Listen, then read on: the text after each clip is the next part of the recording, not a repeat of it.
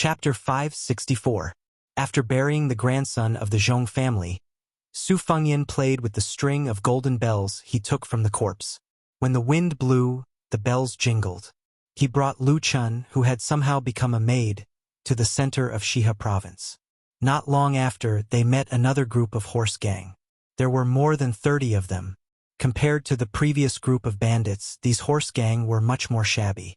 They did not have many standard weapons, not to mention the armor exclusive to military officers like fish-scale armor. The only bright spot was that the leader of the horse gang held a horse lance. It was a pity that it was so exquisite that it looked gaudy. The head of the lance was made of steel, the handle was made of red copper, and the body of the lance was painted red. Most importantly, it was tied with a bunch of sable-embroidered balls. After the spring and autumn war, the expensive and difficult-to-use horse lances were as rare as iron halberds. It could be said that people who raised them in their homes did not recognize them. Those who were used to using horse lances were often the children of aristocratic families who were skilled in martial arts. They used them to flaunt their status. However, when it came to the real battlefield, when two armies fought, the normal soldiers would rush up when they saw such people in order to gain more merits. The children with lances would often be surrounded and become targets. They attracted more attention than those generals who wore bright armor. This was because the children of aristocratic families who loved horse lances were mostly inexperienced soldiers. When they fought, it was much easier for them to cut off their heads than the experienced military officers who knew how to protect themselves. Su Fengyan did not say anything and rushed forward to capture them. He beat them up a little and got the truth out of them. As expected, these horse gang were hired by Zhong Gui to put on a show. They wanted to use this to win Lu Chen's heart. They were really working hard for no one. Lu Chun saw that these horse gang were slaughtered cleanly. There was a strange look in her eyes. Su Fengyan picked 2 mounts and spurred them on. After traveling for 30 miles, he did not see any signs of human habitation. After pausing for a moment, he took out some water from his sack to clean his horse's nose.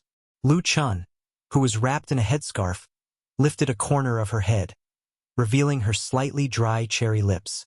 She asked curiously, "Are you really called Su Lang? You should be at the master realm, right?" Su Fengyan did not reply. She asked again, "Are you trying to make an issue out of my identity? I've already told you before that Zhong Gui and I just left the group and took a detour. Now I'm the only one going to the magistrate's mansion in Shihe province. Once my whereabouts are discovered, how will you explain it?" Lu Chun was not discouraged when he saw that the young man was still practicing his vow of silence. He asked, "Riding a horse and stopping every 30 miles? Are you from Bailiang?" Su Fengyan was washing her horse. She didn't even raise her head. She left, put away the water bag, mounted the horse, and continued to move forward. The stubborn Lu Chun struggled to keep up with him and kept pace with him. She tilted her head and stared at the young man who was shrouded in mist like an infatuated woman looking at her lover. Su Fengyan finally spoke. "I changed my mind. I'll leave after I send you to a safe place." Lu Chen's eyes were unfocused. Su Fengyan mocked, "Just a moment ago, you were so desperate that you wanted to be buried with Zhong Gui.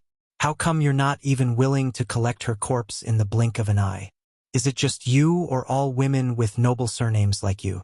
Even if I take you in as a concubine maid, you might strangle her to death one night. You won't be able to sleep well." Lu Chun pondered seriously for a moment, as if she was reflecting on herself.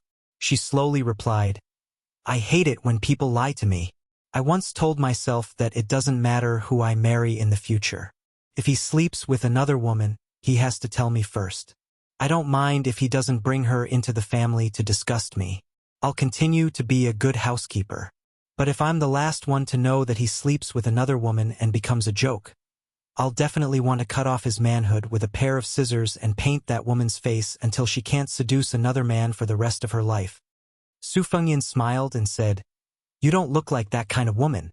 When I first saw you in the Wu family ruins, I mistakenly thought that you were easy to get along with, the kind of woman who doesn't dare to go back to her mother's house to complain after being wronged."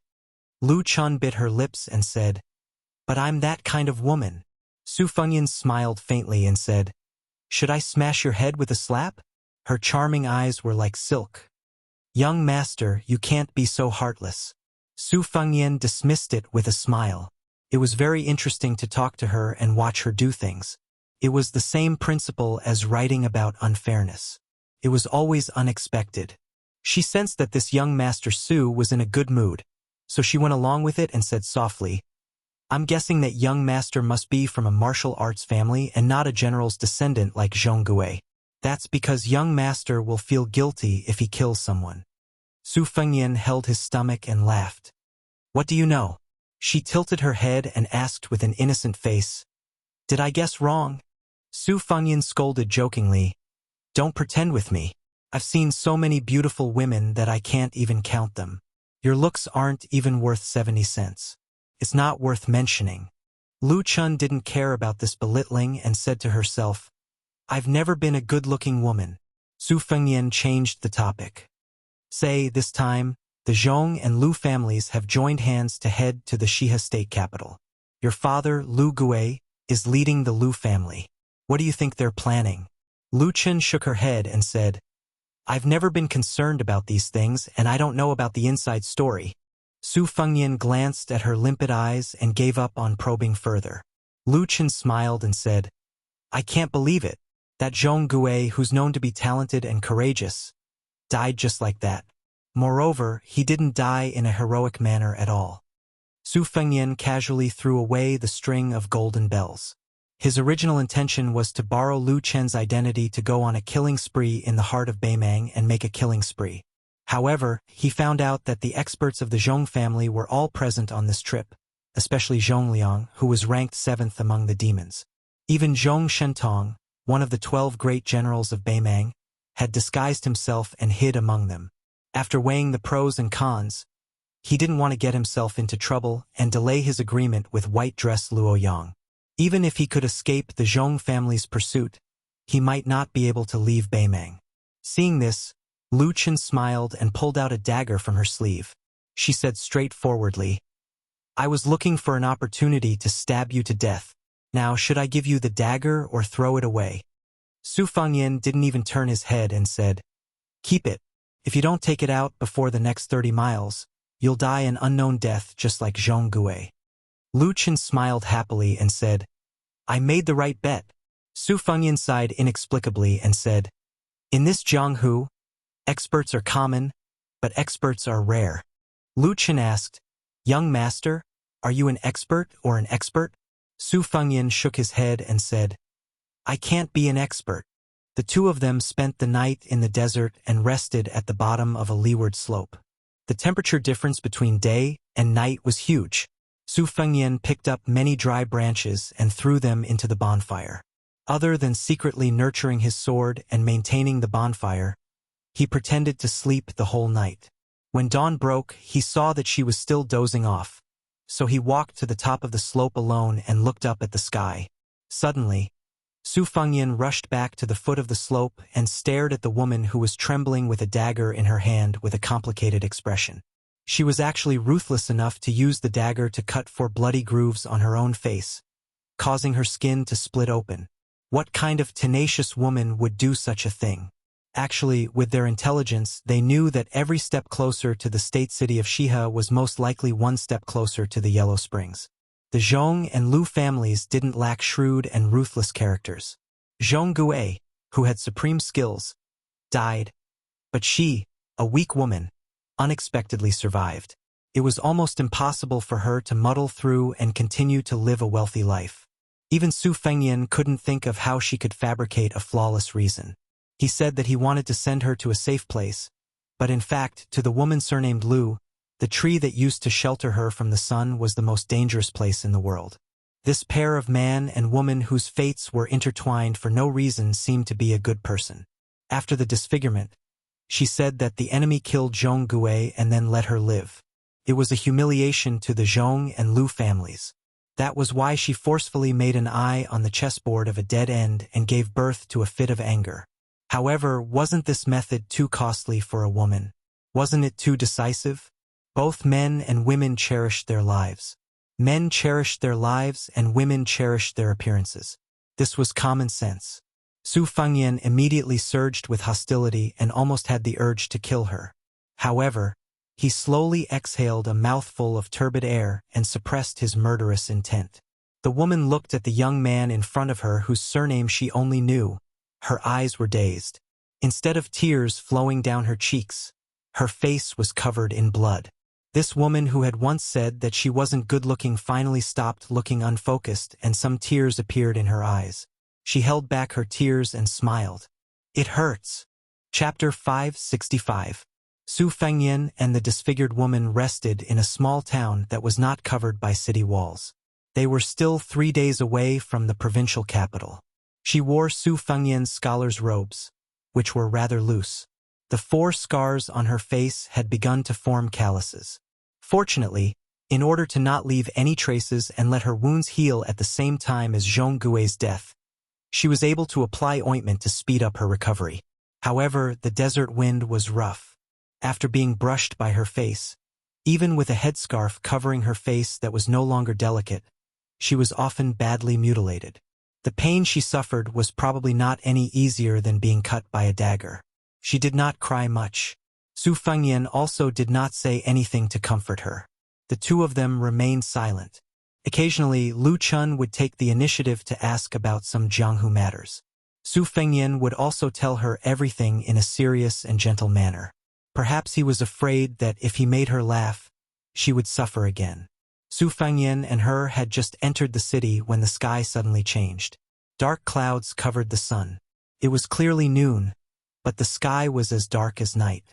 A sandstorm was approaching. Su Fengyan and Lu Chen had no choice but to enter a shabby inn. The innkeeper took advantage of the situation and raised the price as high as he could. Su Fengyan's original intention was that it did not matter if he was cheated of a few taels of silver. As long as he had a place to stay, he did not expect Lu Chen to be so stubborn. She tugged at his sleeve and refused to be cheated of money. It seemed that she was sincere when she said that he was good at running a household. Su Fengyan had no choice but to turn around under the innkeeper's rolling eyes. He wanted to go to another inn that was more considerate. Before he even stepped over the threshold, he saw merchants and travelers swarming over from the narrow streets. Judging by the situation, if he did not stay in this inn, he might have to sleep on the streets and hide in the alleys to avoid the sandstorm. Su Fengyan smiled at her. She did not insist. The innkeeper was narrow-minded and deliberately made things difficult for her. He doubled the price. Lu Chun was so angry that her shoulders trembled. Su Fengyan put his hand on her shoulder and shook his head. He obediently paid the deposit and took the wooden token and key to the residence in the backyard. Lu Chun, whose face was covered by a scarf, felt a little gloomy. Su Fengyan opened the wooden door, and the room was filled with a moldy smell.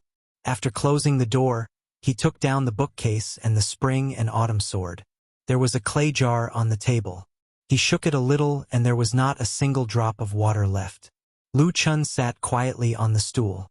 She took off her scarf and gently turned her head away. She did not meet Su Fengyan's eyes. She only asked, "With young master's superb skills, why do you have to lower your voice to these commoners? You don't even need to unsheathe your sword to scare them out of their wits." Su Fengyan closed the 2 leaky windows tightly and sat in front of the table. He smiled and said, "Do you think that all experts have to have a pair of cold eyes? Or are they born with the backs of tigers and waists of bears? Or do they want to hang 2 pieces of tiger or leopard carcasses on their backs? Or do they want to hang knives, spears, rods, and spears all over their bodies? Only then will they look imposing when they go out adventuring." The corners of Lu Chen's mouth curled up slightly. She could hear the teasing in his words and her mood improved a little. Su Fengyan bent down and took out a few secret manuals from the bookcase. He placed them in front of her and sat cross-legged on the stool in a relaxed manner. He said softly, "I've been flipping through these manuals when I have nothing to do these past few days. I even practiced according to the moves inside. Only then did I realize that they were really fun." She said softly, "Why don't you try it?" Su Fengyan waved his hand and said, "That won't do. What if the sky falls and the earth shatters?" Without waiting for her to speak, Su Fengyan said softly, "Don't laugh. She really pulled a long face. Su Fengyan picked up the tea jar and said, "I'll go get some water and food. Wait here." Lu Chen nodded. She picked up a fake secret manual and casually flipped through it. Su Fengyan soon returned with a tea jar filled with cold water. Lu Chen raised her head and asked, "You spent money again?" Su Fengyan smiled and said, "There's no other way. Little ghosts are hard to deal with. A pot of water costs half a tael of silver. Later, we'll just drink it like nectar. All right, the food will have to wait for a while." Lu Chen lowered her head to continue reading and said, "We can afford to wait." Without knocking on the door, a waiter of the inn casually pushed the door open and entered. Lu Chen hurriedly grabbed her headscarf and hurriedly wrapped it around her head. The waiter was holding a large wooden tray with a few sloppy and crude dishes on it. He inadvertently caught a glimpse of Lu Chen's face and jumped in fright, almost knocking over the tray. He hurriedly put down the food and ran out. Just as he crossed the threshold, he shouted loudly, "Come and see! Come and see! There's an ugly freak in the house. I saw a ghost during the day." Lu Chen tugged at Su Fengyan's sleeve. However, Su Fengyan gently shook and strode out of the door. He kicked the unlucky guy who spoke without thinking, causing him to sink into the courtyard wall. It was unknown whether he was dead or alive. After returning to the house, Lu Chen said sadly, "I've always been ugly." Su Fengyan said calmly, "Yes, you're not good looking. With the makeup on your face, it'd be strange if you looked good. However, if anyone dares to say it out loud and into my ears, I'll let him," she continued, "go and die." Su Fengyan said seriously, "How can that be? I'm not a devil. I've always liked to convince people with my appearance. If it really doesn't work, I'll convince people with my virtue." Lu Chen stared at the scholar who she couldn't tell if he was a good or bad person. She pursed her lips and shook her head with a faint smile. She said, "It's not funny at all." Su Fengyan dismissed it with a smile. He distributed the dishes and then buried his head in wolfing down the food. Lu Chen covered her face with one hand and chewed slowly. She had the demeanor of a lady who didn't speak while eating. She put down her chopsticks at the same time as Su Fengyan. She hesitated for a moment and said, "I thought you'd say some pretty words to comfort me." Su Fengyan saw that she still had leftovers and didn't stand on ceremony. He moved the leftovers in front of him and said as he ate, "Didn't you say that you hate it when people lie to you? No matter if you believe it or not, in my eyes, you're still that delicate girl. You're not good looking, but you're not much better." Lu Chen asked, "Really?" Su Fengyan lowered his head to eat and nodded. The storm lasted for half the afternoon and gradually calmed down. Su Fengyan pushed open the window and looked out. It was already dark enough to delay their journey. He walked out of the courtyard with Lu Chen. The unlucky inn worker had already been carried away. There was no sign of any retaliation from the inn. Su Fengyan bought her a veiled hat on the street and rode slowly on his horse. Perhaps because she knew that they were about to reach the destination, Lu Chen's words became more lively. She began to take the initiative to ask Su Fengyan about some of the stories of Jianghu. She told him about the Wu family's 9 swords break, 10,000 horsemen shop. She didn't have any intention of testing him. The pair of man and woman both intentionally and unintentionally became less scheming. Lu Chen herself was also a lively girl. Otherwise, she wouldn't have gone out alone with Zhong Gui. Where there's a gathering, there's a parting. As they neared the provincial city, the width of the relay road was no less than the main roads of Beiliang. Lu Chen gazed at the majestic city sprawled on the yellow sand like a colossus. Her heart palpitated with fear. She bit her lip and fell into a daze. After a long time, she looked back, wanting to catch a glimpse of that man and bid him farewell. However, he was already nowhere to be seen. She smiled. Even though she couldn't see him, she still turned her horse around and waved her hand. In the distance, Su Fengyan, who had seen this scene, slowly leaned back on his horse's back. He held a weed stalk in his mouth. Chapter 566. Lu Chen showed the customs letter and rode into the city alone. Perhaps she was used to the desolate desert where the wind and sand were like knives. She was a little absent-minded when she first saw the bustling city. She almost collided with a group of patrolling soldiers. After apologizing, she thought that she would have to reveal her identity and backing to avoid the entanglement. She did not expect that the other party only asked her to ride slowly and not to hurt people. Luchen was not used to it. As the capital of the Shiha state, Wuho City was located within the oasis. It was also known as the Wall-less City. Due to the fact that Helian Wuwei was confident in his military strength, he declared that even if the Liang dynasty had the guts to attack the Shiha state, he did not need to use the city walls to resist the enemy. In the southern dynasty, Lu Chen had also heard of the valiance and battle prowess of the soldiers in Wuho City. If it was said that Murong Baoding, who had made it onto the martial arts rankings in Orange Province, had single-handedly stolen the glory of one of the provinces, then Shiha Province had been split between two armies. One of them was the Kung Bijuan of the Wuho Martial Marquis, whose battle prowess was second only to the Imperial Guards and the Tuoba God of War's Beijing army.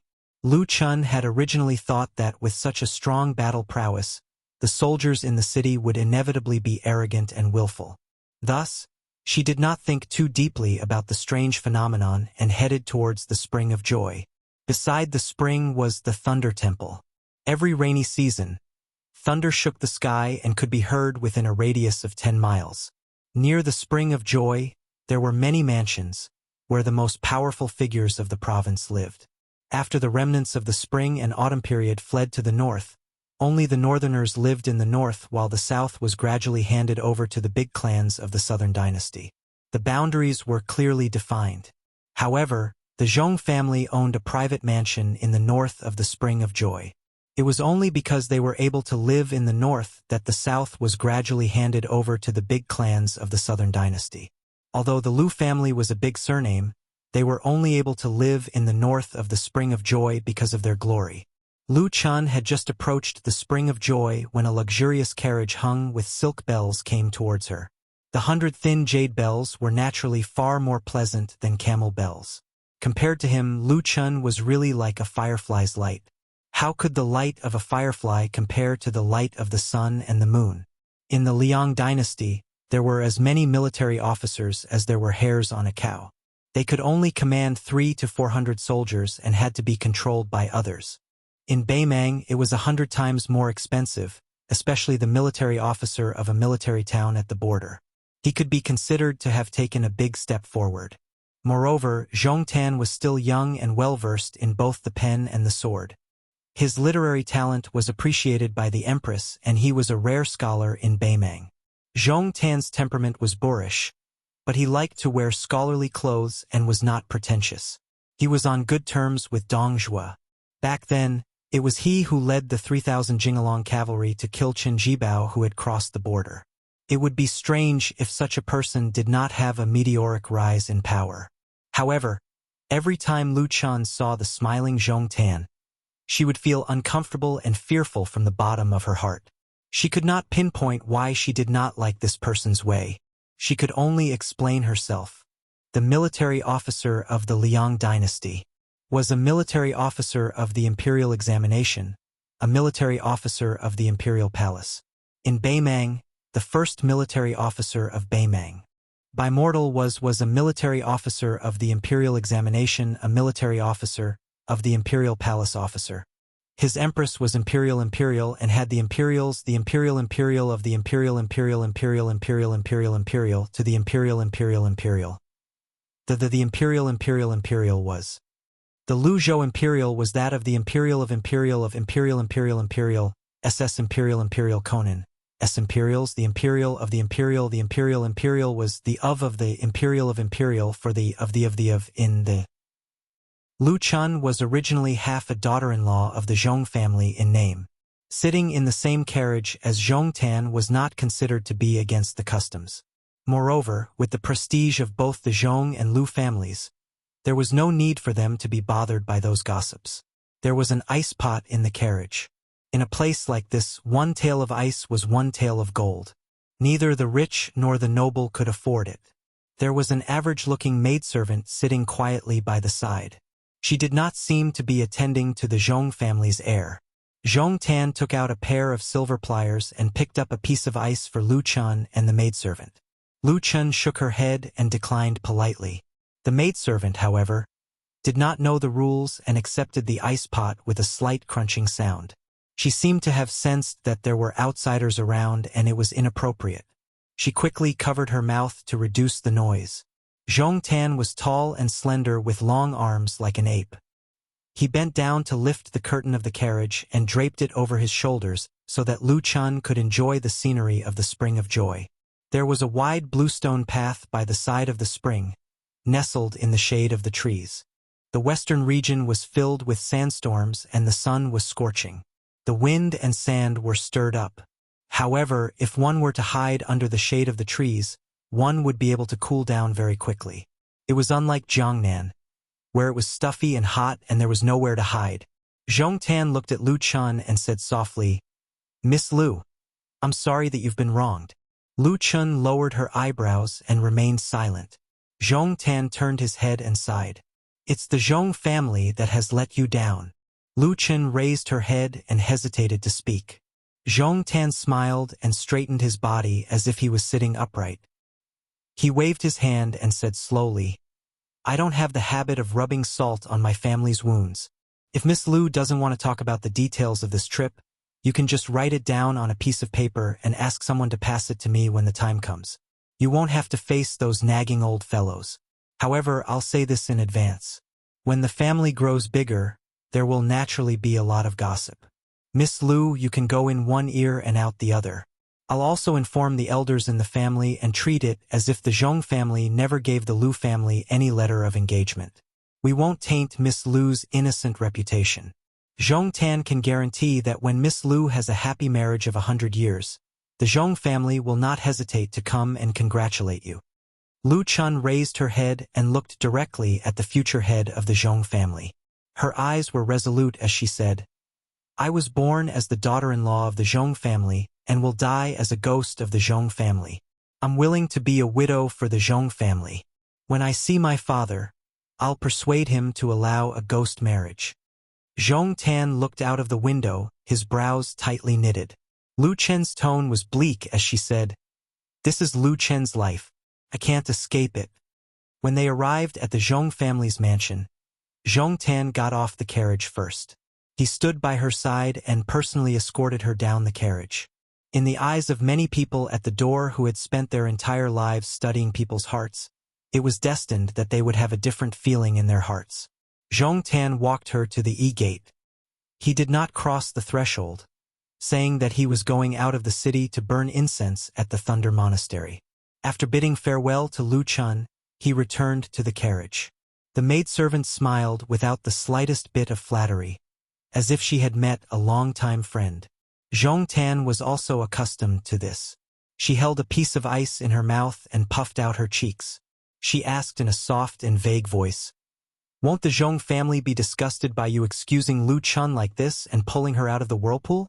It's just that you've provoked her to marry into the Zhong family, forcing Zhong Gui's family to not leave. Be careful not to pick up a sesame seed and lose a watermelon." Zhong Tan sat cross-legged with a leisurely expression. He chuckled softly and said, "I'm not curious about how Zhong Gui died and who killed him. The Zhong family has too many enemies." Lu Chun was humiliated and returned. "For a woman, this is already the limit. If I continue to provoke her, not only will she collapse, I'm afraid the Lu family will also be angry. Marriage between the Zhong and Lu families is the general trend. Since I was born as the eldest son, I must have a long-term vision." Lu Chen's determination to marry into the underworld and live as a widow shows that she is not a short-sighted woman. Such an interesting woman should not be destroyed in Shihe Prefecture. It's only right for me to help her block some of the wind and rain. The maidservant clamped the piece of ice with one hand and held it in the air with the other, afraid that it would fall. Zhong Tan lowered his head and bit into the ice, chewing it in big mouthfuls. She put down the silver clamp and said, "A woman's thoughts are fickle. This relationship may not be enough to make her stand on your side in the future." Zhong Tan said indifferently, "She's not the kind of person who knows her place. She'll definitely stir up trouble in the future. I'll just continue to protect her." She suddenly covered her mouth and laughed. "Actually, As long as you take her body, everything will be settled. Zhong Tan said with an aggrieved face. I'm afraid of ghosts. She kicked Zhong Tan lightly. Zhong Tan laughed and said, You're much prettier than her. She sighed. Lu Chun can be considered to have survived. Zhong Tan clicked his tongue and said, Does this count as me doing a good deed every day? When we reach the Thunder Rolls Temple later, I'll have the confidence to burn incense. A storm that could overturn an ordinary person was blown away by a gentle breath from some people. Chapter 567. Outside the city, about 3 li away from the city, Su Fengyan rode his horse on the road that was filled with pedestrians. He deliberately restrained his chi so that his fata morgana was gone. He was sweating profusely like a normal person. Su Fengyan was not in a hurry to enter the city. There were trees on both sides of the road, but there were rules and regulations. The watermelon farmers who sold watermelons did not dare to approach the road. They only set up their tents 20 steps away from the road to sell their watermelons. Su Fengyan dismounted his horse and led it out of the road. He walked on the gravel road. Merchants and travelers often haggled. Those who were good at haggling could bargain from 50 copper coins to 10 copper coins for a caddy of watermelons. Su Fengyan led his horse slowly and saw a robust old farmer who had erected a wooden board in front of his stall. Su Fengyan looked at the suntanned watermelon farmer.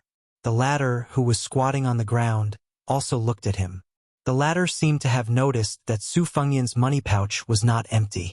He grinned and said, Young master, pick one?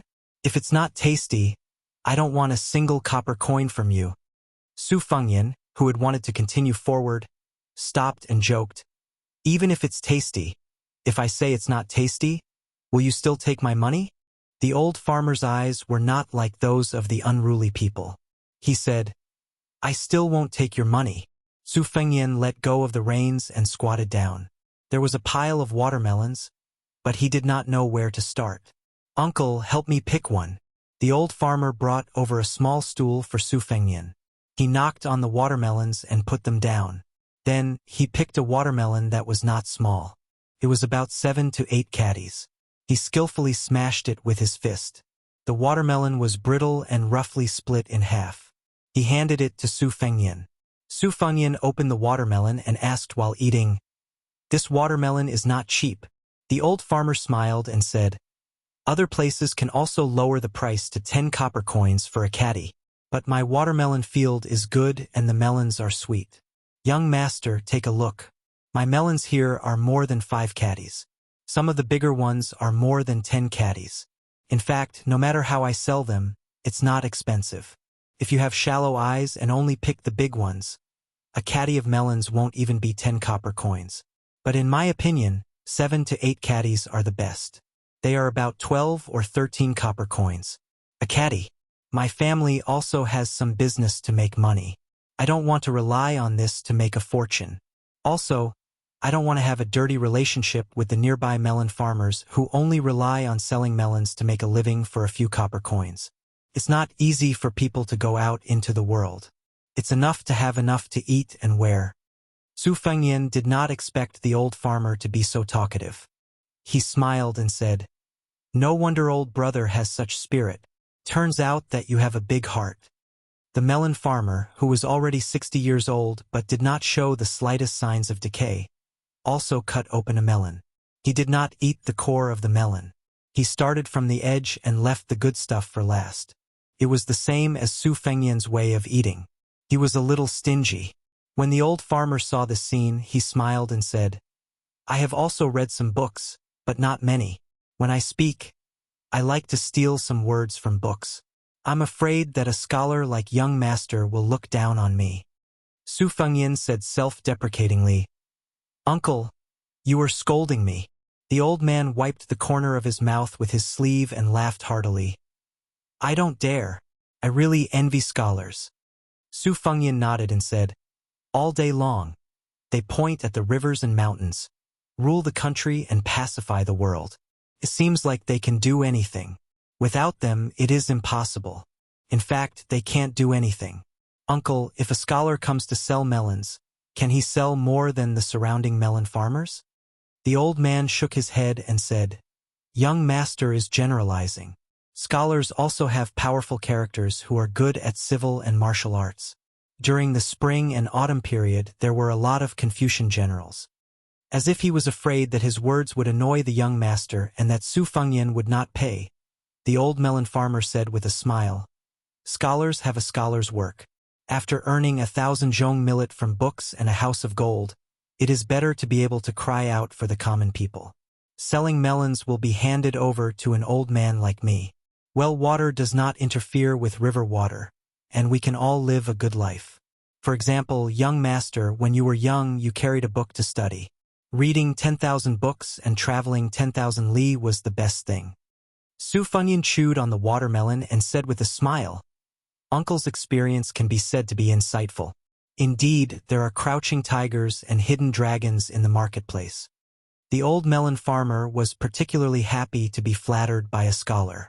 Every wrinkle on his weathered face revealed a sense of comfort and contentment. "Young master, you can listen to this old man's nonsense. You are a real scholar." Su Fengyan smiled and asked, "Then this melon?" The old farmer was stunned for a moment. With a helpless expression, he said, "I'll sell it to you for 50 copper coins. I can't go any lower." Su Fengyan finished eating more than half of the watermelon. He took out a small piece of silver from his money pouch.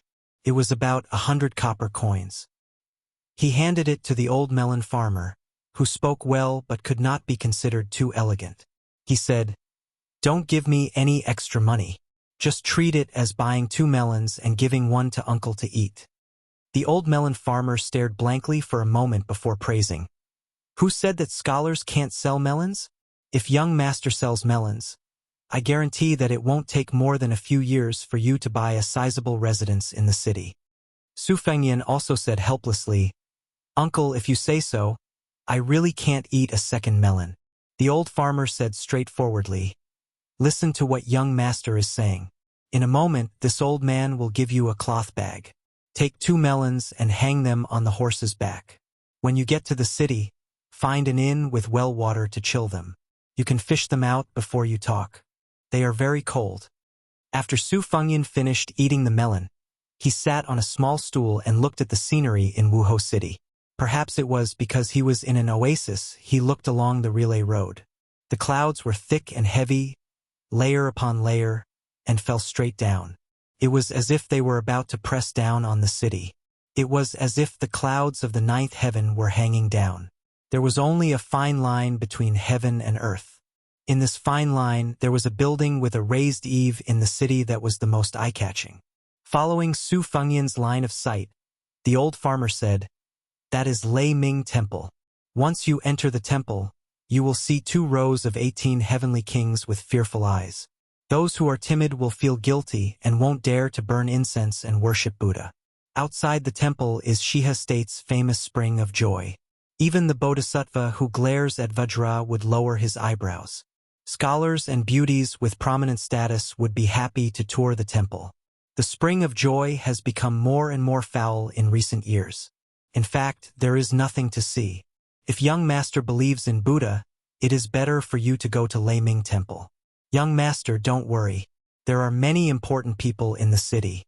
However, it is hard to say that there are none who openly bully men and women, but they can be counted with one's fingers. Young master is also a scholar, so it is even more impossible for them to bully you." Su Fengyan smiled. "Uncle, if you say so, then it can be seen that Shiha State's Jidushi not only rules the army, but also governs the government. He is worthy of being a pillar of the imperial court." The old farmer smiled, shook his head and said, "I said that it is not accurate." Su Fengyan looked at the Lei Ming Temple that really towered into the clouds. He muttered to himself, "Mortals seek freedom all their lives." The squatting old farmer held a hollow melon and sighed, "The bodhisattva is happy for nothing." Both of them looked at each other and smiled. After Su Fengyan stood up, the old farmer really picked 2 melons and put them in 2 cloth bags for him. Su Fengyan did not refuse and accepted them calmly. He hung one on each side of the horse's back. After getting on the horse, he sat on the horse's back and cupped his fists to bid farewell. The old farmer waved his hand with a smile. In life, people who meet by chance meet and then part. It cannot withstand scrutiny. Most of the time, they will never meet again.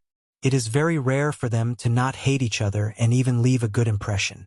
Su Fengyan did not think about this. He only thought that he met an interesting old man from Beimang. In his heart, he was still thinking about the upcoming sneak trip to Wuhou City. Perhaps it would be as dangerous as Tuoba Chunsen's assassination and hunt. In the past, in Beiliang, which seemed to be an iron bucket but was actually surging with undercurrents, people from all walks of life came to seek revenge on him. All kinds of stories and legends, countless joys and sorrows, could be compiled into a book, 100 Ways to Assassinate the Butcher Su Shao and the Hedonistic Prince, and a book, Assassin's Men of Sacrifice Encyclopedia. Most of these dead people did not change until death. Even if they had to sacrifice their lives, they would still fly into the fire. However, many of the so-called blood feuds could be traced back to his grandfather's generation. But when it came to killing His Royal Highness, no one would be soft-hearted. Su Fengyan knew that when he succeeded the king of Beiliang one day, the number of assassinations would only increase and not decrease. The reason was very straightforward. If he could not kill the butcher, who claimed that even the king of hell did not dare to accept him, wouldn't it mean that he could not kill a child of Beiliang who could not even compete for military power? If Chen Jibao did not want to kill Su Fengyan, there were plenty of people who wanted to kill him. There was no need for the white-clothed warrior immortal to kill him with a borrowed knife. Su Fengyan carried his sword, his box, and his melons, and headed straight for Wuhou City. Chapter 568. Zhong Tan's gentle attitude had unknowingly become a protective talisman for Lu Chun. This made Lu Chun, who had prepared for the worst, feel as if she was waiting for a knife to slit her neck, but instead, she was waiting for a feather to brush against her neck. She was pleasantly surprised and somewhat at a loss. It was probably Zhong Tan's instructions that she was specially arranged to stay in a small lakeside building in the Zhong family's other residence, where she could enjoy a rare shade. Zhong Shentong and his younger brother, Zhong Liang, one was a Beimang great general with great authority, the other was a top-ranked Devil Path great warlord. Presumably, they would not bicker with a girl from the Lu family. However, the Lu family's temporary forbearance did not mean that the Lu family could be indifferent. After all, Zhong Gui was not worth mentioning in front of his elder brother, Zhong Tan. Compared to the descendants of the great clans of the Southern Dynasty, he was still a first-rate talent. It would be unreasonable if the Lu family did not take the initiative to explain his sudden death in a foreign land. At this moment, Lu Gui was standing in front of the window of the small house, quietly listening to his daughter narrate her painful experience. From beginning to end, he did not interrupt, question, or console her. Lu Gui's expression was sorrowful, suppressing her depression, doing her best to speak in a calm tone. Lu Chun did not admit that she had made any mistakes. Some girls were really born actors. As the head of the A family, Lu Gui had a slender figure, and was worthy of the evaluation of a handsome man. Although his hair was slightly white, he was still a handsome man who could make a girl's heart sway. This was especially true for women who had tasted the flavors of love and sex. Only then did Lu Gui slowly turn around and stare into his daughter's eyes. Lu Chun subconsciously withdrew her gaze. No matter how much she wanted to mend it, in front of someone like Lu Gui who had been immersed in the imperial court for half his life, it was futile. Moreover, no one knew a girl better than her father, so how could she hide it so well? However, Lu Gui, who understood her clearly, smiled sadly. He walked closer to Lu Chun, removing the veil that she had not had time to change off. Gazing at the almost unfamiliar and tattered face, he gently placed his hands on her tight shoulders. Shaking his head, he said, "If father did not care about you, how could he only have one daughter? Whether the story you told is true or false, father is well aware of it. As for whether we can deceive the Zhong brothers, that is up to fate." Lu Chen's eyes reddened. She was about to spill the beans and spill the beans. At this moment, she clenched her fists, either intentionally or unintentionally. Her fingertips pierced her palms and she sobered up a little. She bit her lips and rested her head on Lu Gui's shoulder. Lu Gui patted her back gently and said, Zhong Gui's body has not been found yet. If I'm not wrong, it will be a cenotaph. Are you really willing to marry someone from the mortal world? Lu Chun sobbed and said, This is the duty of an unfilial daughter. Lu Gui was speechless. After Lu Gui left, the small house near the spring returned to its former tranquility. Lu Chun sat in front of the dressing table and looked down to see a bronze mirror. She waved her sleeve and threw it out, smashing it against the wall. A general is afraid of a new armor, and a beauty in her twilight years is afraid of a bronze mirror. However, she was still a young woman and had not married. After Su Fengyan entered Wuhou City, it was reasonable for him to choose a high vantage point to observe the geography of the Spring of Joy. However, he had been ill for a long time and was very familiar with assassinations and ambushes. He knew that there were many forbidden areas in the Thunder Pond.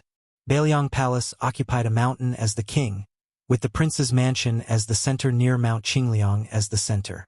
The mansions of many generals and dignitaries were gradually spread out according to their positions and titles. Among them, there were also a few high-class restaurants and inns that could be used as a good vantage point to observe the prince's mansion. However, all of these precious vantage points that made it convenient to observe the prince's mansion were firmly under the control of the mansion's secret agents. When new faces from outside the city first entered the city, they would first choose these spots. 9 out of 10 of them would be secretly killed if they climbed the stairs.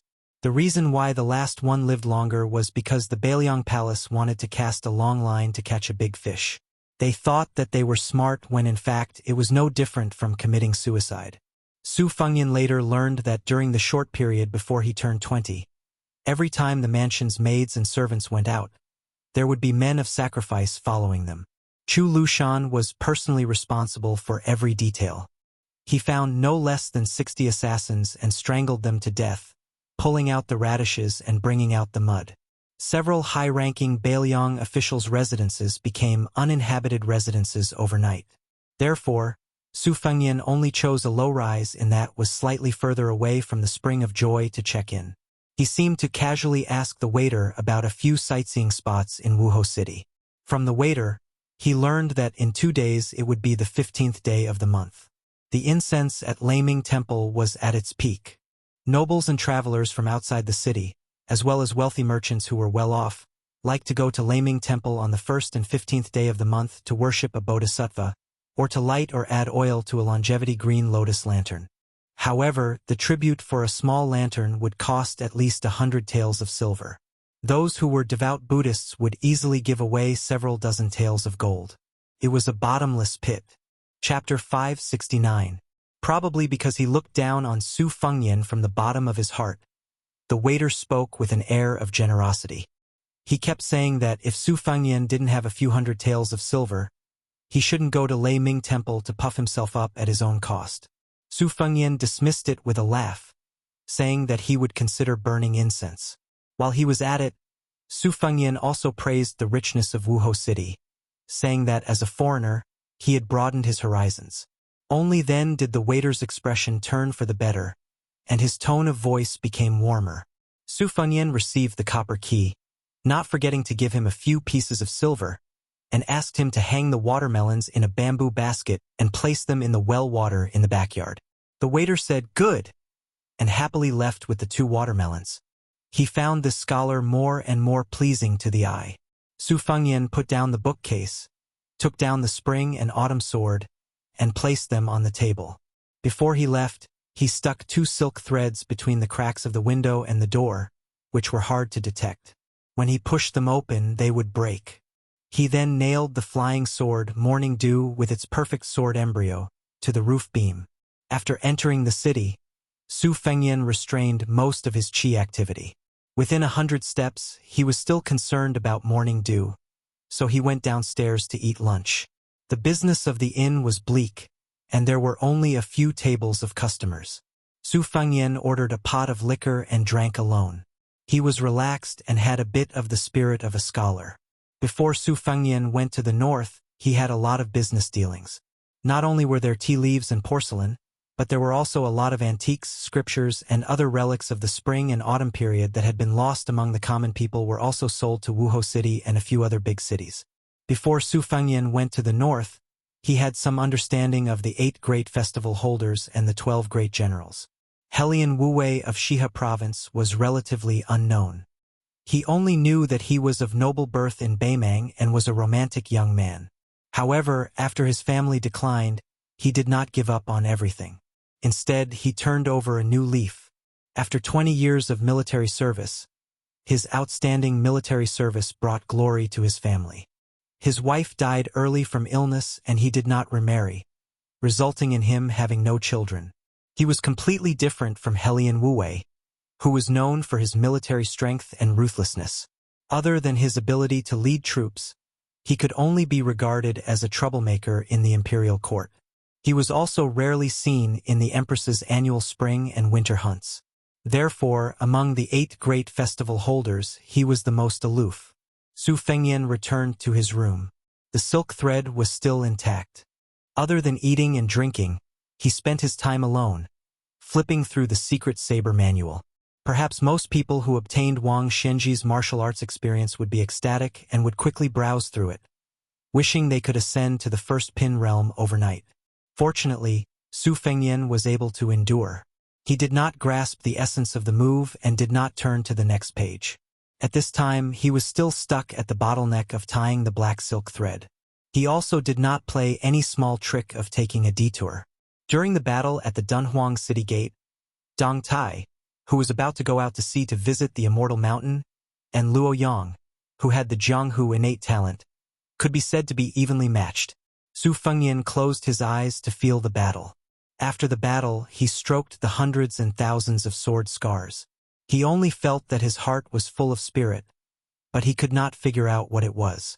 Su Fengyan was not impatient. He still told himself to proceed step by step. The next day, he carried his book and sword and marched to Wuhou City. He ate and walked.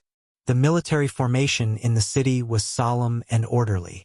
Li Yishan always said that the ability to manage an army was in the smallest detail. Su Fengyan clearly noticed this point from the map of Beimang's military town that was hung in the Tide Listening Pavilion. On the western front bordering Liangmang, Beimang's elite troops were all rushing to the southern border. They looked like they were going to fight to the death with the Bailiang cavalry. On the eastern front between the 2 dynasties, the military strength of both sides was a notch higher. It was just that, as they moved northward, their military strength gradually increased.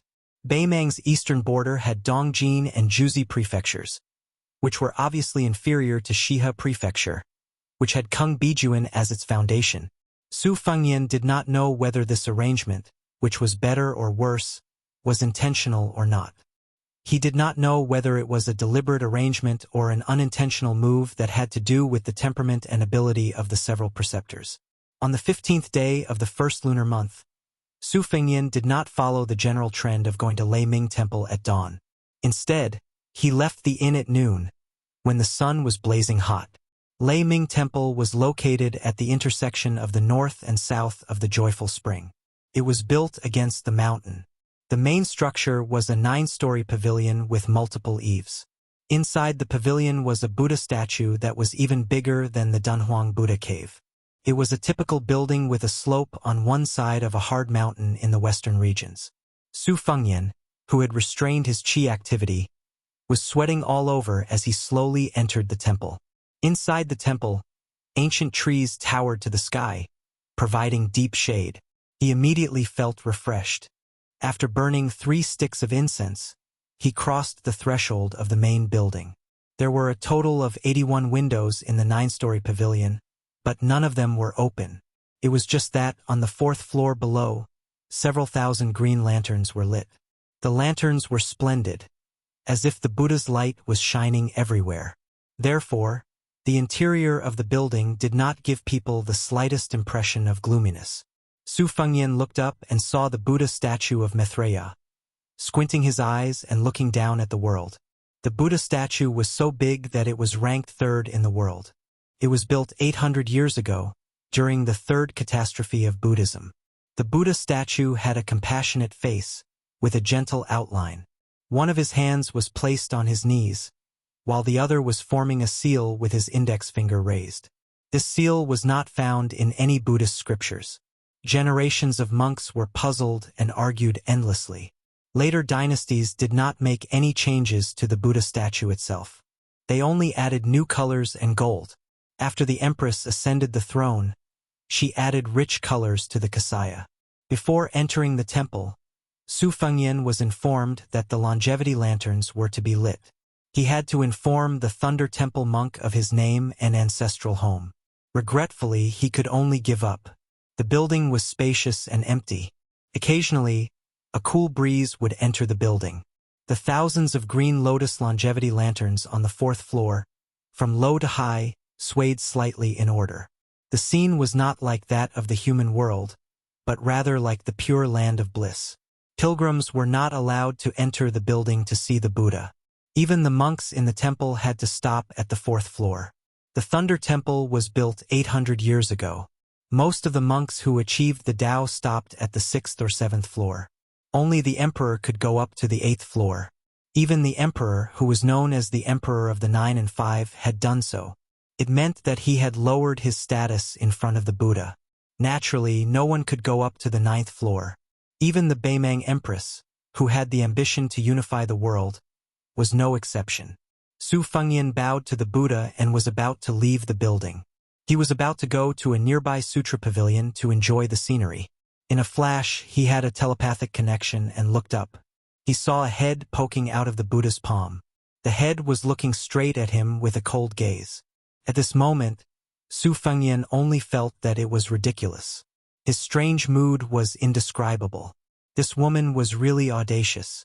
The white-robed Luo Yang. Sitting on the Buddha's palm, she bent over and poked out her head. She was looking at Su Fengyan. Su Fengyan thought that if it was a gentlewoman like Huang Baozhuang, she would definitely not dare to be so rebellious. Su Fengyan said to himself, "The devil Buddha has a line?" Thinking of the magnificent scenery of the falling clouds outside Wuhou City, he suddenly had a hint of understanding. However, it slipped away and he did not grasp it. For some reason, Luo Yang, who appeared in the Thunder Temple, did not leave the Buddha's palm. Su Fengyan also did not go up. The two could only look at each other. Then Su Fengyan almost vomited blood.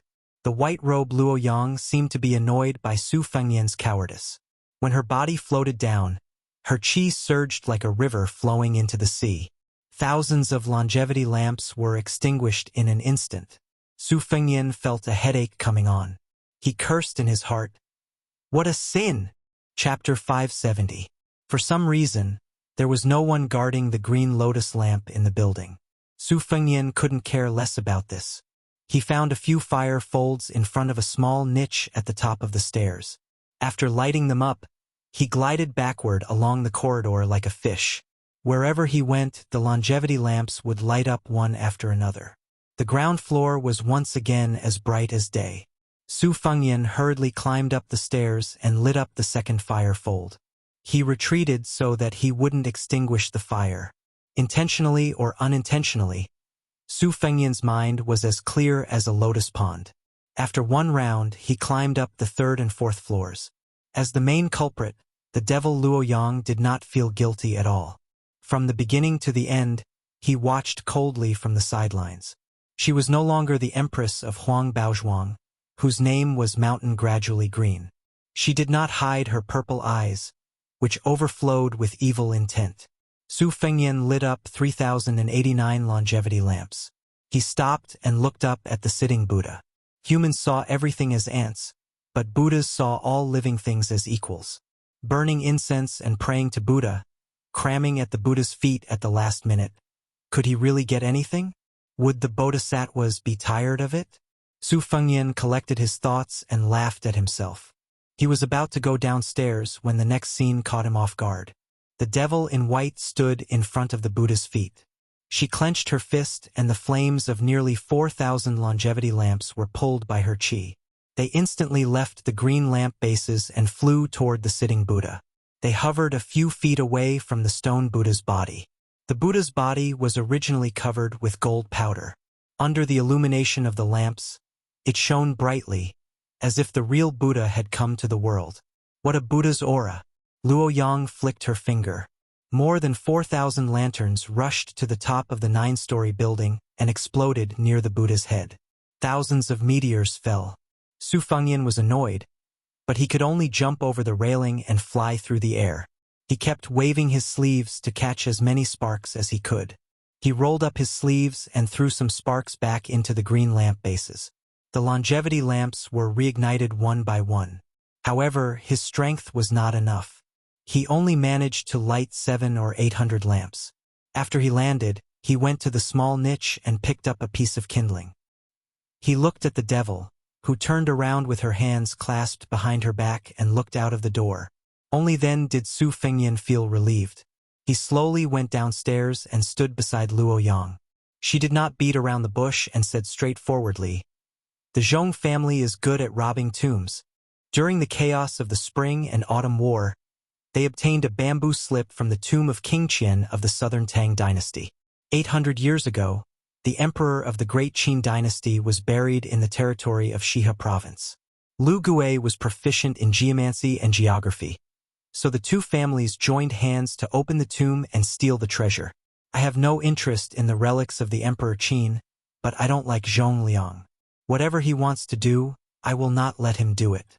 Su Fengyan frowned and said, "With your great divine ability as the 4th most powerful person in the world, wouldn't it be fine if you directly killed Zhong Liang?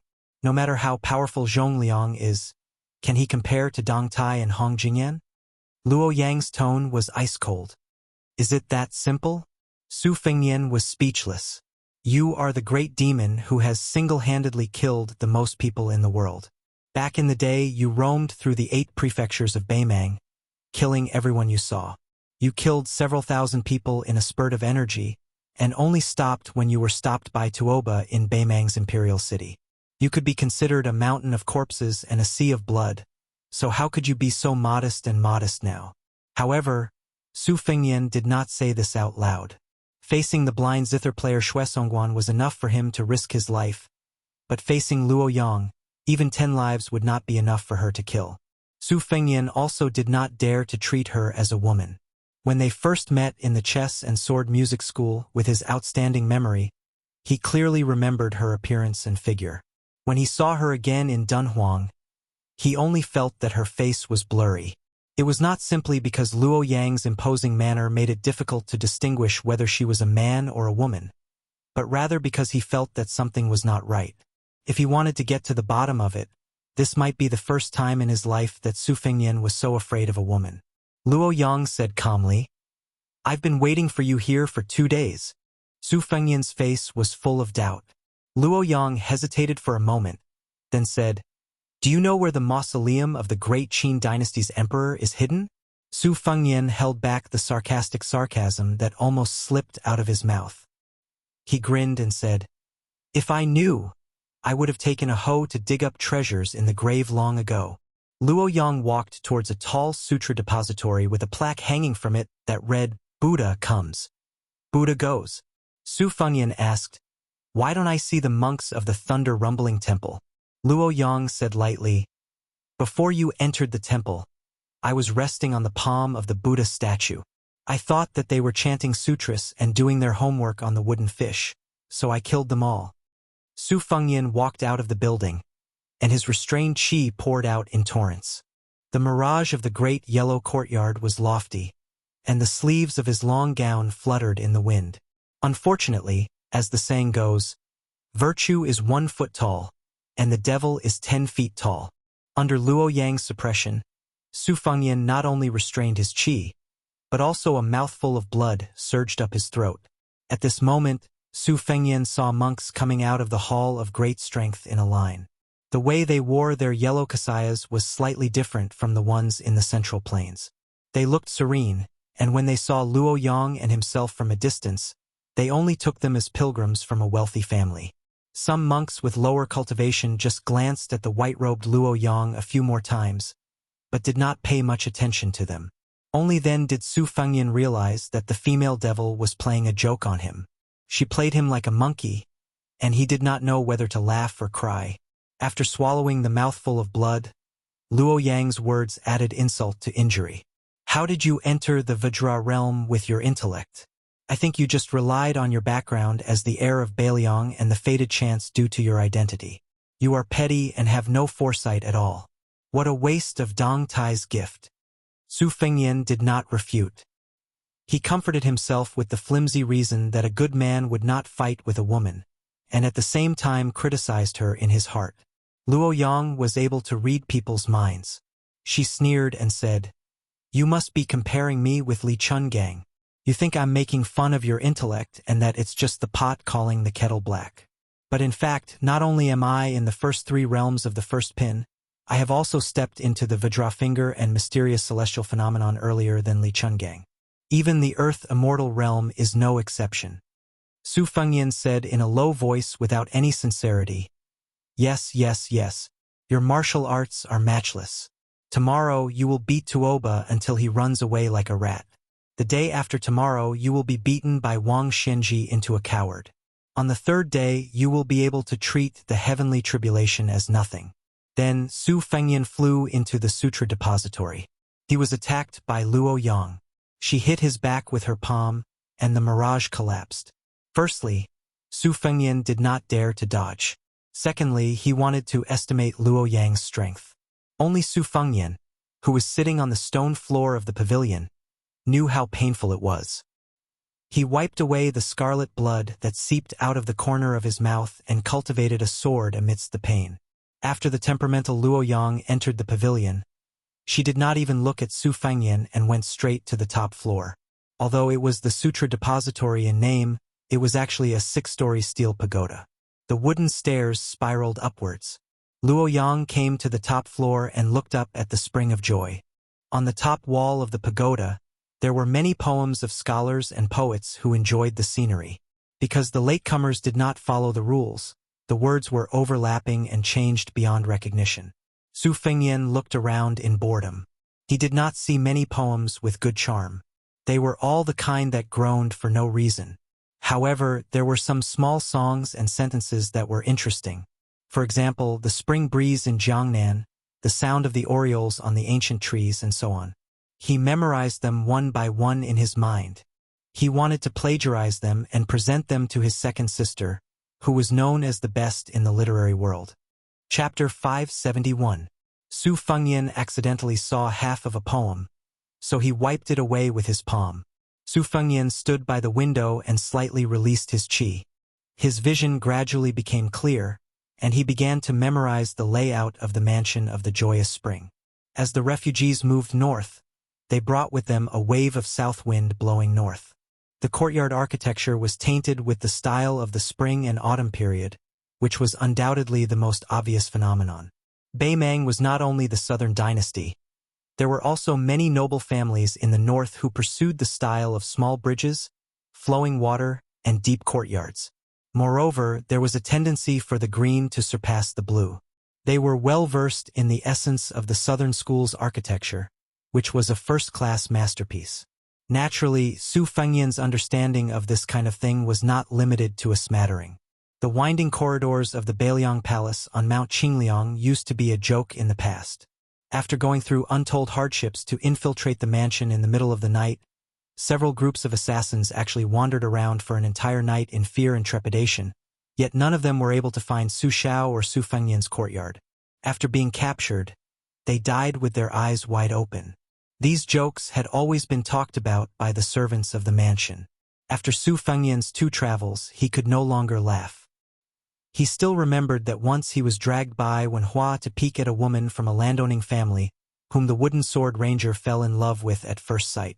Wen Hua stood on tiptoe outside the high wall, listening to the beauty laughing on the swing inside the wall. Later, he had no choice but to let Su Fengyan bend down while he stood on his good brother's shoulder. Only then could he be considered to have seen the woman he admired. After being discovered by the guards of the courtyard, they chased after him with sticks and gave him a good beating. Su Fengyan's waist and back were sore. The key point was that every time Wen Hua solemnly vowed that he would not marry anyone else, he was unreliable. When he saw a beautiful woman again, he would change his mind at the sight of her and travel together with her.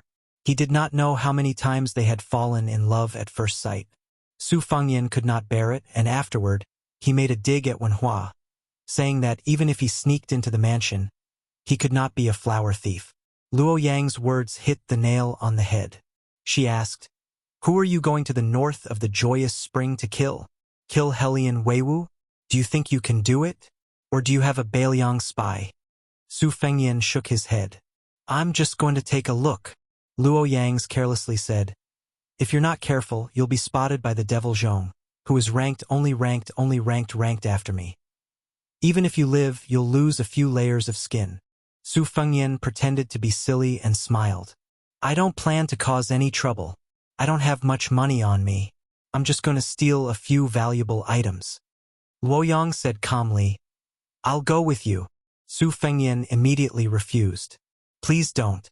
I'm going to be a thief, not a devil who kills to silence witnesses." Luo Yang turned her head and laughed. "I won't expose your whereabouts. I'm just curious about what kind of shady business a Beiliang heir is up to. Actually, you know very well that I didn't kill the innocent in Wuhou City, and most likely I won't go to the Joyous Spring to start a massacre. Don't pretend you don't know and treat me like a fool. You'll have to wait until you've reached the celestial phenomenon realm and have the qualifications to fight me. But with your level of comprehension, I don't think it'll be easy for you to reach the resonance of heaven and earth." Su Fengyan was exposed, so he didn't try to hide anymore. He openly looked at the layout of the mansion that stretched across the joyous spring. Luo Yang suddenly said, "How about we ask each other something and we answer each other's questions?" Su Fengyan thought for a moment and asked, "I'll go first." Luo Yang said bluntly, "No, you've already asked and I've answered. It's my turn to ask." Su Fengyan felt extremely sullen. Luo Yang wasn't the graceful Huang Baozhuang. When had she ever been kind to others, let alone be considerate? She ignored Su Fengyan's gloominess and asked directly, "What is your ultimate goal in coming to Beimang?" Su Fengyan was silent. Luo Yang waited quietly. Su Fengyan rubbed his cheeks. For the first time since he went to the north alone, he spoke softly. "To meet an extremely important person. 20 years have passed, and even my father doesn't know if he's still trustworthy. To confirm this, other than Su Xiao and me, the hereditary heir of Beiliang, no one else has the qualifications to verify the answer. If I want to meet him, I have to do something to make him feel that I'm worthy. Otherwise, just being the heir of Beiliang won't be enough. I can't and I don't want to tell you any more inside stories. In any case, I know that if he really does rebel against Beimang and then against Beiliang, I'm destined to die in Beimang on this journey north." Luo Yang nodded, satisfied with Su Fengyan's honesty. She said, "It's your turn to ask." Su Fengyan asked cautiously, "Is Huang Baozhuang really dead?" Luo Yang didn't answer directly. After skipping the first question, she asked the second one expressionlessly, "If you succeed in this gamble, will you be able to secure the position of king of Beiliang in the future?" Su Fengyan said unhappily, "I still can't." Luo Yang laughed coldly. "His Royal Highness is so pitiful." Su Fengyan didn't quibble. He asked, "What are you going to Aquarius Prefecture for?" Luo Yang pursed her lips and replied, "There's a fish in the northern darkness. Tuoba has been waiting for a weapon for a whole 30 years. I'm going to ruin his good fortune. At the very least, I'm going to fight. First, you had a sword duel with Dong Tai. Then, you obstructed the Zhong family's treasure hunt. Now, you're going to find trouble with the Beimang military god. Can't you stop for a bit?" Su Fengyan was shocked beyond words, but he quickly regained his composure. If Luo Yang could be judged with common sense, she wouldn't be the number one person of the demonic path. Luo Yang asked a thorny and unlucky question. "If you die in Beimang, do you need me to collect your corpse and send it back to Beiliang?" Su Fengyan sighed. "Then I'll thank you in advance." Luo Yang suddenly smiled sweetly. "Actually, if I die in Tuoba's hands in the northern icefield, you won't be able to escape either. At that time, whoever dies later will have to collect the corpse." Su Fengyan smiled bitterly. "Can't you not fight with Tuoba? You're still young. Won't it be safer if you wait until you're an earth immortal?" Luo Yang's eyes were unfocused. She looked into the distance. Things that I'm confident in are boring. Su Fengyan said softly, "It's just that I can't beat you. Otherwise, I'd say you're really pretentious." Su Fengyan, who was playing a word game, was soon beaten into the wall. After he landed, he patted the dust off and slowly breathed in and out. He was angry, but he didn't dare to say anything. A strange smile suddenly appeared on Su Fengyan's face as he asked in a low voice, "I heard that you killed your way all the way to the northern Mang imperial palace. Empress Morong was standing on top of the city walls while you were standing below the city walls." Luo Yang seemed to have never thought about this kind of thing. When Su Fengyan thought she was going to let it go, she unexpectedly spat out 3 words slowly. "Old woman." Su Fengyan was stunned for a moment, then he laughed out loud. It turned out that when this demoness was mean, she was even scarier than martial arts. Would the Empress of Beimang be angered to death when she heard this? When they went downstairs, Su Fengyan was still secretly laughing. Luo Yang asked, "What words did you erase on the wall just now?" Su Fengyan paused for a moment. "It's just something very unlucky. Out of sight, out of mind." Luo Yang didn't have a good temper and patience. "Say it." Su Fengyan smiled. "The geese have returned, but the people have not returned to the south." Luo Yang turned to him and said softly, "Pretentious." Chapter 572. In Wuhou City, there was a sudden downpour and then a sudden stop. It was like a joke, but Su Fengyan took it as a good omen. Throughout the year, there were only a few heavy rains, and he just happened to run into it. The heavy rain gradually lessened and finally stopped. Su Fengyan, relying on his clear memory, led Luo Yang, who was dressed in white and wearing white shoes, to walk through a small alley. In the alley, there were groups of children and girls who were in high spirits. They went to the wet wall and flipped over the rubble and stones, grabbing a few water buffaloes with long beards and horns. Su Fengyan did not expect that Shihe province would also have this kind of bug. He thought of many interesting things from his childhood, and his eyes became warmer. The children picked up the water buffaloes and placed them on the steps. They used ropes and strings to tie small stones to the water buffaloes. The little guys walked slowly, and the children looked on happily. These children who lived next to each other and could be said to be childhood sweethearts occupied more than half of the alley. Su Fengyan stuck close to the wall and walked around, but Luo Yang directly walked past him and stepped on one of the water buffaloes to death. The owner was a fair and clean girl with goat horns. Seeing the pet she had just obtained die an unnatural death, she was stunned for a moment. She first glanced at Luo Yang, but did not dare to get angry, and could only cry loudly. The boys also did not have the courage to stand up for her, and could only stare blankly at the white-clothed elder sister. She was beautiful, but her temper was too bad. Su Fengyan was afraid that this group of children would unintentionally anger the demoness, so he hurriedly signaled to Luo Yang, and then eagerly went to the foot of the wall to get busy. He pulled out 2 water buffaloes and handed them to the girl with goat horns as compensation. The children had simple hearts. What they gained, they lost. Happiness and unhappiness came and went in a hurry, so they did not bicker with this pair of elder brother and sister. They slightly distanced themselves from them, playing with the water buffaloes, and gathered together to whisper. Su Fengyan looked at Luo Yang helpless. He thought to himself, could it be that this is what it means to be in the king's company is to be in the tiger's company? He really did not know how the cat Han Diaoxi had survived. Was he called Han Shengxian? Rumor has it that he is good at killing celestial phenomenon experts. I don't know if it's true or not. Does he have a 40% chance of winning against Luo Yang? While Su Fengyan's imagination was running wild, Luo Yang turned the corner of the alley and stopped in front of a stall. Su Fengyan looked up and saw that it was a narrow shop selling roasted mutton noodles. Luo Yang took the lead and sat down. The shop owner was a fat woman, but she looked kind and had a happy personality. Seeing that the young man and woman were both noble, she became even more friendly and began to boast about their mutton noodles, saying that mutton was the tender meat of the forelegs and the waist. Moreover, the ingredients used to moisten the taste were pure and had been passed down for several generations. Su Fengyan smiled and ordered 2 bowls of mutton noodles with water. Although the woman was a businesswoman, she could not hide her kind nature. There was not much meat in the soup, and she even sprinkled a lot of fresh flower peppers and green coriander powder on the noodles. She also handed over 2 fresh green onions. Su Fengyan was full of praise. He did not have much luck with children, but he was indeed talented in dealing with women, especially women. The shop was quiet. The lady boss was sitting at a nearby table, laughing non-stop. Su Fengyan ate quickly as well.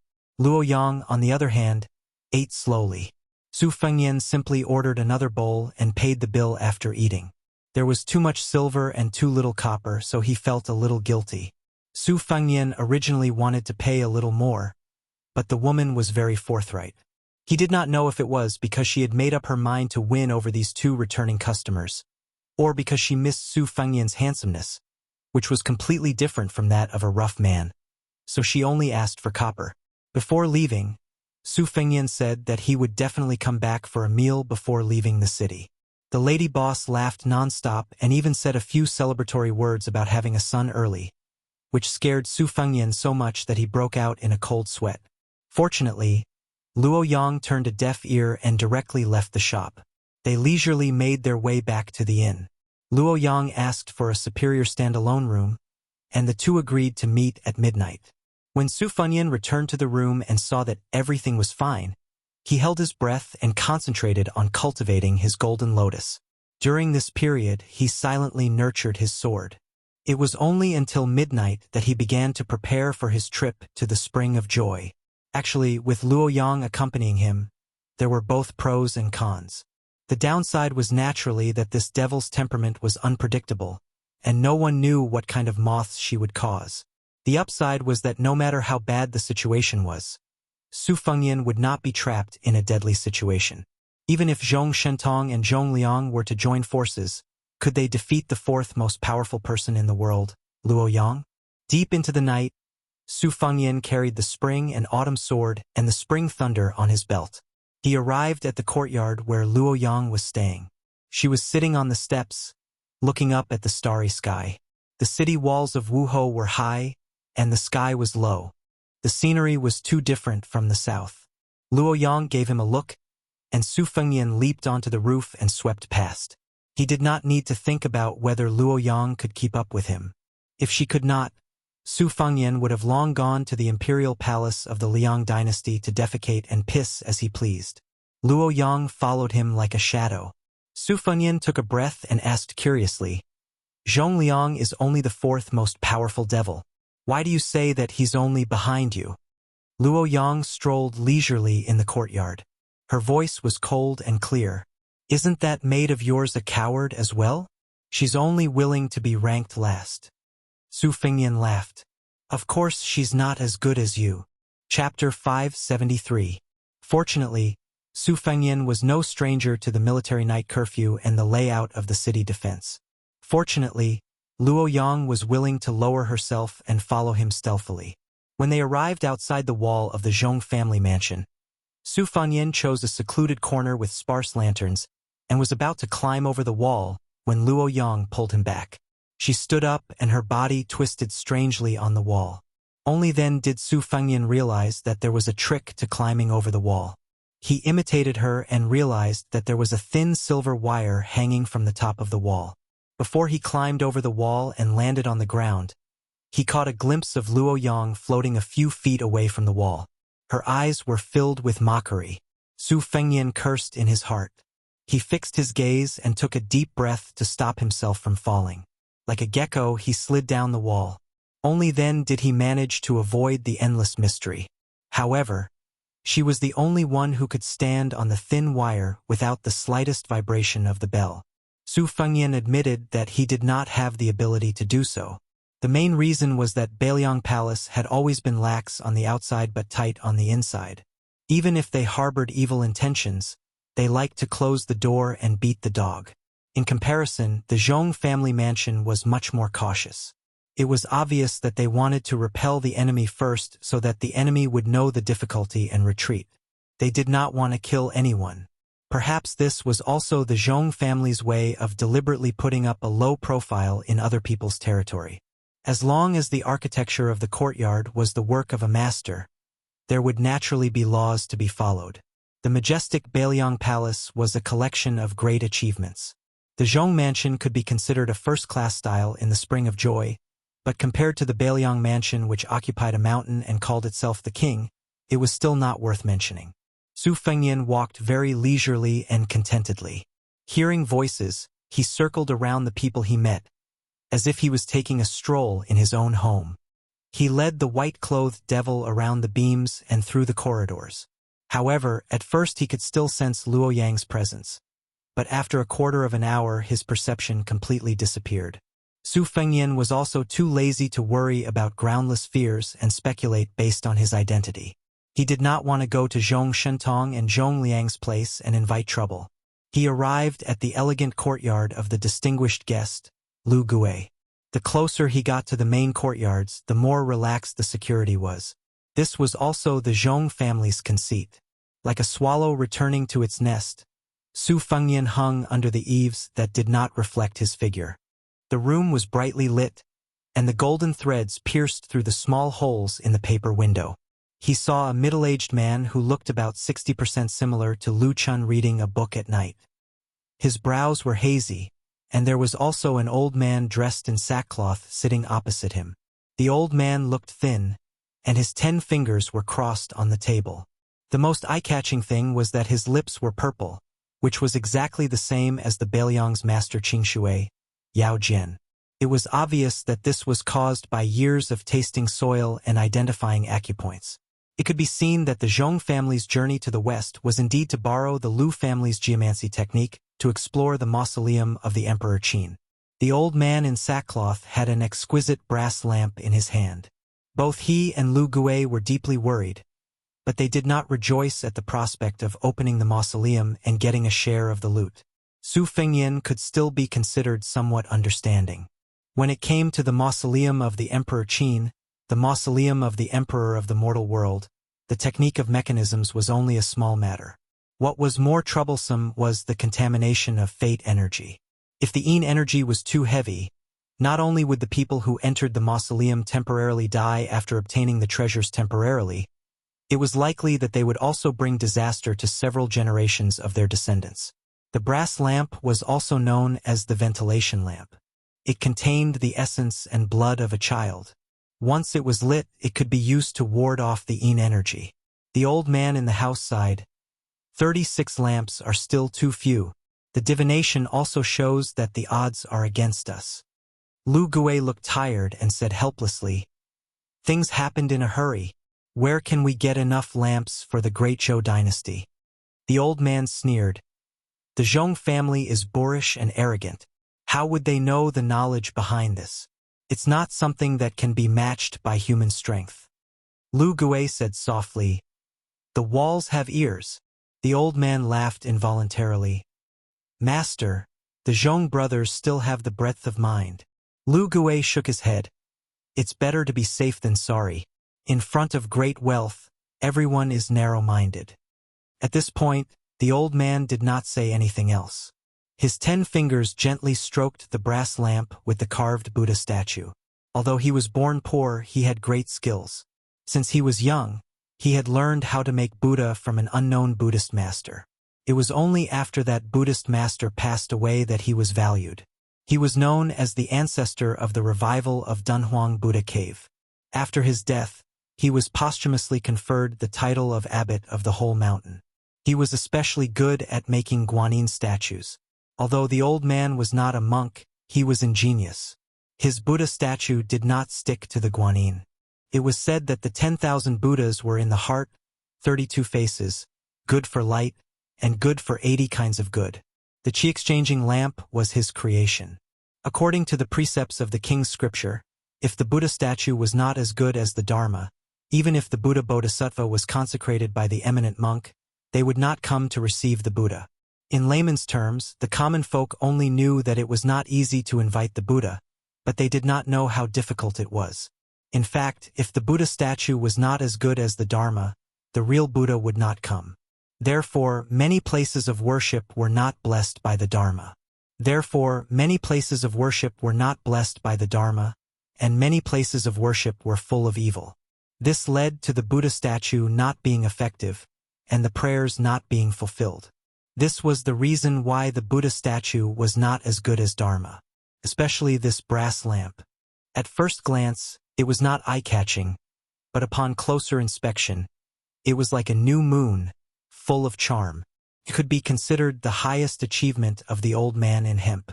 If it were not for his lamp, no matter how good Lu Gui was in feng shui, he would not have dared to come to Shihe province.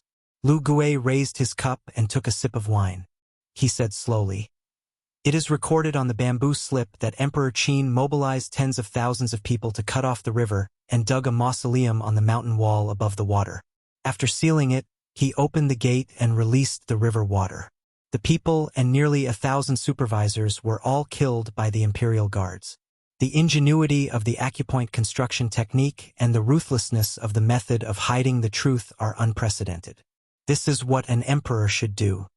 Lu Gui continued, "If we want to reopen the mausoleum of the Emperor Qin, we have to collude with the preceptor Hellion Weiwu. Otherwise, how can we do such a huge project of cutting off the river? As for how the Zhong family persuaded this stubborn old man, we don't know. That's good. One less secret, one less trouble." Su Fengyan, who was hanging under the eaves, frowned. 800 years ago, in the mausoleum of the Qin Emperor, Li Zhu, the Empress of the Great Qin Empire, and the white-robed Luoyang who spat out pearls. Why did it feel like they were about to become one? Was Luoyang, whose pearl of the pearl was destroyed by Dong Tai, trying to ruin the Zhong family's good deed? Or was she trying to accomplish her own good deed? Su Fengyan, who was helping the evildoer, was worried. Chapter 574. The old man in hemp clothes left the courtyard with the brass Buddhist lamp. Lu Gui stayed up late at night to read an old edition of the geography book he had asked for from the Shihe province government. Stealing the emperor's mausoleum was a big deal. If he wanted to get into the details, he had to at least have a clear view of the overall situation. It was already late at night, but there were still guests. Su Fengyan restrained his qi and did not move. When the young master and servant knocked on the door, he easily recognized them. They were Zhong Gui's elder brother, Zhong Tan. This eldest son of the Zhong family was followed by a personal maid who could not even be called average. She had a plump figure, but her appearance was not pleasing to the eye. With the Zhong family's wealth, it was unpredictable to find such a woman as a maid. Su Fengyan paid attention to her and took a few more glances at her. He remembered many details that ordinary people would not pay attention to, such as the small sachet on her waist that was used to remove impurities and the embroidered pattern of a woman dressed as a pipa. It left a deep impression on Su Fengyan.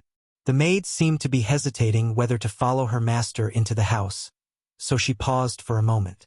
Zhong Tan, who was carrying 2 pots, seemed to be careless, but in fact he was very careful. He shouted, "Lu Sabu, sorry to disturb you. I know you are a glutton. Come, try the drunken crab that I begged from next door. The wine is the local Yellow River honey wine brewed by the local method.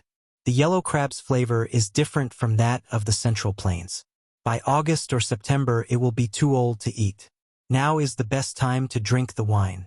While speaking, he pulled the maid and entered the quiet house hand in hand with her, regardless of whether the head of the Lu family, Lu Sabu, agreed or not.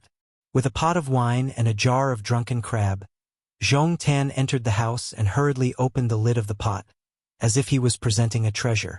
Even Su Fengyan could smell the tantalizing aroma that assailed his nostrils. He sighed that this Zhong family's son really knew how to enjoy life. Lu Gui stood up with a smile and crossed the threshold to welcome him. The Lu family and the Zhong family had been friends for generations. Although he was an elder in the southern dynasties, the Lu family had always been seen as a branch attached to the Zhong family's great tree. Lu Gui was the great General Zhong Shintong's echo and was ridiculed as a scholar serving the imperial court. At this moment, Lu Gui's eagerness showed just how much confidence Lu Gui had. However, Zhong Tan had always been smooth and slick. Since Lu Gui gave him face, he didn't blindly put on the airs of the Gao Hua family's son. He entered the study, took the bowls and sauces from the maid, and began to do the work of a servant. Lu Gui casually pushed the books on the table away and jokingly said, "Old glutton, old glutton. Virtuous nephew is making fun of uncle for being old. Zhong Tan slapped his forehead and said, "The term old glutton is really asking for a beating. Uncle Lu Cebu is the #1 eater in the Southern Dynasty. He once wrote the Su Pian." Even Her Majesty laughed and said that Lu Cebu was worthy of the title of clear glutton in our dynasty. Compared to the title of old glutton, clear glutton is much more elegant.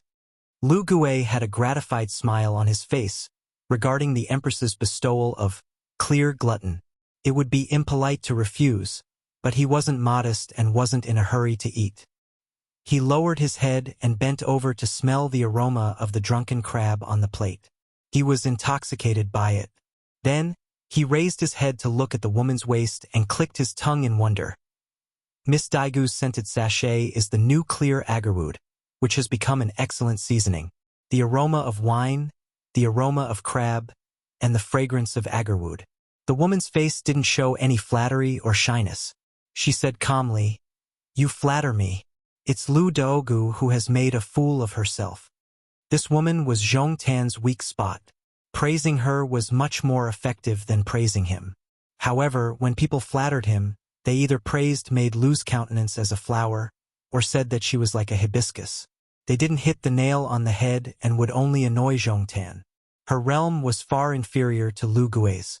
Without needing Zhong Tan to open his mouth, Lu Gui invited the woman to taste the exotic drunken crab together. Just as Zhong Tan had said, the taste of the summer crabs salvaged from the Yellow River wasn't inferior to the lake crabs from the Central Plains. With one hand holding a wine cup and the other holding a crab leg, Lu Gui ate slowly and with relish. When Lu Daogu poured the wine, some of it spilled on the table. She used her slender hand to slowly wipe it away. Zhong Tan didn't mind this kind of harmless detail. He looked at Lu Gui and said with a smile, "Uncle Lu, this little nephew took the liberty of visiting you this time to pass on a message to Helian Weiwu. The reason this Jiling is willing to hand over this jar of drunken crab is because he admires Uncle's wild handwriting. That's why he brought you the wine, wanting Uncle to borrow the strength of the wine to write some calligraphy. The Jiling said it's okay to write whatever you want, but he still wants to guess what you've written." Lu Gui pointed at Zhong Tan and teased, You're just a common person. How can you compare to the rice girl who's pure and clean to the bone?"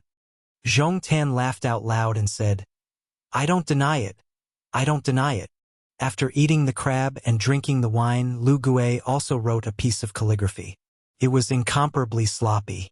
Nearly 20 words were written smoothly in one go, showing off his ability. Zhong Tan was a rascal and couldn't recognize a single word. However, after asking about the content, he found out that it was 1 or 2 merits that benefit the people, far surpassing the 8 or 9 moral essays, close to a saint.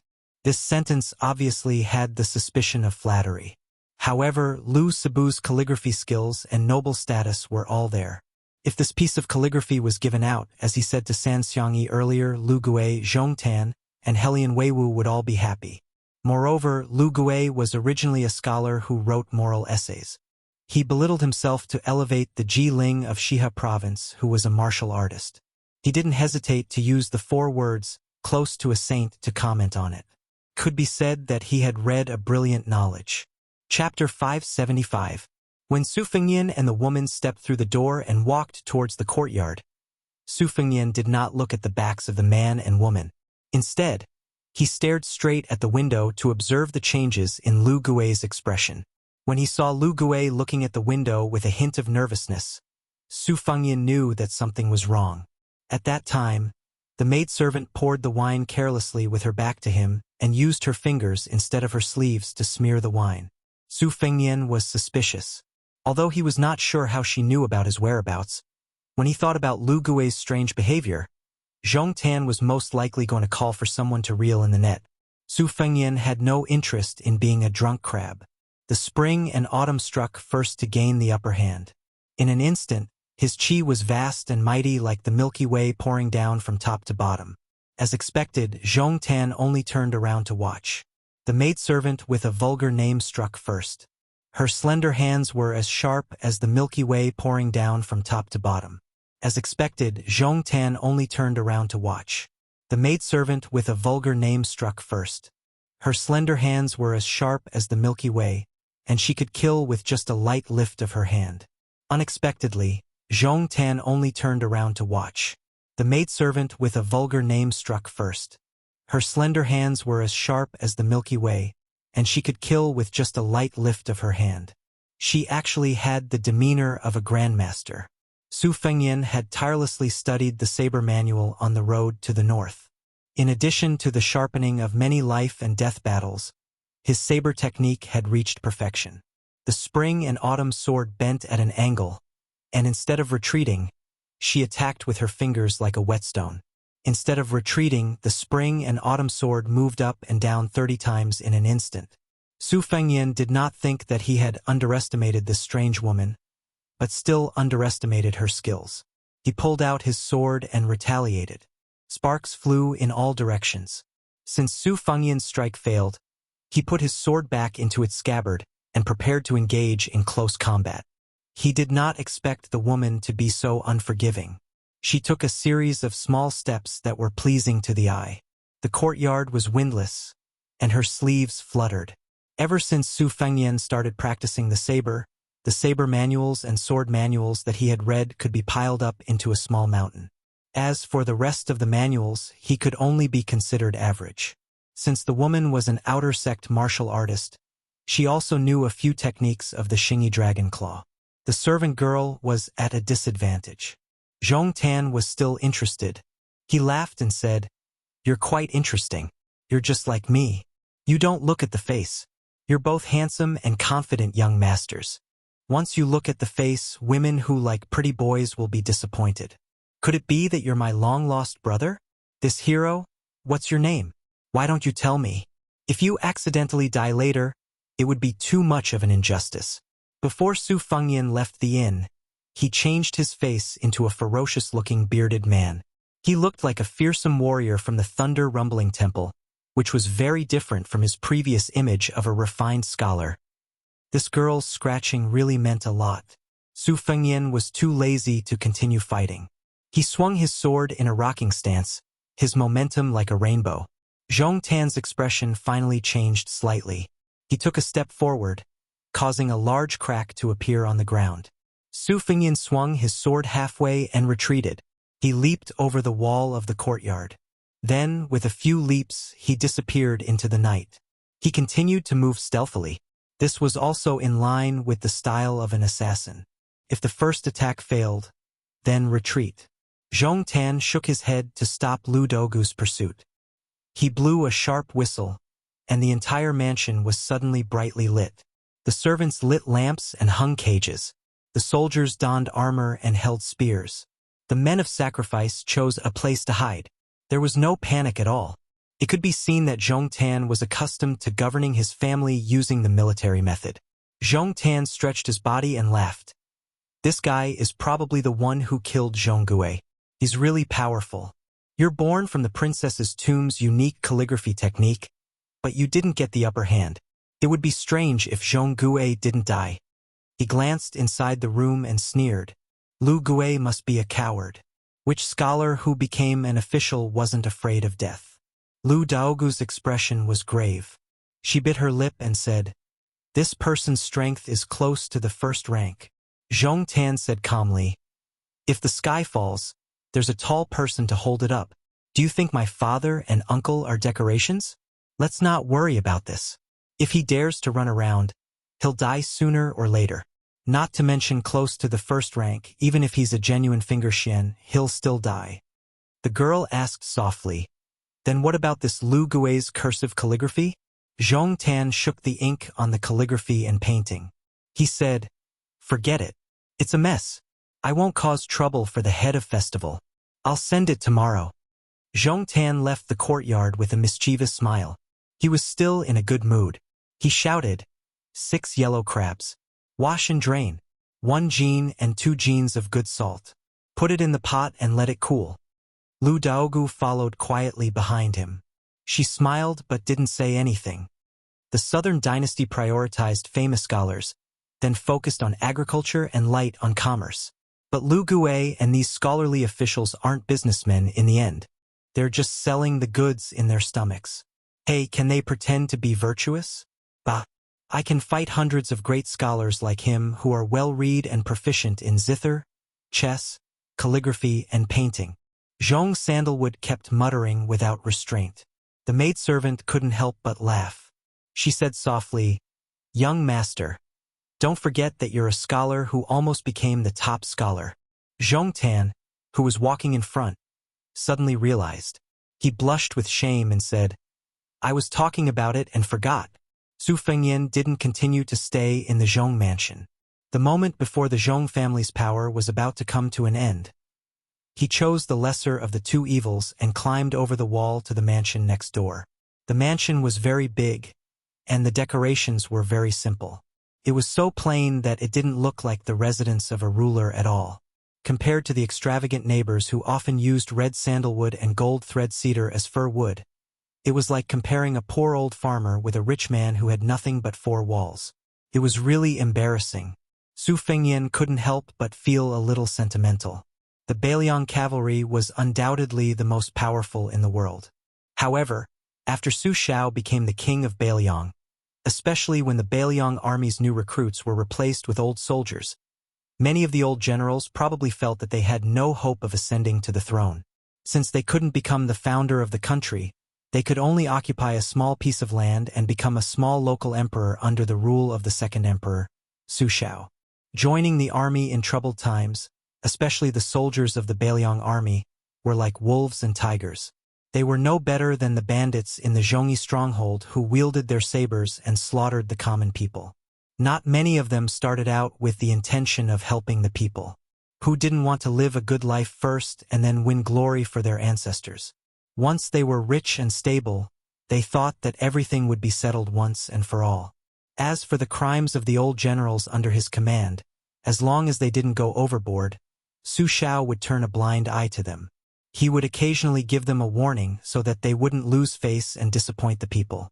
His second sister, Su Weisheng, had repeatedly tried to persuade him, but Su Shao had always dismissed her with a smile.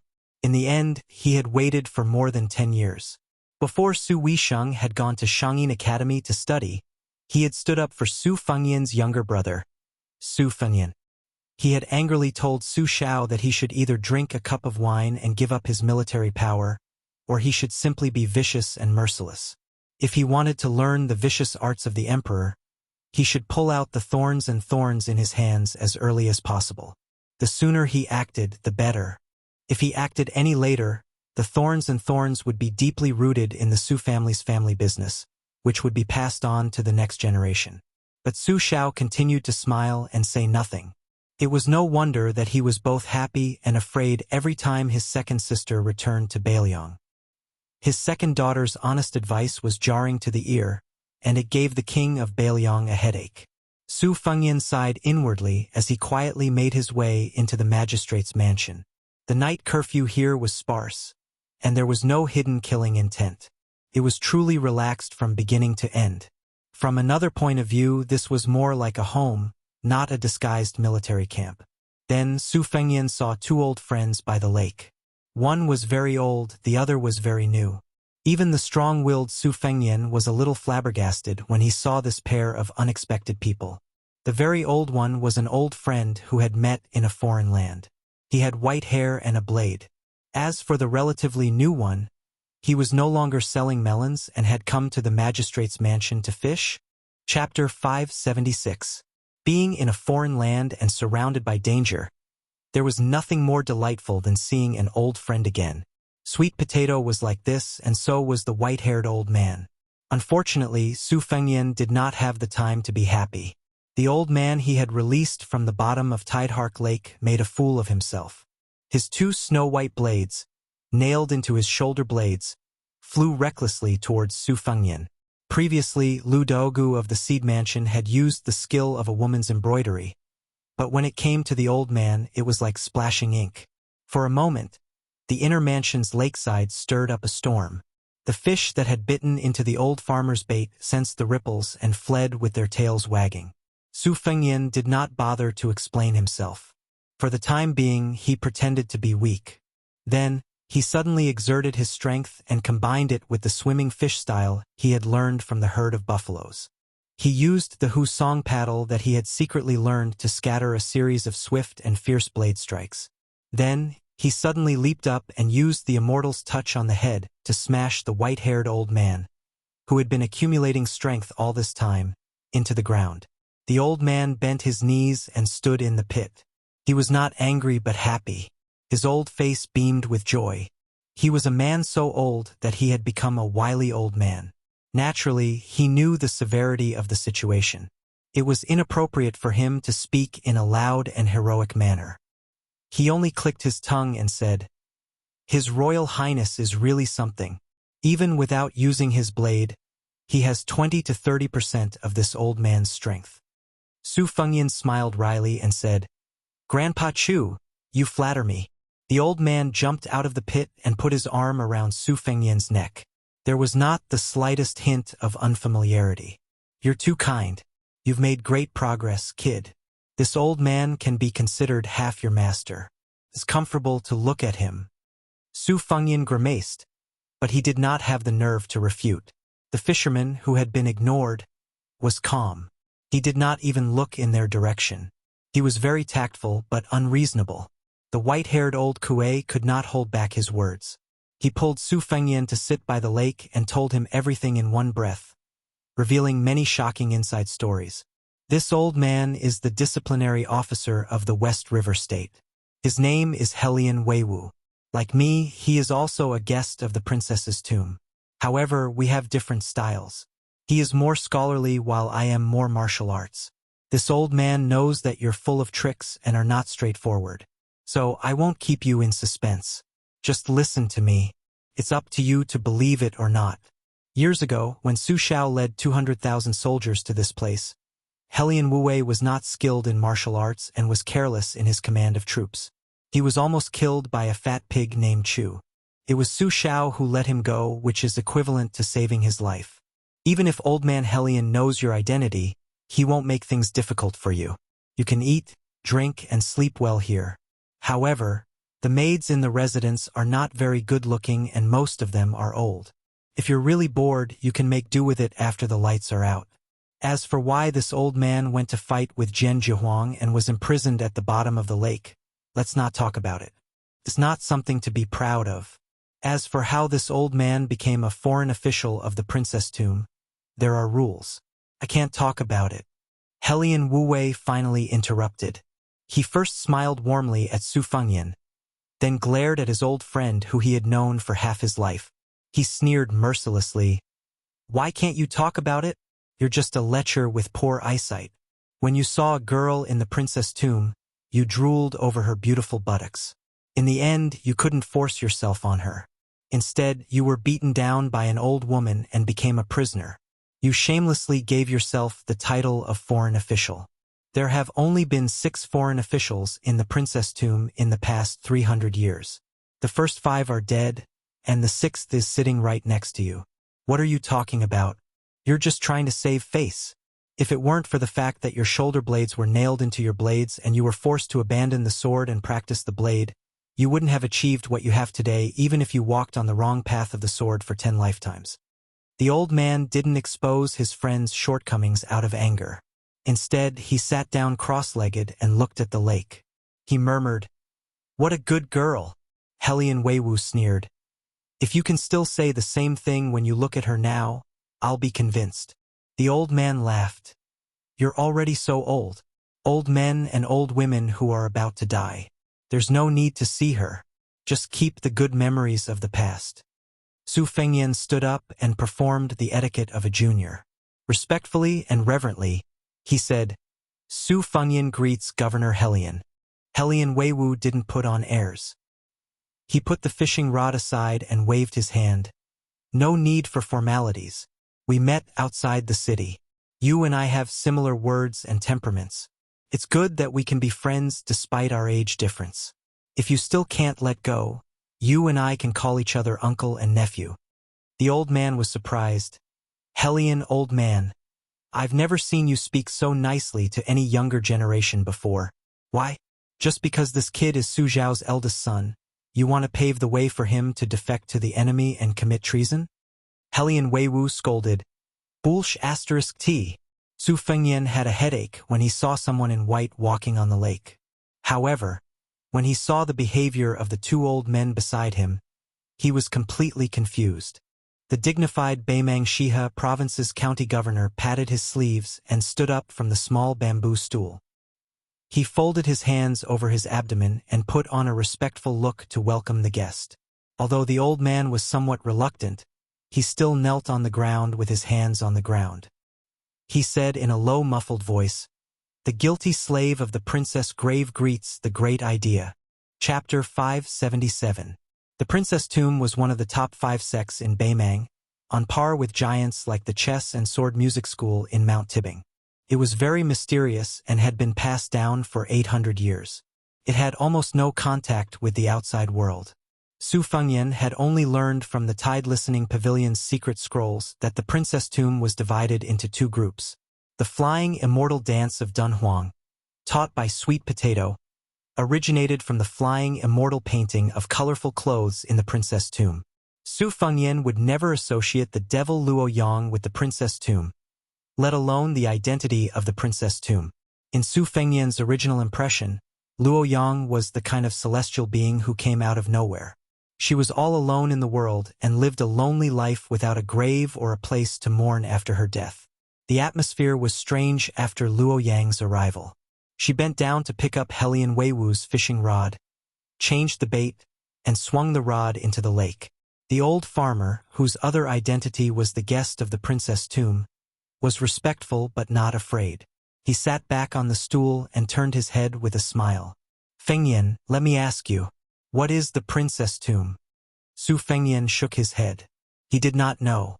Helian Weiwu said slowly, "The Princess Tomb is the tomb of the youngest daughter of the founding emperor of the Great Qin dynasty. The father and daughter were buried together in different tombs. The women of the Princess Tomb were all guardians of the tomb." Su Fengyan asked doubtfully, "The Qin Empress's mausoleum is in Dragon Waste State?" Helian Weiwu turned his head and glanced at Luoyang. Then he chuckled and said, "These are the secrets of the imperial palace that cannot be brought to the table. Do you want to hear them?" Su Fengyan did not treat himself as an outsider. "Just now in the mansion next door, I accidentally became the assassin who tried to assassinate Lu Sibu and the young master of the Zhong family. I smelled Uncle's secret Yellow River drunken crab. How about drinking it with wine?" Helian Weiwu kicked the old man. "The last few jars of drunken crab were all hidden by you. Go, go, go. Give it to me." The old man scratched his head of white hair and stood up abruptly. His twin sabers and chains clanked. Not long after, he returned with a few jars and threw them to Helian Weiwu and Su Fengyan. However, the latter's jar in the air was snatched by the woman of hand in the air. She tore the oil paper jar of the oil paper and didn't even tear the crab. She only of the wind down is. When a man talked about a woman, especially a woman with a story, his saliva would always splatter everywhere.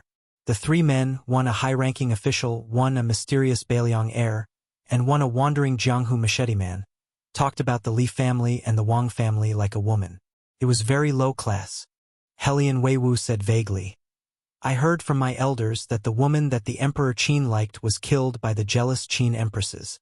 The emperor took the woman to the watchtower of Mount Li in private and said that I will rule the world. Finally, I can love the beauty and not the country." I don't know how these words of love entered the empress's ears. The next day, the woman was killed, and the woman was pregnant with a dragon fetus. This made the Emperor Qin furious. Ignoring the objections of his officials, he issued a secret edict that forbade the empress to be buried in the same grave after death. Later, Qin empresses died of depression. The Emperor Qin seemed to feel guilty, so he gave the pearl to the empress, who had accompanied him to conquer the country, and let her carry the pearl into the coffin. Su Fengyan said recklessly, "And then it was snatched away by Luo Yang?" The old man smiled strangely. Helian Weiwu paused and joked, "If you want to know the answer, you can ask her yourself." Su Fengyan had nothing to lose. He said, "Hey, how did you become the great idea of the princess grave?" Luo Yang stared straight at the lake. waiting for the fish to take the bait. She coldly replied, "Do you want to die?" Su Fengyan smiled awkwardly. The old man gloated and added insult to injury. "Boy, you're a disgrace to men." Luo Yang swung the rod. There was no fish on the hook. She had fished up a whole lake. What a big lake! As a result, even the old man kept quiet out of fear. Luo Yang threw the rod into the lake and got up to leave. She still had the demeanor of a mysterious master. Helian Weiwu smiled and said, "This great idea is good in all aspects, but her temper." The old man did not continue to explain, leaving a lingering impression. He changed the topic and explained, "A few years ago, the Zhong family bought a piece of land a few thousand miles away from the Yellow River. This time, they used the excuse of changing the river to make the poor land into good land. If I wasn't a guest of the princess' grave, I would have been deceived by them." Zhong Shintong promised to ship 200,000 pounds of ironware to Shihe province within 5 years and sell it to Kung Bijuan at a low price. For me, this is a bait that I have to bite. The devil Zhongliang is the lover of the princess' grave's little idea. Not only that, this time, Hong Jingyan's shadow was also hidden in the river robbery. This person is very scheming and ambitious. The whole Beimang Jianghu probably can't satisfy his appetite. The reason why the great idea was able to swallow the pearl was because he had the evil intention of letting the great idea cultivate the pearl. Fortunately, there's no one in the world who can predict everything. Hong Jingyan missed the great idea's realm. When the pearl ripened, not only did he not take away the great idea's realm, but he also lost and almost suffered from chi deviancy derangement. Su Fengyan sighed and said, "Why does it sound like Hong Jingyan is more terrifying than Tuoba?" Helian Weiwu nodded and said, "Tuoba and Su Shao are the same kind of people. Even if you lose to them, you'll be convinced. Hong Jingyan is different. His character is very treacherous, so you can't let your guard down. This person went to the Liangmang border with the copper man holding the plate some time ago. On the surface, he fought with Chen Jibao, but who knows what happened inside." Su Fengyan looked at the lake that was gradually becoming calm like a mirror.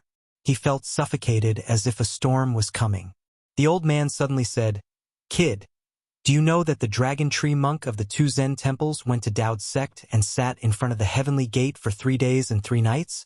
How pitiful, he was beaten by Qilin Immortal for 3 days." Su Fengyan was worried and sick at heart.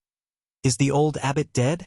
The old man shook his head and said, "Not yet. The Buddha's diamond body is really amazing. But I don't think he can hold on for much longer. In this battle between the Taoist head and the Buddha head, I think the old monk is more likely to lose." Su Fengyan knew very well that although it looked like the Taoist head had killed the Buddha head, it was actually the Taoist head destroying the Buddhist sect. Helian Weiwu laughed and said, "I've seen the old monk's bodhisattva lowering eyebrows. I wonder if I'll be able to see the white-robed monk's diamond glaring eyes next." Su Fengyan thought of the East and West ladies and the North and South little monks. Chapter 578. After the assassination in the Zhong mansion, everything in the mansion was still in order. General Zhong Shentong didn't even show up. Only Zhong Liang stood in Lu Gui's courtyard for a while and asked the maid Lu Daogu a few questions casually. He then glanced at the ground that was affected by the sword qi without any serious expression. Seeing the tall and sturdy Zhong Liang, Lu Gui sighed in relief. Although he didn't like this person's rebellious behavior when he was young, sometimes he felt lucky that he wasn't the enemy of the second son of the Zhong family. In Lu Sibu's eyes, Zhong Liang's behavior was absurd and unfathomable. When he and his peer Zhong Shentong were still studying hard at home, the young Zhong Liang had already killed many people. It was said that he went to the princess's tomb before reaching the age of 20, so he missed the ceremony. Later, when he got married, the bride was carried into the Zhong mansion in a sedan chair with 8 carriers, but the groom was nowhere to be seen. His misdeeds made the old master of the Zhong family so angry that he fumed with anger. When the old master died, Zhong Liang didn't even get to see him. Lu Gui felt relieved not only because he saw the devil Zhong Liang in the mansion, but also because he didn't know. He had heard about Zhong Gui's sudden death from his daughter Lu Chun, but he didn't believe it at all. However, right after Zhong Gui's death, There was a brilliant assassin who openly entered the mansion to target Zhongtan, which indirectly proved Lu Chen's words. This was great news for the Lu family. Fortune and misfortune came hand in hand. His daughter's disfigurement, Minghun, and entering the Emperor Qin's mausoleum would give the entire Lu family a generous reward once they returned to the southern dynasty. Lu Gui thought of his poor daughter and said something contradictory. It's a pity she's a daughter, but fortunately she's a daughter. In Helian Wuwei's family, the only thing that was worthy of the title of the commandant was probably the spring water into the mansion to make a lake. It was late at night, but he didn't feel sleepy. Without Lu Yang's presence, the three men were talking enthusiastically. They were all rough people and seldom talked about the classics. After talking, Su Fengyan knew that in the eyes of the commandant of Helian Wuwei, Chun Jibao was worthy of being called a commander among the 6 adopted sons of Su Shao. However, for the next 2 generals who were slightly inferior, Chu Lushan actually talked about the fat man who brought shame to the commandant of Helian Wuwei's army before Yuan Zuozong. The commandant of Helian Wuwei, who held the power of a province, didn't hold a grudge. On the contrary, he didn't hide his admiration for Chu Lushan. He said that Chu Lushan's management of the army was strict, and he was especially good at leading a lone army deep into the hinterland of certain death. He was truly a lucky and fierce general who had fought hundreds of battles on the battlefield. Because of his age, Su Fengyan missed the national wars during the spring and autumn period. As for Chu Lushan, he only remembered his smiling white and tender fat face. He was so bloated that his eyes and neck couldn't be seen. It was hard to imagine him leading an army to break through the enemy lines. Today, after hearing Helian Wuwei's praise, he suddenly realized that if Chu Lushan really rebelled, it seemed that there would be endless troubles in the future compared to Yuan Zuozong secretly supporting Chun Jibao. Helian Wuwei drank a mouthful of wine. His face was red and his skin wrinkled like pine grain. He looked more like an old farmer. I've heard of some gifted sons of aristocratic families who practiced martial arts and eventually became masters. I've never heard of a son of a feudal lord who could achieve great things. The white-haired old man said, "This kid is lucky to have Jian Jihuang and Li Chungang as his masters. If this old man had a tide listening pavilion when he was young, I'm sure he would have reached level 1 before the age of 18. With the guidance of a master, he would have reached the Finger Mystery Realm before the age of 30. Helian Wuwei squinted. If you were the heir of Bailiang, you would have been reincarnated 18 times. The old man glared at him. Helian Wuwei was not afraid of his demonstration and was too lazy to pay attention. Su Fengyan laughed at himself. It's just good luck. Taoism says that from the time of conception, a man's innate talent is based on 8. After the age of 78 or 56, there is no vitality left. Only the acquired qi is left. That's why rich old people, when they are old, believe in Huang Lao and seek immortality. It's often an extravagant hope. They can only slightly prolong their life. Practicing martial arts is very important before the age of 8. If one doesn't work hard before the age of 16, it's almost impossible to become a master. When I was young, I wanted to become a top swordsman or a first-class swordsman, but it was delayed. Later, it was because I went to Wudong Mountain and was taught by Master Wang. Later on, my realm climbed rapidly. In the end, those who rely on themselves are few. Those who rely on their family background are many. Helian Wuwei shook his head. I don't like to hear that. I've been there and I know how difficult it is. The white-haired old man finally spoke some words of conscience. Actually, you have some tenacity. This old man is embarrassed to deny it. But let me pour cold water on you. In this lifetime, you won't be able to catch up to those monsters. Helian Wuwei scolded. You're the one who talks the most nonsense. Su Fengyan laughed. When it comes to martial arts, it's better to practice it first. The old man was stunned. He muttered. He's the same as Jian Jihuang. Su Fengyan acted as if he didn't hear that. He asked a key question. Uncle Helian, did you agree to intercept the river and let the Emperor Qin's mausoleum surface and see the light of day again? Helian Wuwei narrowed his eyes and drank. He pondered for a long time. Then he slowly said, Originally, this old man didn't want to bite the bait. Later, when the big idea came to the mansion, I changed my mind. Who is the cicada, the mantis, the oriole, or the slingshot? It's up to the heavens. Su Fengyan suddenly laughed. Uncle Helion, I want to learn from you about managing the army and politics. Whatever I can learn is still a little bit.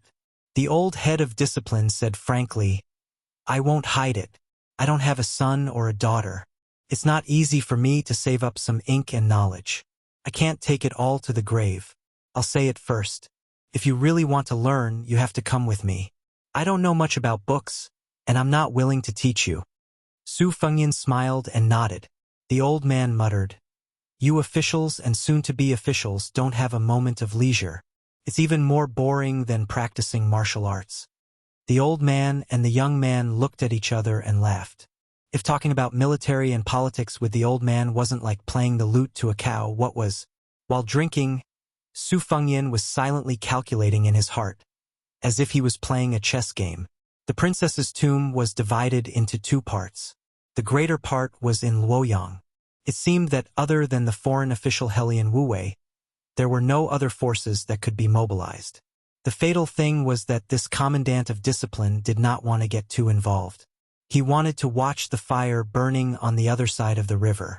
Even if he had substantial support, it was impossible for him to brazenly mobilize the powerful and well-trained Jade Army. Fortunately, there was the white-haired old man Chu Kuangnu. If there were no accidents, he would personally get involved. On the other side, Little Idea had colluded with Zhong Liang. He should at least turn a blind eye to the opening of the emperor's tomb. It was even very likely that he wanted to get rid of the shackles of his identity as the 800-year-old guardian of the tomb. There was no need to talk about the Zhong and Lu families. Even the powerful minister Zhong Shentong, who was on the same level as Helion Wuwei, had personally come to Shihe province.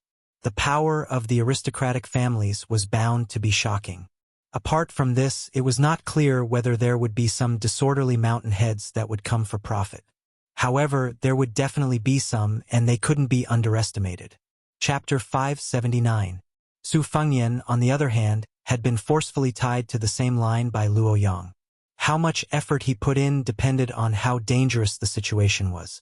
According to Su Fengyan's original intention, this kind of thankless task was to stay out of trouble.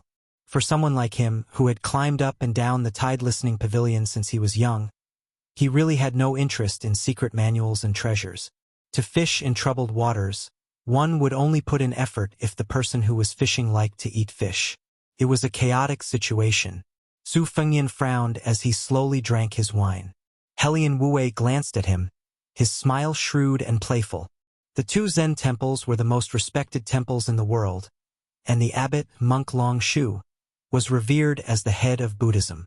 However, when one actually went there, one would realize that it was far inferior to the temples on some famous mountains in the provinces and counties. It was not at all a big mountain, a big temple, or a big hall. The old abbot, monk Long Shu's residence, was especially simple and crude, no different from that of a villager at the foot of the mountain.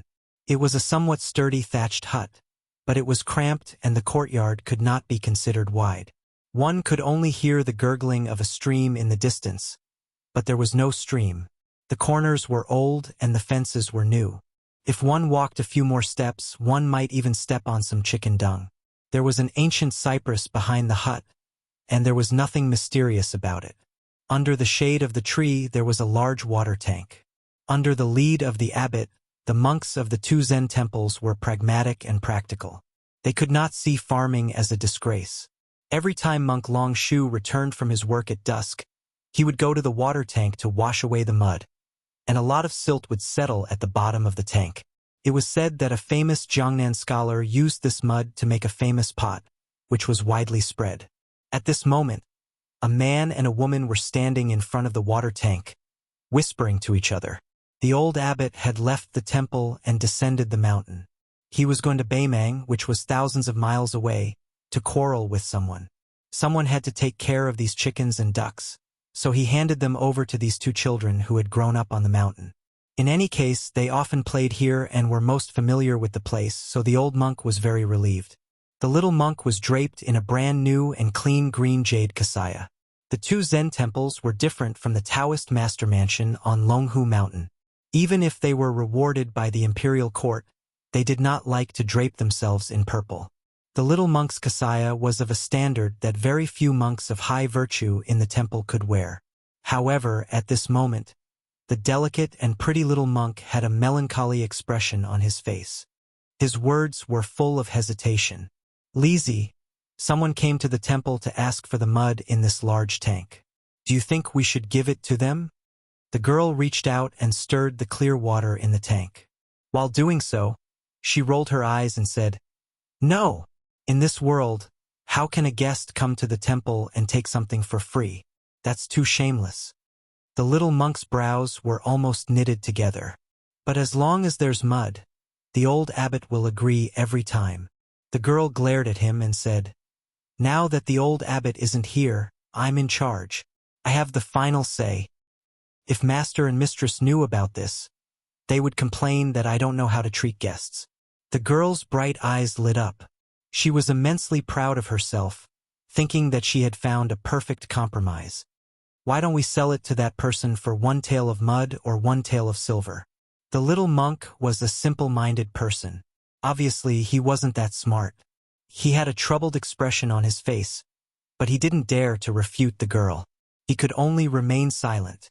The girl thought about it and said in a serious tone, "Selling 1 tael of mud for 1 tael of silver seems like a bit of a bully. Forget it, no matter how much he takes, we only want 1 tael of silver. When we go out, we have to be a bit more astute. Since we're in our own home, we have to be honest. You see, last time when we went to Bailiang Palace, Su Fingyan was very generous with us. That's called being generous. I can't be stingy." The little monk Nanbei grinned brightly. The girl withdrew her hand from the water jar and whispered, "When we go back to my mother, father, and the old abbot, you can't say that I earned 1 tael of silver. Do you remember?"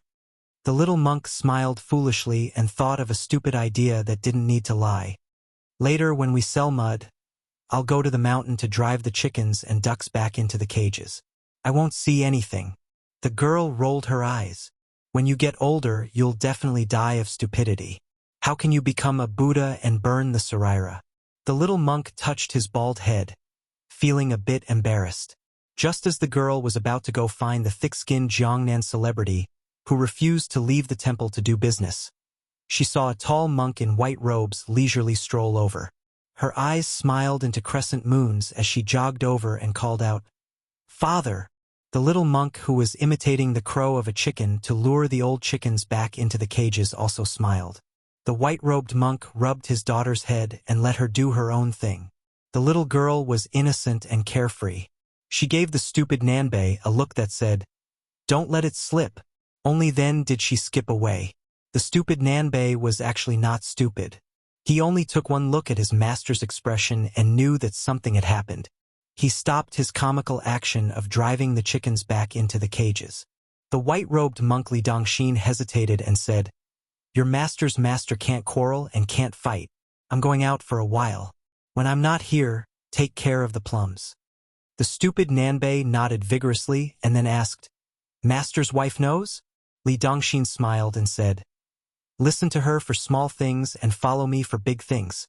It's been like this all these years." The stupid Nanbei turned his head and thought that since he could remember, he had never heard of a big matter where he listened to his master. Didn't he listen to his master's wife? The white-robed monk touched his big bald head and knew what his stupid disciple was thinking. He laughed and said, "Isn't this a big matter?" The stupid Nanbei carefully asked, "Master, can you go back to the temple with the old abbot?" The white-robed monk sighed, "I don't know." The little monk Nanbei did not say anything else and went to chase after the plums. After a while, he came back with the angry girl. The white-robed monk smiled helplessly. There were 4 people in the house. The daughter-in-law's words were not as effective as his daughter's. He could only nag this disciple. It was a pity that this stupid disciple was always on their side. The little girl put her hands on her hips and said, "Father, why didn't you tell me you were going down the mountain?" The white-robed monk smiled embarrassedly and said, "I was afraid you wouldn't allow it." The girl's expression quickly changed from gloomy to affectionate. She was about to speak, but her father knew her best. Li Dongxin shook his head and said, "Li Zi, you can't go." The little girl's expression dimmed. She lowered her head and looked at her feet. She seemed to be hiding her red eyes and asked, "Mother agreed?" The white-robed monk nodded. The girl walked closer to him and lightly tugged at his sleeves. "Do you want me to ask for some money from Mother?" "No need. Keep it to buy rouge and face powder. Dress up beautifully. Father will only think about the plums at home. The more he thinks about it, the less he feels cold and hungry." Boasting again. "Right, Father, there are many big baldies in the temple. Old baldies all know how to fight. Do you want to call them to go with Father?" "No need. Father walks quickly. They can't keep up." "Oh, Father is not home. If you are bored, go down the mountain with Nanbei and Nanbei to play. You haven't been to Great Peace City. The rouge there is good. Father doesn't have money, but your father's master's abbot's room has many good things. If you sell them, it will be worth a lot. Compared to selling the stinky mud in the water tanks, you can earn much more. Just like the old abbot's meditation mat." "That's not good, right?" "What's not good about it? When we go back, I'll have Nanbei weave a new one." "Ah, let's go, let's go. Also, don't hook up with those girls that throw themselves at you. You will make Mother angry." "How can that be? In Father's eyes, other than Li Zi and your mother, there are no other women." On the mountain path, many pilgrims saw a monk with white robes fluttering in the wind. Some young women and matrons instinctively looked a few more times. In the 100 Years of Jianghu, the young sword god Li Chungang with the wooden horse and bull was truly outstanding. The white horse and white robes were still in great peace. The emperor personally led the horse into the palace. Li Dongxin at that time was also truly outstanding. When they were far away from the two Zen temples and there was no one around, a white rainbow flashed through the sky. Chapter 580. Jianghu began to spread rumors of a reckless young man. He was dressed in black, barefoot, and had messy hair. He rose like a comet. He led a giant black tiger that was twice the size of a normal tiger. First, he rushed south to Shangyin Academy, and then he charged straight for Beiliang. He didn't take the initiative to hurt anyone along the way. The young man didn't smile or speak. He didn't do good deeds to help the weak, nor did he act like a villain. However, if someone tried to provoke him and blocked his path, no one left a whole corpse. The black-clothed young man was like the white-clothed Luo Yang of the Beimang dynasty. He was unstoppable. Many hotheads in Jianghu who didn't know the severity of the situation bullied him because he was alone. They weighed his weight and felt that he could be used as a stepping stone to build up their reputation. Most of them tore off his limbs or were eaten by the black tiger. When one person and one household crossed the border, the local sects that were slightly more well-informed all held back their troops and warned the younger generation not to join in the fun. During this time, 6 or 7 groups of unknown assassins came one after the other. Their fates were particularly miserable. The young man was practically invulnerable. His brute strength was so great that he could overturn a ship and destroy a city. 300 cavalrymen galloped out of Liangzhou to welcome the black-clothed young man, Su Longxiang. Huang Manor returned to the empty Beiliang palace expressionlessly. In the Wutangan, he saw the fake heir who only had the appearance but no charm. If it weren't for the servant girls he still recognized who risked their lives to stop him, he would have been smashed into meat paste on the spot. The young man didn't see his older brother, nor did he see Su Xiao who was still patrolling the border. Huang Manor didn't seem to know what to do. He stared blankly at Tidehark Lake for a while, then went to the Wutangan. No one could persuade him and very few people dared to. Moreover, the young prince had a terrifying black tiger by his side. Afterwards, Huang Manor became agitated and uneasy. He seemed to have discovered that he was lost. Then he began to rampage through Beiliang Palace. The layers of courtyard walls were all smashed through. No one dared to stand in front of the young prince. Everyone in the northern Liang prince's mansion knew that His Highness the Crown Prince had brought back 2 beautiful foreign women. The younger one lived in the Wutong courtyard and rarely went out. The younger woman was so beautiful that she made people want to have an extra pair of eyes. Unfortunately, compared to the woman who would occasionally go to the lakeside for a walk, She only lived in her small plot of land filled with reeds and never stepped out. She left a graceful figure for everyone to catch a glimpse of, and it was difficult for them to let go of her. After her younger brother mysteriously disappeared, Murong Wuju lived a lonely life, but she wasn't sad. She lived under someone else's roof in the Wutangan. Fortunately, she had a gentle temperament that she was born with. Compared to Pei Nanwei, who lived in the reeds, it was easier for her to be accepted by the second-class maids. They were all outsiders who had left their hometown. Murong Wuju would occasionally visit Pei Nanwei in the reeds near the water. Today, when the two heard the movements in the prince's residence, Murong Wuju hurriedly ran out of the room. She stood on the high platform and looked around. She didn't see the familiar slender man, only a crazy barefooted young man. Other than fear, she also couldn't hide her disappointment. Pei Nanwei didn't leave the room. When she saw the dazed young woman return and sit down, she secretly sighed in her heart. Is that prodigal surnamed Su worthy of your concern? Murong Wuju calmed herself down and said softly, Sister Pei, I saw the young prince who came back from Mount Longhu. He doesn't look like him. Pei Nanwei mischievously asked, Him? Who is he? Your younger brother or the king of Bailiang? Murong Wuju's face turned red. She lowered her head and kneaded the corner of her clothes. Pei Nanwei looked at her and felt a little envious. When a woman was young, she would be shy if she could. When she got older, she would become disgusting. Murong Wuju was afraid that she would be teased again, so she found an excuse to leave. Pei Nanwei didn't get up to see her off. Her small house was built by the lake, so it could be surrounded by reeds. In the middle of summer, the reeds were green and several pairs of wild mandarin ducks were floating. She walked out of the house. There were no stone slabs outside the house. It was full of mud.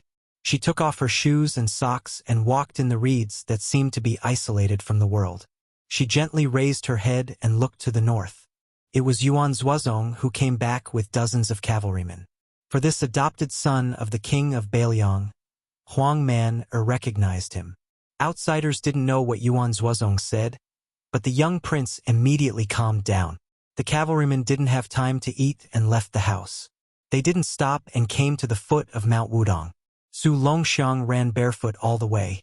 His speed was faster than a horse. Last time His Royal Highness came to Wudong, only the hierarch Wang Zhonglo came down the mountain to welcome the guest. Today, there was only a young man in a simple robe standing under the 4 words, Black Tortoise Dang Xing. Yuan Zuozong nodded to the Taoist priest surnamed Li and stood still. Perhaps Huang Man had stayed in the small Taoist temple on Mount Longhu for a long time and spent time with the old Taoist master. So she didn't dislike Taoists. Instead, she felt close to them. They climbed the mountain quietly. When they reached the top of Little Lotus Peak, Taoist Li Yufu no longer approached the tortoise camel tablet. The young man in black and the giant black tiger came to the cliff together. Here a red robe flew up. Chapter 581.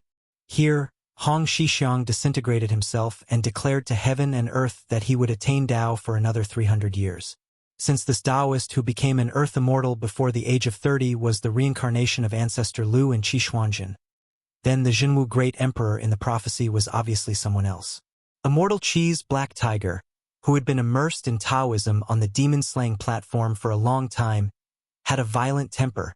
It was unusually docile here, lying on the ground. Don't forget that Hong Shixiang was the reincarnation of ancestor Lu and also the reincarnation of Qishuanjin. Hong Shixiang was the former master of the Black Tiger. The Black Tiger was psychic and possessed supernatural powers. It shook its head and whimpered. Li Yufu stood in the distance and saw this scene. He was also sad. To him, youngest Uncle Master was a well-deserved celestial figure. Li Yufu respected his master but worshipped youngest Uncle Master. If only Sect Master Hong did not ascend and became a celestial couple with the woman in red and cultivated in the world. Suddenly, Su Longxiang clenched his fists and howled to the sky. The black tiger also roared. The earth shook and the mountains shook. With Su Longxiang's outburst, the qi dynamic was like a flying stone that hit the center of the lake. The new youngest Uncle Master Li Yufu, who had only been on the mountain for a few years, was like a small boat floating in the sea. He swayed but did not fall over. Li Yufu went up the mountain to welcome and send him off. Li Yufu looked at the man and the tiger following the cavalry and sighed. His brother was already so domineering. Presumably, His Royal Highness, who even Uncle Master could not subdue, was really as lawless as the rumors said. If he knew that he was going up the mountain in the future, it seemed that he had to find an excuse to not meet him. Li Yufu himself did not know that before Hong Shixiang disintegrated.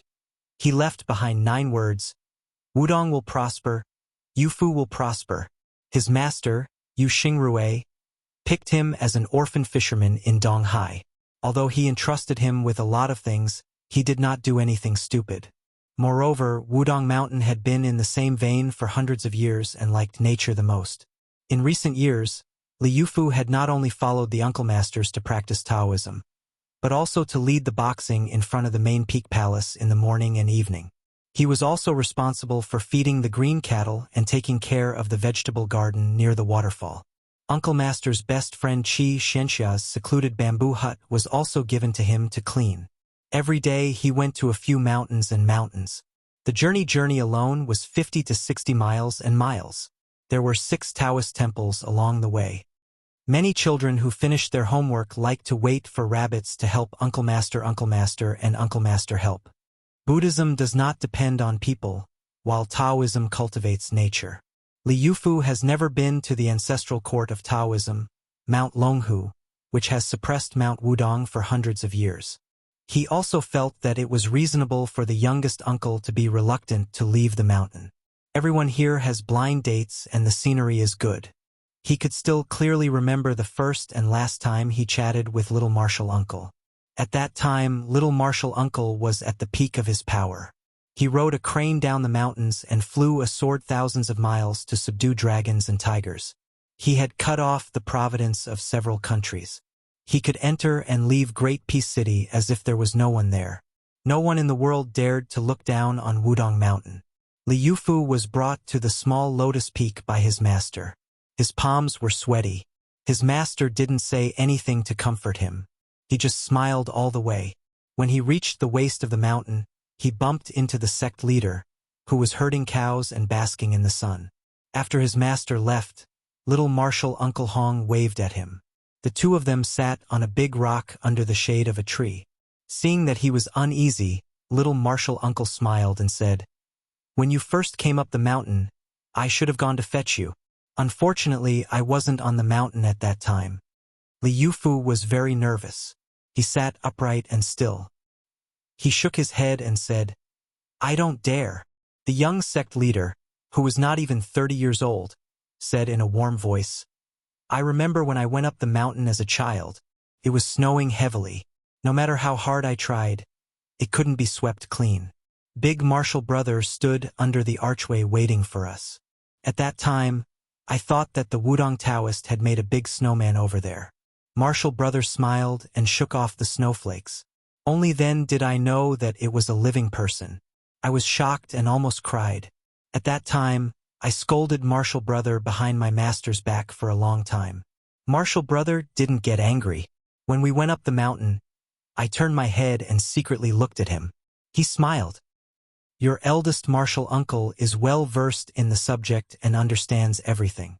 Meng Shi's divinatory qi, Jing Fang's adaptability, Sun Shuang's promotion and promotion, Deng Xian's Yao Chan, Yufan's Najia. He studied deeply and finally cultivated the De Huang Ting. He told me that the ancient alchemists cultivated their spirits, which was full of wonders. After that, they cultivated their qi and then their essence. The more they wrote, the farther they were from the Tao. Cultivating one's life but not one's nature is the first disease of cultivation. He also said that the cultivation of Taoists was no different from that of martial artists. However, Big Martial Brother said a lot. I didn't really understand at that time. Fortunately, he didn't blame me. There are things that the sect leader doesn't understand? When you say that, haha, it sounds like me. In the future, when you see His Royal Highness, remember to say the same thing. That guy is easily swayed. Alright, Jadeax, your name is not bad. Reporting to the sect leader, my master helped me to name it. Your master is knowledgeable and has a deep cultivation. He doesn't show off, you have to cherish him. Jade Axe. Do you want to cultivate immortality? Sect leader, I haven't thought about it. Don't rush to answer. I'm just asking casually. I'll come back and report to you when I figure it out. Just call me young martial uncle. Come, I'll teach you a set of fist and sword techniques. You can go down the mountain after you've mastered them. Young martial uncle, please speak. I'll listen attentively. Recalling the past, Li Yufu had nothing to do and felt a little sad. He walked leisurely and came to the main hall of the main peak. He saw the statue of Jinwu the Great. Li Yufu looked at it many times and became absent-minded every time. This time was no exception. I look at Jinwu and Jinwu looks at me. On the border of Beiliang, 10,000 dragon elephant cavalry were ready to go. Su Xiao, who was wearing an old armor, stood in front of the army. He pointed in the direction of Beimang to the young man in black beside him and said softly, "Go and pick up your brother." Huang Man seemed to smile innocently, but there was a sense of bloody heroism in it. Su Xiao turned around and asked with a smile, "Longxiang army, do you dare to march 1,000 miles straight?" The soldiers were excited. Fight to the death. The young man rode on the black tiger and took out a ribbon. He raised his hands and twirled it around his hair. His actions were exactly the same as his brother's. Chapter 582. 10,000 Longxiang army hastily broke camp and marched hastily toward Beimang amidst the earth-shaking bugle horn. Let alone the ordinary Beiliang soldiers, even Wei Fuqing and Dian Xiongzhao, these generals with real power in their hands, felt that it was inconceivable. Previously in the battle between Chun Zhibao and Hong Jingyan, the chess and sword music school was holding a plate of bronze figurines and watching the battle from the side. The battle was full of ups and downs. After the battle, Chun Zhibao went to the Green Pure Land mountain to avoid the heat and heal his wounds. Wei Fuqing controlled 1/3 of Beiliang's white crossbow feather forest, while Dian Xiongzhao led 6,000 Iron Stupa heavy cavalry. All of them could be considered as Chun Zhibao's trusted subordinates and direct subordinates. This time, not only these two met, but also several young and strong generals who rose to prominence on the Liangmang border by virtue of their military exploits also happened to meet together. Birds of a feather flock together. Chun Zhibao's direct subordinates and forces were divided into two distinct groups. They did not merge into one group. The other group was made up of civil officials. All of them were scholars and aides, who emphasized strategy and were light cavalry and archery. Most of them came from superior family background. Both sides minded their own business and did not see eye to eye. The whole world knew that the great general Su Xiao doted on his children. In the Beiliang army, 3 elite brigades with nearly 10,000 men were named after his children. Only the eldest son of the first wife did not have this fortune. The Longxiang army, which had 10,000 men, was especially famous. It was a true cavalry that had been through hundreds of battles. Not to mention the position of the main general, even the position of the deputy general was always empty. In these years, Yuanzhou Zongyao was in charge of the position of the deputy general, but he never interfered in the specific affairs. However, every time there were elite soldiers in the Beiliang army, more than half of them would be sent to the Longxiang army to train. This cavalry army, which was between heavy cavalry and light cavalry, could be said to be the darling of the Beiliang army. In the past 10 years, there had rarely been a battle at the border of Liangmang where more than 50 to 60,000 men were involved. However, as long as there was a battle and there was military merit to be gained, the Dragon Elephant Cavalry would definitely be the first to rush to the battlefield. They fought bloody battles and fought to the death, and had never lost a battle. This also gave the Beiliang army an impression that in the future, when the hedonistic eldest son of the first wife became the king of Beiliang, he would definitely have to rely on his naturally strong younger brother to charge and break through the enemy lines in order to sit steadily.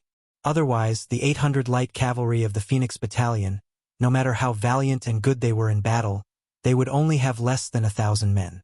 Once the Liangmang army started an all-out war, there would be tens of thousands of troops on all fronts. It was Chun Zhibao who made the entire spring and autumn period understand the horror of multiple types of soldiers working together in battle.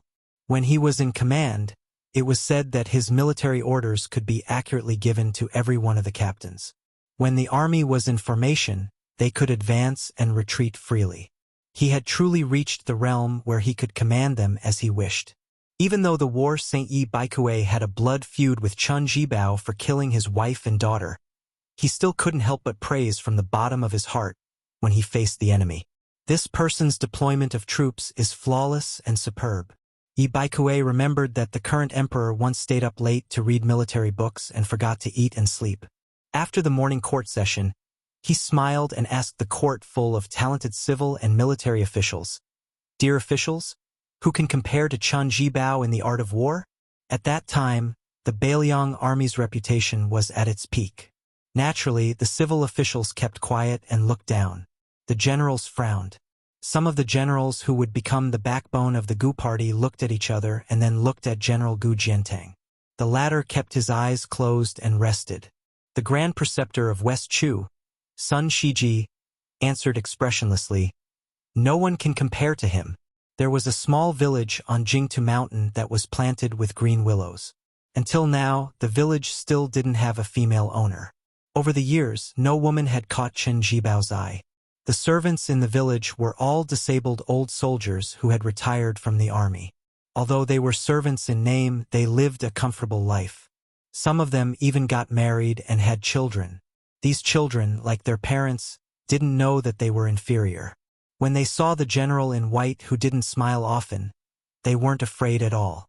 The women who slowly grew up in the village even had the mentality that there was no man in the world except for him. Outside, there were rumors that Chun Jibao had fought with Hong Jingyan, the fourth most powerful expert in the world, and had suffered a fatal injury. However, at this time, Chun Jibao was wearing a white robe and his face didn't look withered. He sat on a stone bench under a willow tree. The village didn't have an outer wall. At a glance, one could see thousands of miles of yellow sand.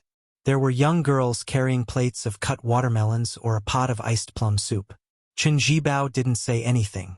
The young girls were used to it. They stole a few glances and then turned to leave. They didn't want to disturb their master's quiet contemplation. Chun Jibao was known to be familiar with poetry and books. He was full of strategies. His attainments in zither, chess, calligraphy, and painting were not shallow. He was better than the scholars. However, it was rare to hear him speak in a scholarly manner. Even more so, it was rare to see him recite poetry with scholars. Most of the time, in Bailiang's army, he had accumulated a lot of prestige.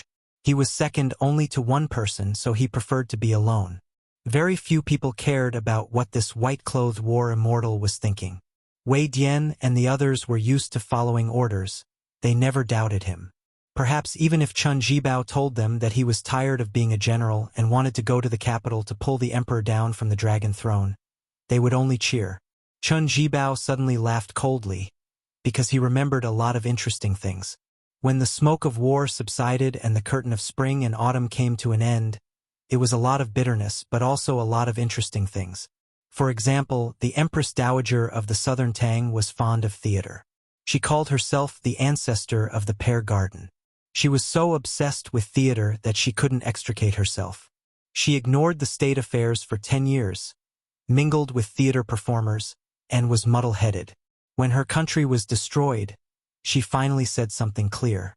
She wore an unsightly theater costume and sat in the palace hall. Chun Jibao's eyes were cold. He chuckled softly and said, "Theater performers who can't get much money. Theater performers have no loyalty. But those who watch the show have feelings?" The Longxiang army raided Beimang without warning. The second son, Su Longxiang, rode in the front, and Yuan Zuozong brought up the rear. Su Shao returned to the military camp. An old scholar was concentrating on a game of chess. He was Su Weisheng's teacher, the Shangyin Academy's chancellor Mr. Wang. Back then, Su Fengyan had seen him play a game of chess with the lousy chess player Su Shao outside the red-crowned crane tower on Mount Qingliang. He had seen the chancellor withdraw his moves more than 10 times. From then on, he had an indelible psychological shadow of the so-called national chess player.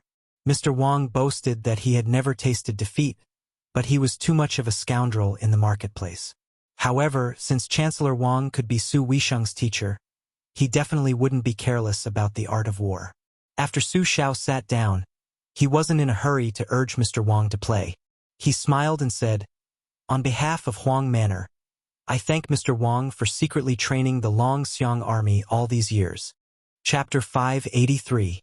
The Chancellor picked up a white chess piece and placed it down heavily. His face was full of confidence as he stroked his beard and smiled. "The game is set. General, you've lost again." Su Xiao didn't expose this Mr.'s evil act of secretly changing the position of the black chess pieces. He pretended to admit defeat. "Losing to Mr.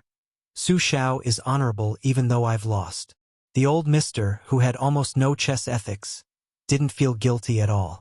He was refreshed and said, "Playing chess with you is indeed a blessing in life." Su Xiao stood up and walked to the map of Beimang. He slowly drew a route for the army with his finger. Mr. Wang stared at the map with narrowed eyes and didn't speak for a long time. Su Xiao also didn't change his expression. It was the Chancellor who couldn't hold it in anymore.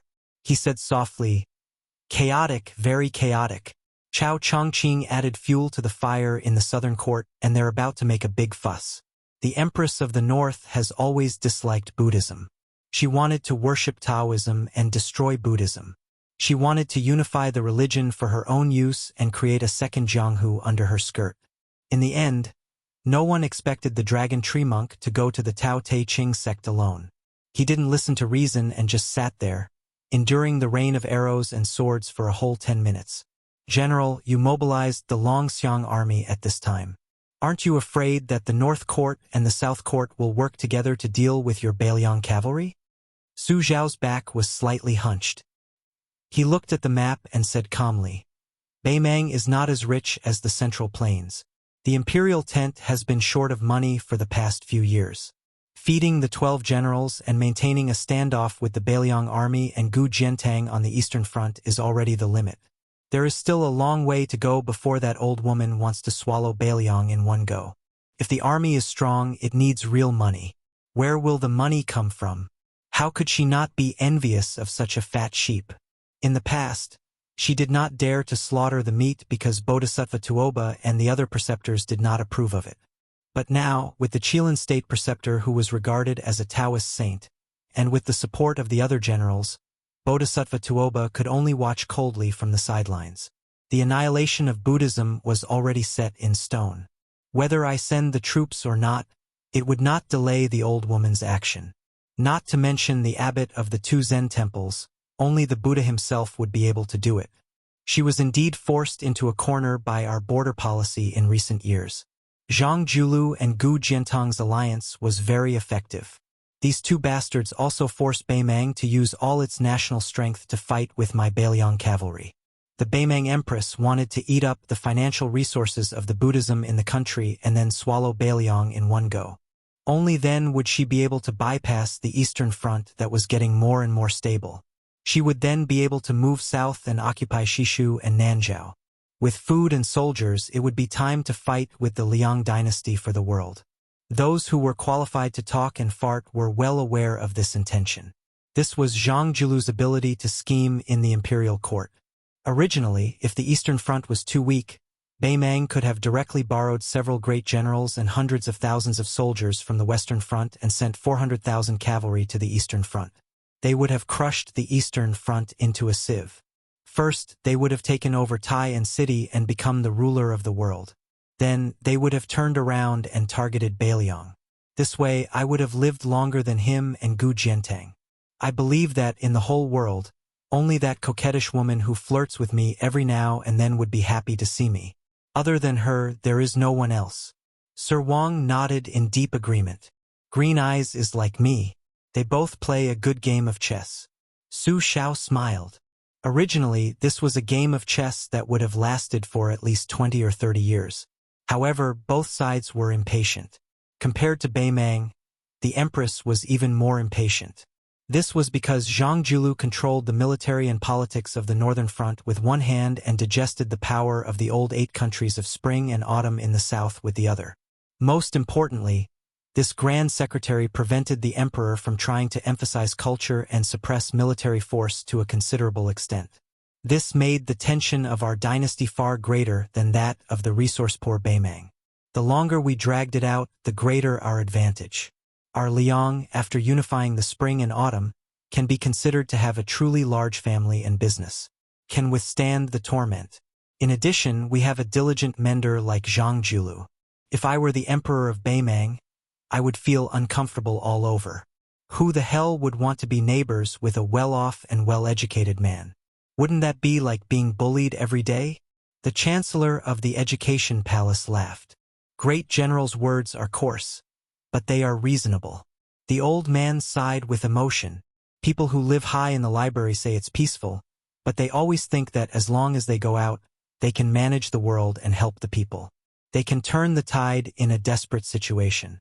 They make it so that governing and pacifying the world is as easy as writing a few words at their fingertips. The danger is no less than that of a military town's separatist regime. These words were personally spoken by Green Eyes in front of the emperor. As a scholar who reached the Zhuangyuan rank to be able to say such a thing, it can be seen that he is very suitable to be the Grand Secretary. No wonder Zhang Julu can be the great general's opponent. Hey, great general, we are thousands of li away from the topic. Su Shao continued to point at the map. He said with a laugh, "My thinking is different from teachers. This time the Longxiang army is going to the north. Not only they want to fight a battle, they want to fight a tough battle. Picking up soft persimmons to pinch is not our Beiliang army's temperament. Teacher is worried that if the Longxiang army wins the battle, those scholars of the southern dynasty, who have obtained riches and honor, will forget their ancestors and betray their ancestors, will hate the Beiliang even more. Actually, in my opinion, if the Beiliang cavalry does not teach them a lesson, those new nobles of the southern dynasty, who followed their fathers to flee to the north when they were young, will have their tails raised to the sky early on. They will have to be ruthlessly whipped before they know what is called fear. I want them to be afraid to the bone. These bastards are the same as those scholars of the spring and autumn period. They can't remember what's good for them. Therefore, this time the Longxiang army is going to fight to the death with the first military town in Longyao province, Tile City, which is ranked first in terms of military strength. The other military towns, Gentleman's Mansion, Ligu, and Maolong, are all tough bones. They are not in the same line. The Longxiang army is going to take a detour and attack them one by one. The old teacher sighed with worry. But the Longxiang army only has 10,000. Not counting the troops and horses along the way, just the 5 towns alone have 60,000 elite armored soldiers. They still have to face the 2 Beimang great generals face to face. Is that okay? 10,000 Longxiang army, how many people can they withdraw and come back? Su Shao chuckled. I forgot to tell teacher. Our Beiliang's great snow dragon cavalry is also about to set out. The Beiliang cavalry is the best in the world. The great snow dragon cavalry is the best in Beiliang. In this hot summer, the old teacher seemed to feel the chill. He pulled up his sleeve. He muttered to himself, "But doesn't this mean that we are going to fight for real? It's not appropriate, it's really not appropriate." Su Shao pressed his palm on the map and said, "My son is there. Is this reason enough?" Chapter 584. It was becoming harder and harder to live in Jing. Not only were the foreign businessmen sighing, even the officials were so worried they were pulling at their beards. In the first 20 years of Great Peace City of the current dynasty, every mu of land only cost 600 taels of silver. Now, it was still expensive and cheap, but it had risen to an eye-popping 2,500 taels of silver per mu. No wonder the left servant of Menxia province, Sun Shiji, had the saying that every mu of land had the same value as gold. A small courtyard, even at the very edge of Jing, cost close to 1,000 taels of silver. The scholars who came to Jing for the imperial examination all complained incessantly. Fortunately, there were the local guilds that flourished because of the times, so most of the scholars who did not have enough money did not have nowhere to go. Also, there were monasteries to rent. Normal scholars could afford the rent, so there were no complaints. Only those literary magnates who only had a good reputation but no gold and silver could not afford to buy a place in Jing in their entire lives. They would often write a few self-deprecating poems. They could express their feelings and also gain the sympathy of the poor scholars, killing two birds with one stone. Some guilds that had produced large and small yellow doors or Hanlon guilds would often hang up signs that would allow them to rent 1,000 taels of silver a day. These places with good feng shui were in short supply. There were a total of 600 guilds in Jing. Most of them were located next to each other in the southeast of Great Peace City. Every time the imperial examination was held, it would be bustling. If one was not amorous, it would be a waste of youth. This large area of guilds had all kinds of food and drink, restaurants and brothels as numerous as the hairs on a cow. Originally, the scholars going to the imperial examination were worried that they would be unfamiliar with the place. Their local accent was scorned by the locals of Jing. When they entered Great Peace City and lived in the guilds, they found that they were surrounded by people from their hometown. Those who did not have money were happy. Those who had money in their pockets wanted to spend it all to enjoy themselves. Did they really think that these people were stupid with too much money? Of course not. Most of the scholars from the same hometown who were qualified to enter the capital to take the imperial examinations had studied hard. They were just short of breaking through the last layer of window paper. Once they had jumped through the Dragon Gate, they would always remember the days when they were poor, when other people only had a few copper coins for a piece of flatbread or a few taels of silver for a full meal. When they soared in the future, as long as it was within their ability, how could they not be happy to help a fellow villager who had helped them in the past? As a result, the business of almost all the shops in this area, which was known as the Dragon Fish Restaurant, was exceptionally good compared to the other markets. Moreover, many foreigners who were already officials in power in the capital liked to come here every now and then to gather with their friends. They would cheer their fellow countrymen on or give them advice in person. This scene was just a small microcosm of the competition between the four parties in the Liang dynasty. Unfortunately, as the Green Party, one of their best friends, gradually withered away, the rich scholars of Qingzhou became homeless ghosts. Their voices in the Fish Dragon Strip area became quieter and quieter. The White Lion Building was not originally called this name. It was called the Heavenly Fragrance Building. At that time, business was average. This year, it had made a lot of money. Could be said that last year, the head of the brothel, Li Baisher, had stayed in a big brothel nearby. This beauty did not need to be said. She was the only prostitute on the rouge list.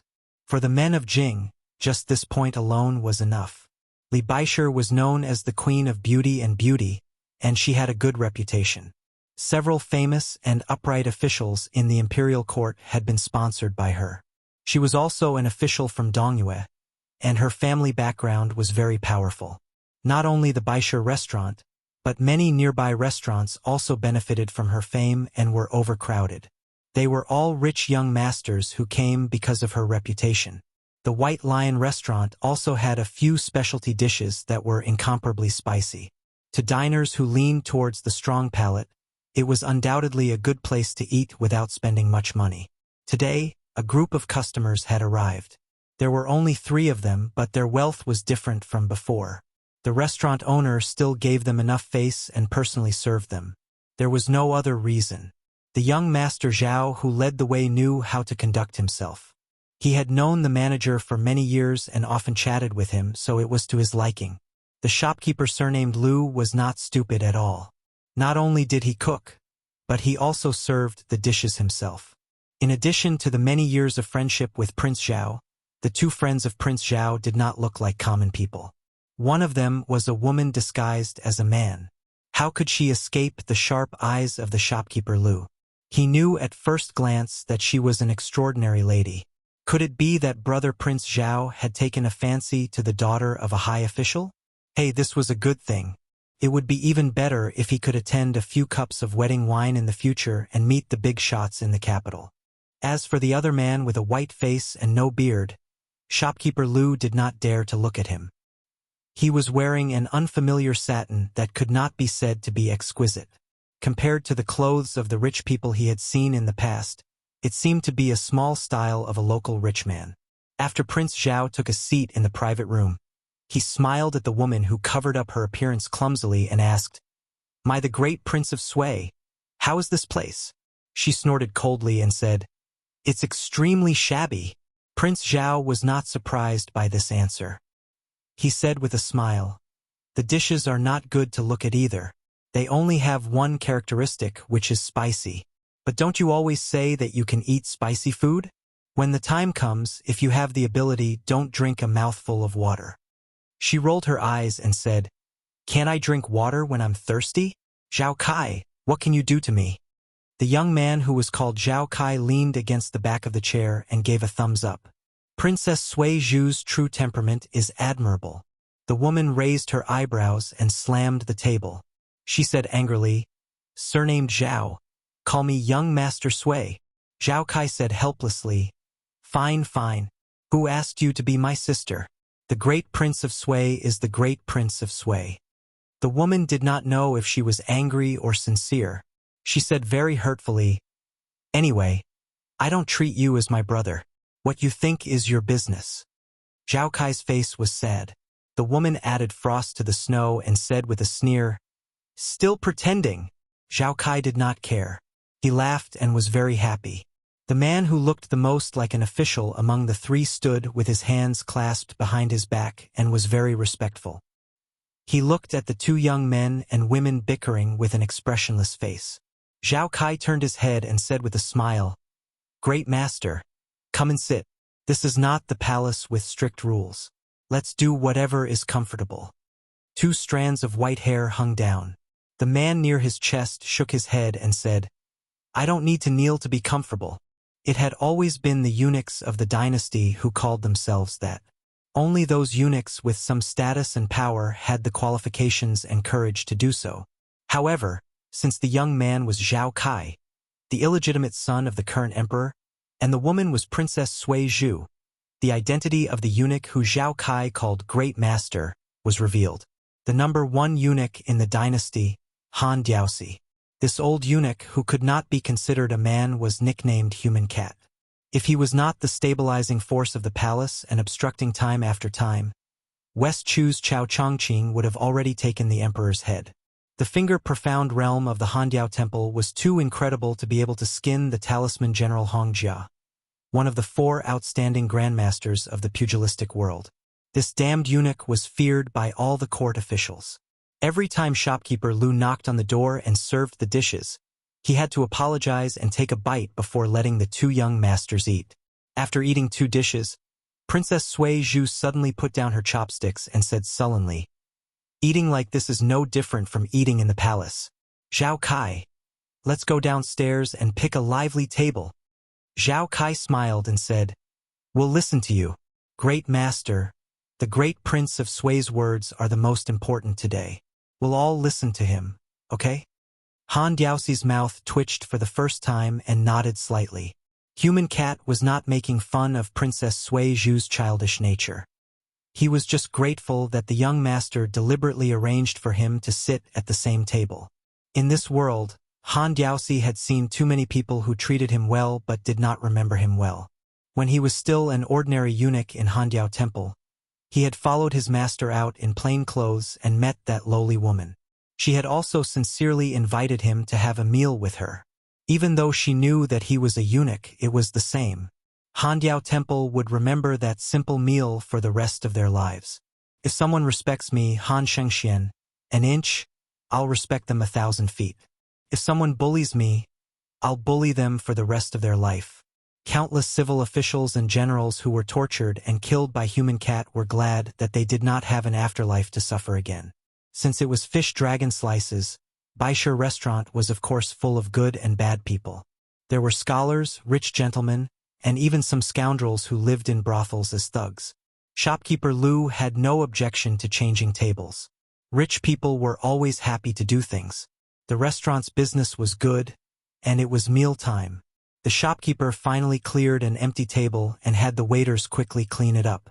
Zhao Kai and the other two sat down and heard a bare-chested man at the next table step on the bench. He clenched his teeth and scolded, "Damn it! A few days ago, a pretty boy came to our dingfeng to visit women. He didn't have money in his pocket to pretend to be a master, and he used a few nonsensical essays to fool us. The poems were not poems, the words were not poems, and they were noisy. I'm going to beat this little bastard up with a stick on the spot." Sitting at the same table were a few scholars who did not have much money. They had been in the brothel for a long time. The scholar who was in charge of paying for the prostitutes was suffering from a lack of money, and the price of his sisters was too high. He thought that it was not a good idea to stay in the brothel for a long time, so he wondered if he could build a good relationship with the head guard in front of him. He did not expect to lower the price, but before he went to bed, he could at least get rid of some unnecessary tips. In brothels, there were many ways to do things. To maintain one's reputation, it was very expensive. The extra expenses on maids and servants were accumulated bit by bit, and the amount of broken silver was also very frightening. An old-fashioned scholar who did not look like a clever person hesitated for a moment and said, "I've heard of this person." He recited 3 poems, and now everyone knows about fish dragon slices. They are all not bad. Among them, "The lonely light shines on me, my liver and gallbladder are all ice and snow, and the east wind of spring brings the spring" are all good poems. Chapter 585. The burly guard's expression changed greatly. He spat mercilessly and got up to leave. The leading scholar was experienced in the ways of the world. It took him a lot of persuasion to get him back to his seat. He said, "No matter how good the poem is, it's just a small path." Su Weisheng, the great poet of Shangyin Academy, also said that the poem is just a poetic remnant. Most of the contemporary poets in the literary world are just picking up scraps from the pile of old papers of their predecessors. They can't be considered as real talent, let alone establishing their own school. In my opinion, what's the point of being cold? If it's really cold, why would they go to the brothel to make a fuss? Isn't this just a cheap gimmick? In terms of character, it's far from being as straightforward and forthright as Instructor Hong. The burly guard liked what he heard. He took a bite of the fatty and spicy drumstick. Out of the corner of his eye, he saw a young man who looked like a rich man laughing at a nearby table. He glared at him and said, "What are you laughing about?" Zhao Kai said with an honest face, "You're right. Those scholars who fish for fame should be beaten up." When the man saw that his expression did not seem to be fake or sarcastic, he laughed and said, "You're quite smart. When you go to Dingfeng someday, tell them my name, Hong Sanlong, and the price of the girls will be fair." Zhao Kai gave a fist salute and thanked him. Princess Sui Zhu lowered her head and rolled her eyes. That man should have some influence in this area.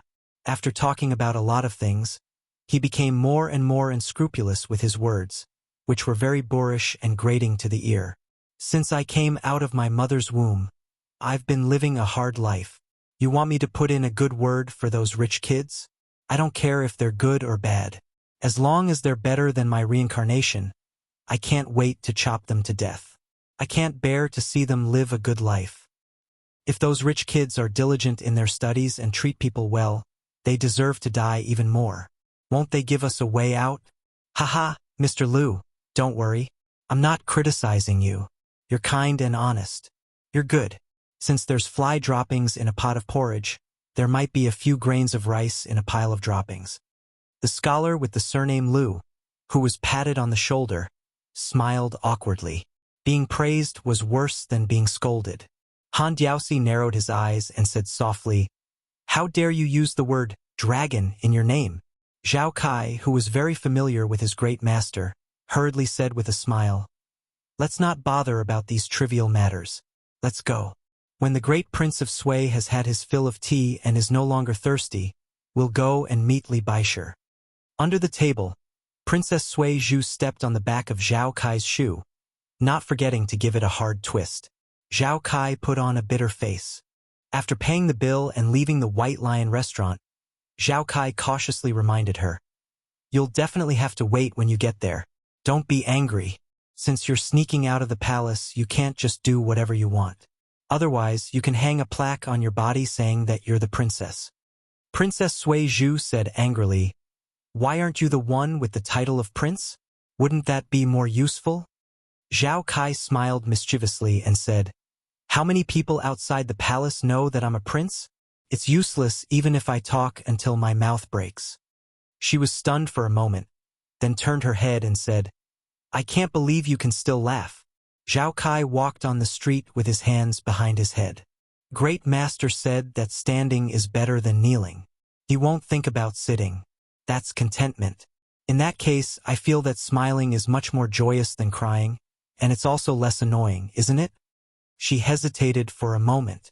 Then when Su Fengyan took away a few red talisman armors, did you laugh or cry? Zhao Kai smiled and said, he's my brother-in-law anyway. We're family. It doesn't matter who has the things. She sneered. Your brother-in-law and brother-in-law, but in the end, you still have to kill each other. It's so fun. I can't even cry if I want to. Zhao Kai suddenly said, Beiliang is going to be in chaos. Princess Sui Zhu's tone was even more sarcastic. In any case, that guy thinks His Royal Highness is useless. Later on, he's also very embarrassing when he practices the knife. If Beiliang is really in chaos, he'll just hide. Humph, he's even worse than you. Zhao Kai sighed and said, it would be better if you didn't say that last sentence. She said casually, Father is quite satisfied with the red sect female bodhisattva that you recommended to the palace. He's very interested in the struggle between the red sect and the yellow sect, as well as your suggestion of signing the living Buddha with the silver vase. In the future, he might let you go to the western regions with her. Zhao Kai also casually said, oh, Su Fengyan and Helian Wuwei went to many places. Other than the important military matters, they did not participate in other matters, whether it was important or trivial. They even did not mind Su Fengyan reading some of the military and political documents. After 5 days of running around, Su Fengyan had a rough understanding of the outline of Shiha province. Today, the two of them finally had some free time from their busy schedule and went to the place where they first met to sell watermelons near the courier route. Su Fengyan did not hide anything. While sitting on a small stool and waiting for customers, he said directly, from the speed at which Uncle received information about the Dragon Tree Monk in the Tao Te sect, it can be seen that Beimeng places great importance on the courier route. They don't lose out to Su Shao, who single-handedly built the courier route system during the spring and autumn period. Especially the eastern line where Shiha province is located, it can be compared to the western line where Liang Mang confronted each other. Along the way, I've seen many inconspicuous things, but they're all Beimeng slowly accumulating military power. Helian Wuwei smiled in relief and said, you can see the whole picture from a small clue. Not bad, not bad. Chapter 586. He turned around and saw Su Fengyan's serious face. Holding the order, he handed over half a watermelon and smiled faintly. In fact, in an imperial court, even if it's the few that have fallen in the spring and autumn period, there are definitely many smart people who have great foresight. However, whether or not they can inform the heavens and make the emperor happy, allowing the laws and regulations that contain ambition or ambition to be smoothly implemented is the crux of the problem. Your Liang dynasty has many pillars, especially with Zhang Julu in the middle. You are naturally better than others. To tell you the truth, as the county magistrate of Shiha province who was born in the army, every time I think about it, I feel worried just like you do now. In terms of military strength and armaments, the soldiers of the 12 generals are not weak. But compared to the Beiliang army, even Tuoba is not shameless enough to say that he is invincible. Fortunately, Beimeng learned from the shame and became brave. After suffering a lot, they know that the men in the south are not all weak scholars. There are also butchers like Su Shao and Gu Jiantang who kill without blinking. Over the years, Beimeng has been gradually getting stronger. As for our side, I think it's a pity. Fengyan, can you guess? Su Fengyan said with a smile. There are many scholars who fled northern Mang during the spring and autumn period, who have the qualifications to give advice and suggestions to the imperial preceptor or the great general. However, we are still lacking a first-rate strategist who can become the imperial preceptor. Helian Wuwei took a bite of the watermelon, looked up and said, don't laugh.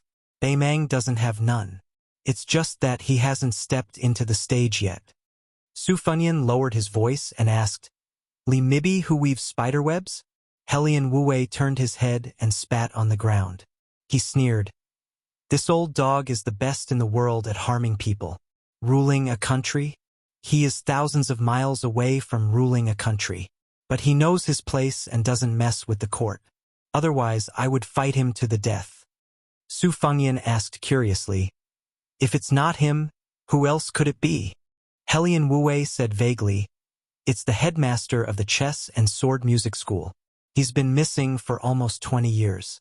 When he was in his middle age, he was looked down upon by the empress and disappeared completely in a fit of anger. I'm guessing that he went to Liang. As for what he did, I have no way of knowing. Perhaps even our emperor doesn't know. I don't believe that such a person would die quietly in the south." Su Fengyan said, "I heard from my master, Li Yishan, that this guy is very good at chess. He is almost on par with Huang Longshi." The old man sighed. "I have seen many people with great ambition but little talent in my life. Only the head of the chess and sword music school has great ambition and talent. The chess manor has a cultivation method that allows one to place 1,000,000 pieces in a lifetime. Do you know how many pieces that guy placed?" Su Fengyan said in astonishment. "It can't possibly be 10 million, right? Wouldn't that mean that he was born to stay in front of the chessboard and play chess? A chess addict like him can't possibly have great prospects, right? My master always says that playing chess on the chessboard is just a checkmate. There's nothing special about becoming a first-rate national player. It's different from being a person." The old man laughed heartily. "You're too smart for your own good. That guy played very few games. You can count them with your fingers. I estimate that he placed less than 7,000 to 8,000 pieces." Su Fengyan frowned and said, "At the very most, there are less than 100 games. Why is playing a game of chess with the chess manor's manor head of the chess sword music house as if he's gambling with his life?" The old man slowly said, "Do you know how this guy played his last game? After he lost to Huang Sanjia, he went into seclusion to study. When he mastered his chess skills, he played against the old headmaster. It was a life and death game. Whoever lost would die." Su Fengyan clicked his tongue. Both headmasters were ruthless people. Helian Wu laughed in schadenfreude. "You should just pray that this kind of person doesn't make it back to Beimang alive. Otherwise, if you were to succeed him and become the king of Beiliang, you'd be in for a lot of trouble if this guy were to still be alive." Su Fengyan said in all seriousness, "I'll go to Thunder Roll Temple tomorrow and curse this old man to death." Helian Wu laughed loudly. "Then remember to curse me to death as well. With me in Shiha province, even Su Shao will have to be a little afraid." Su Fengyan didn't need to be polite with this old man. He joked, "Uncle Helian, your skin is even thicker than mine." Helian Wu nodded. "Humans, as long as they get older, they'll be cursing themselves just like how I cursed Li Mibi as a chicken thief. They're all thick-skinned, afraid of death, and greedy for life. They're not as open-minded about life and death as they were when they were young and full of vigor." Su Fengyan took a bite of the watermelon. He thought of Su Shao and his master Li Yishan, who were younger than Helian Wu. Helian Wu said slowly, "Now that I've taken you to see the political affairs of our province, I can tell you some things directly. I can't say much about other generals and provincial governors, but as far as I'm concerned, Helian Wu, I don't expect all the generals and officials under my command to be saints. It's okay to be greedy for money, but don't be too greedy. In my opinion, pedantic and honest officials who earn their own reputation are not as good as capable officials who can fill their own pockets but can also benefit the people. If you don't cross the line, I think I'm very easy to talk to. If you cross the line, then I'm sorry. I don't care if you're my relative or my trusted aide. I'll kill you if I need to kill you and confiscate your property if I need to confiscate your property. I won't be lenient. This is called nothing can be accomplished without rules and standards. How to recognize people is difficult, how to use people is difficult, and how to make use of people is even more difficult.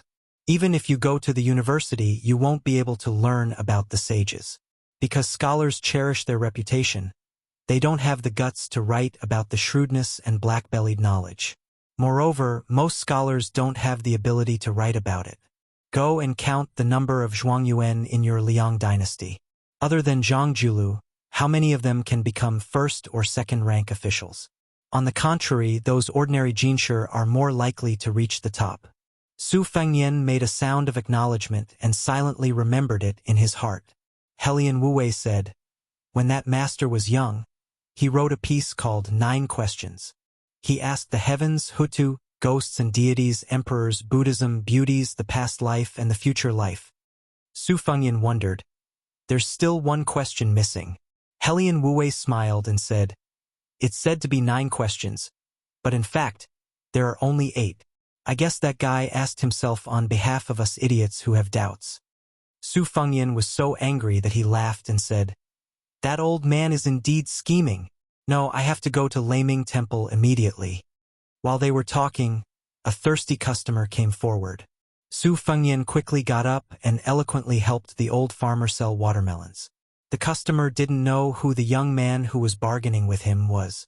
Furthermore, he didn't know that the old farmer was the prefectural governor. Su Fengyan also didn't know that 2 groups of Bailiang cavalry had suddenly attacked Beimang. He also didn't know that the Empress of Beimang, who had received the military intelligence, had dispelled the idea of personally going to the South Dynasty because of the appearance of one person.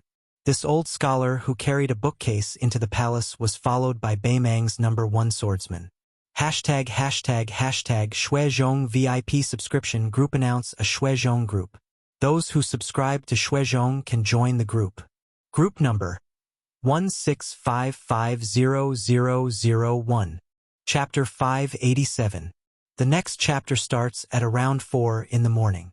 Compared to the Imperial Palace of Great Peace City, which was like the Imperial Palace of 9 Heavens, the Palace of Beimang was like a child playing house. It could not withstand a few trips by agile eunuchs. The great eunuch Sun Dingsheng would feel some regret every time he looked down at the palace from a higher position. His status was about the same as Han Diaoxi's, but the Palace of Beimang did not favor eunuchs. There were only about 3,000 eunuchs in the palace, which was less than the Imperial Palace of South Korea. This made Sun Dingsheng very annoyed. When the Empress arrived, she changed the itinerary and cancelled the imperial inspection to South Korea. This made Sun Dingsheng, who had finally left the palace, angry. However, when he secretly waited at the palace gate today and saw the old scholar and the man with the sword, he could not help but gasp when he guessed their identities. Then he felt a great honor. His smile became more respectful and sincere. He did not dare to say a word and silently led the 2 into the palace. Unexpectedly, it was the guest who took the initiative to speak warmly. Supervisor Sun, how are you? Sun Dingsheng was flattered. He had only met the old man once more than 10 years ago. At that time, he was just a newly appointed eunuch. Besides, the eunuchs of Beimang had no power to speak of. He did not dare to hope that the old man would remember his face, let alone his surname. Sun Dingsheng, who had been walking carefully in front but could only keep a distance of half a step, quickly bowed even more. He laughed softly and said, in reply to the imperial peace decree, I am fine. My life belongs to Her Majesty. I dare not fall ill. The imperial peace decree's complexion is good. This is Beimang's fortune. The old scholar laughed and said, Supervisor Sun, thank you for your auspicious words. Sun Dingsheng bowed and led the way. He smiled and said, I wouldn't dare. The old scholar did not go overboard and did not exchange pleasantries. He put his hands in his sleeves and squinted at the somewhat unfamiliar palace. They walked up the steps, past the Vermilion Gate and went down the steps. It was the Jade Square outside the main hall. The ups and downs of life were so similar. The old scholar looked back at his junior who was 5 steps away and said somewhat guiltily, I caused you to not be able to compete with Dong Tai. The middle-aged swordsman shook his head and hesitated for a moment before saying, Sir, you have 9 questions. Can only ask. Ask for the sword Dao? Ask. Subtracting 1 word, the difference is 10,000 miles. Dong Tai underestimated you. The middle-aged man with a sword on his back was famous in the Beimang royal court. His nickname, Sword Oraneerer, was truly worthy of his name. Li Mixi was a powerful official who was highly regarded by the Empress. He was the bloody executioner who controlled almost all the dark forces in the dynasty. In the past 10 years, he had been assassinated by the sword residence master many times. Some of the nobles in the imperial tent joked that Zhu Yi was able to improve over the years because Sword Oraneerer was good at finding flaws. Sword Oraneerer was a very boring man. His appearance was boring, and his personality was boring. His ordinary name had long been replaced by his nickname, Other than practicing the sword, he had no other interests. He was not interested in women, power, or eloquence. He was only interested in sword aura. However, Li Mixi had a very high opinion of this archenemy, who did not change despite repeated admonishments. Even the Empress was furious with him. Sword aura nearer only showed 60 to 70% of his strength because he only allowed himself to be defeated. He did not have any interest in killing others. When Li Chungang was young, he once said that Beimang did not have a sword. After Dong Tai became a swordsman, he also said that Beimang did not have a sword. Beimang originally thought that the sword residence master would intercept the Peach Blossom sword deity. Even if he did not defeat Dong Tai, he would at least make him take back his words. However, Sword Aura Nearer was very disappointing. He did not show himself. It seemed that in his eyes, escorting the old scholar to the north was more important than anything else. Sun Dingxing slightly quickened his pace. There were 9 levels of suet jade stairs in front of the main hall of the Beimang Palace. A woman with a cold face stood high on the stairs. She was dressed in a bright yellow dragon robe. The old scholar laughed and said, "We're almost there." He was about to meet the Empress, the most famous woman in the world. However, the old man still had the mood to leisurely turn his head and ask, "Huang Qing, after today, you should go to the Liang dynasty. You can't let Beimang know that Dong Tai is Li Chungang." But Liang does not know that Huang Qing also has a sword. Sword Aura Nearer nodded and stopped almost at the same time as the head eunuch Sun Dingsheng. The old man continued to walk forward. He did not kneel to the Empress. The Empress, who was known for her great talent and bold vision, did not condemn him. However, she did not walk down the stairs, not even one step. The old scholar raised his head and looked at her. The Empress's face was old, but her eyes and eyebrows were faintly discernible. She was indeed a beautiful woman when she was young. She stood alone on the stairs and looked coldly at the Taiping magistrate who had left Beimang in a fit of anger. After a long silence, she finally smiled and said, "According to your request, the palace has done everything. Shall we begin?" The old scholar did not stand on ceremony. He walked up the first step, took down the book box and waved his hand. Nearly 200 palace maids and eunuchs holding satin scrolls entered one after another. They bent their knees and placed the satin scrolls on the left and right sides of the square. They walked backward with their heads bowed, each holding a long scroll. Without exception, they all stood back to back in the center of the square. The Empress suddenly squinted and looked at the square. Hundreds of satin scrolls formed a huge painting. It was the territory of the 2 dynasties of Beimang and Liang. It was so detailed that it included every military town, every river, and every vein. The world was under her feet. Therefore, the Empress subconsciously took the first step and walked to the 8th step. Standing high, she could see further. However, her ambition had been more than just looking since the first day she entered the palace. The 2 dynasties were beautiful. It was a magnificent sight. The outline of the Beimang dynasty was written in white on a black background. The territory of the Liang dynasty was written in black on a white background. Chapter 588. A chessboard and a game of chess. Black and white faced each other. The Empress smiled and said, "Taiping Ling has always been good at playing chess. Are you going to make a game of chess for me today? Do you want me to walk on this country with you?" The old scholar did not reply. He waited until those meticulous female officials and eunuchs who were sweating profusely had quietly left the square. He opened his book box, took out a bamboo pole and a few pieces of black charcoal, sat down and raised his head. "Your Majesty does not need to step down for the time being. Today, allow me to talk about the right time, the right place, and the right people. Tomorrow, I will talk in detail about the geography, people, military power, and customs that I have seen in the spring and autumn of the Central Plains. On the 3rd day, I will talk about the border between the 2 dynasties, just to solve the urgent situation. On the 4th day, I will talk about the specific matters of our dynasty and how to win the hearts of the scholars. On the 5th day, I will talk about how to destroy Beiliang, occupy Shishu, and annex Nanzhao. On the 6th day, I will talk about how to direct the spearhead to Great and City and finally pacify the world. On the seventh day I will talk about how to govern the country. Even though the empress had experienced many ups and downs, when she heard these bold words that could swallow the world, she was stunned for a moment. She walked down a step and imitated Tai Pingling and the old scholar sitting on the ground. The old man first put down the charcoal that would be used to add the finishing touch. His hands leaned on the bamboo pole that he used to climb mountains and wade through rivers. He had already rubbed it until it was smooth and clean. He looked at the square and said calmly, Huang Longshi once said that the general trend of the world is that after being separated for a long time, it will be united, and after being united for a long time, it will be divided. At the beginning of the spring and autumn, the Liang dynasty destroyed 8 countries and used the momentum of successive victories to conquer our dynasty.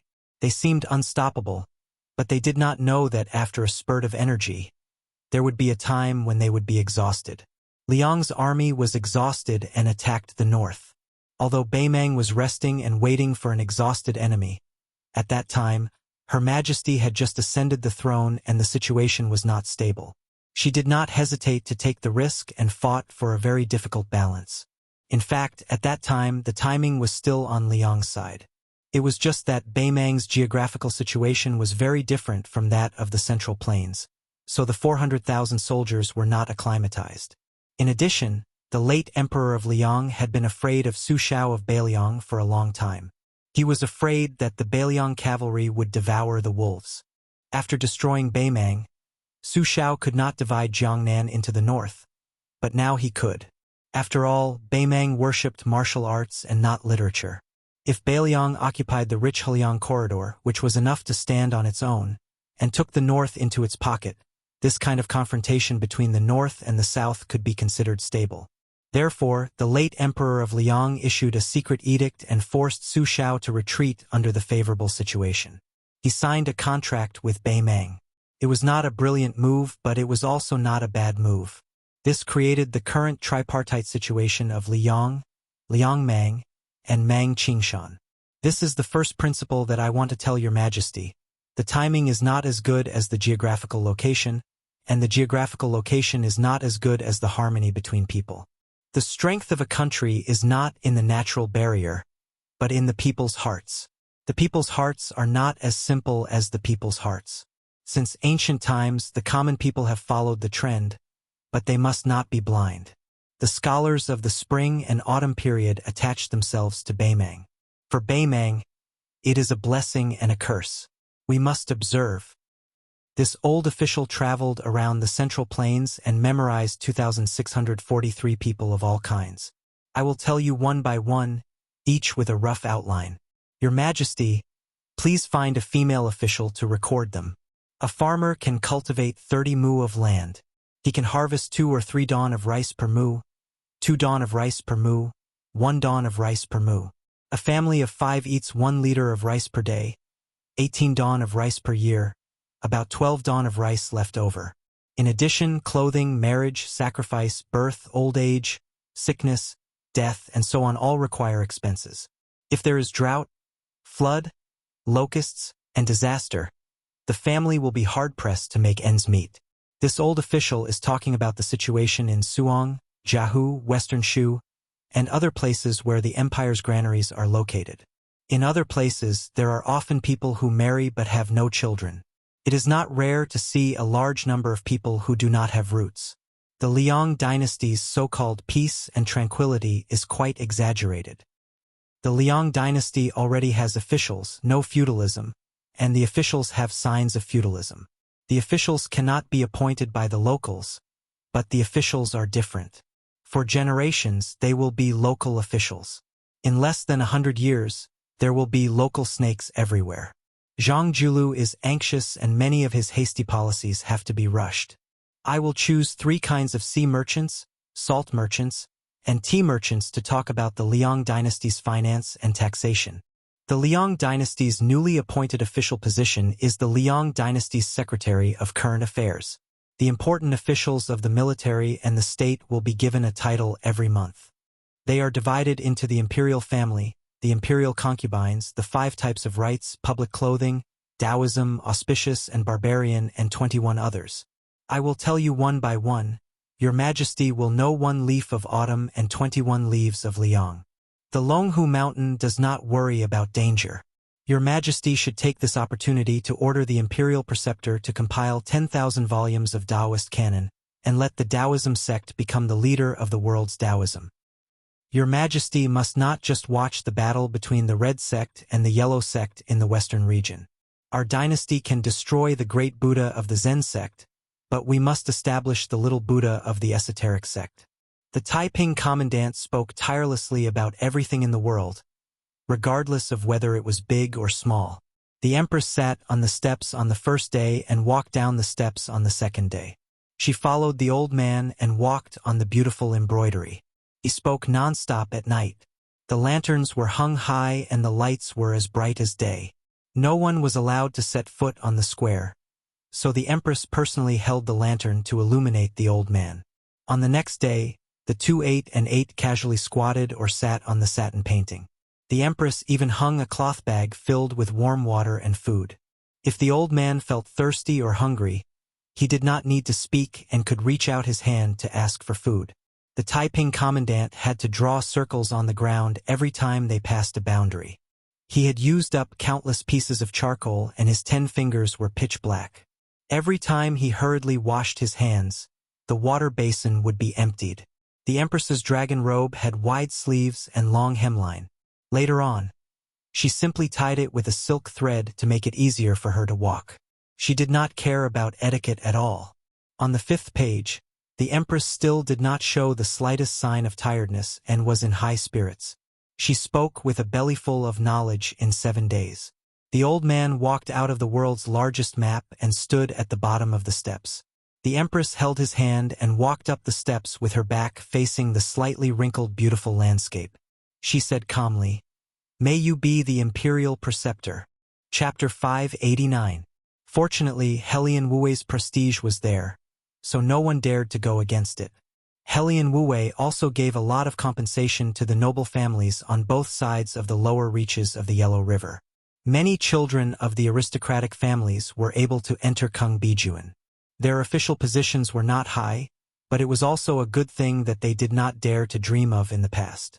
Coupled with the diversion of the river, it was only a 20-mile semicircle, so it could not be considered a serious injury.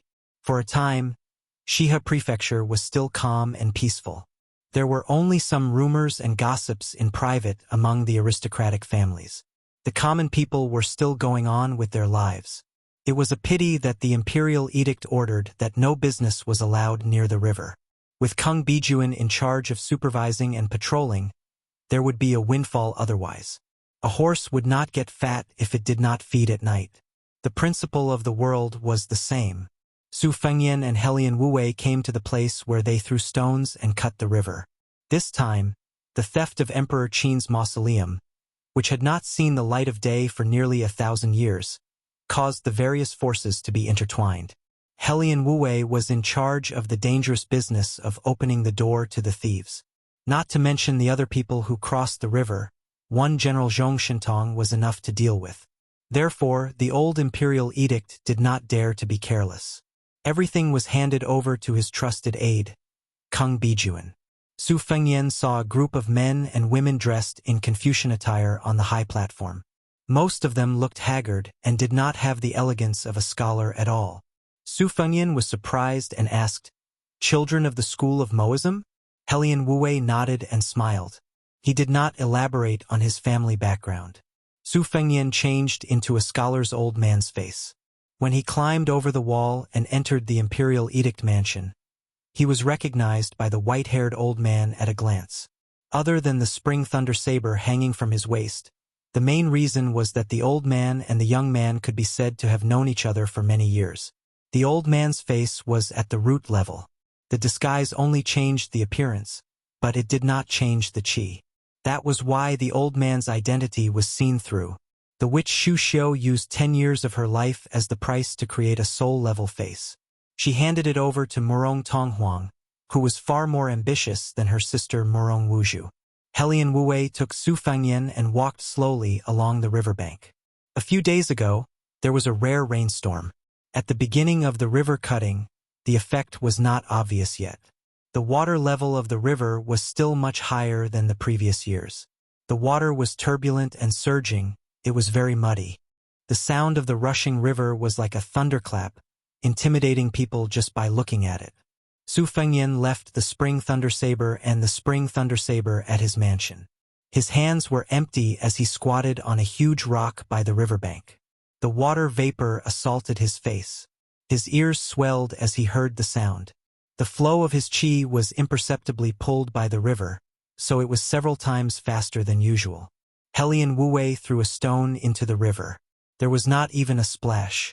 He said with emotion, "When I was young, I often swam in the river after the rain, but I liked to swim against the current. Now I can't swim anymore. After I got old, I became interested. If I really want to go into the river, I can only choose the gentle part of the river. Even if I don't want to, I have to be old."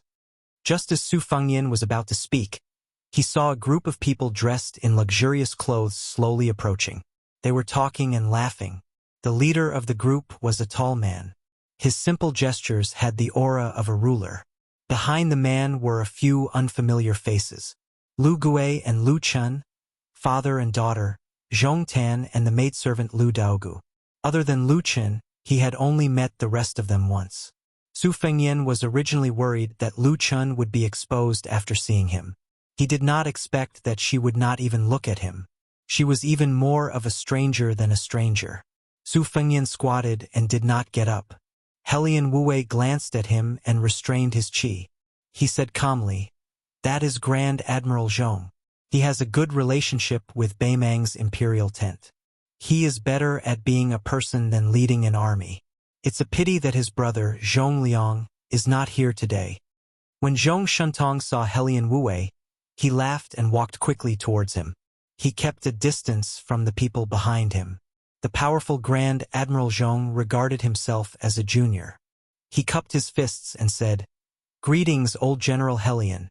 Helian Wu didn't want General Zhong to give him the cold shoulder. He slapped Su Fengyan's head as if he was an elder disciplining a good-for-nothing nephew. He scolded angrily, "Get up and salute General Zhong." Su Fengyan helplessly stood up and bowed with his hands clasped in front of him.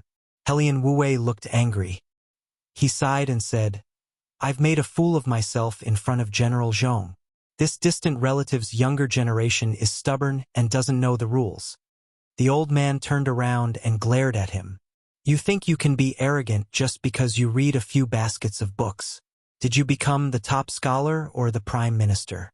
You only know how to look at the sky from the bottom of a well. You're useless." Take General Zhong's eldest son, Zhong Tan, for example. He's only a few years older than you, but he's already a real Jinglang commandant.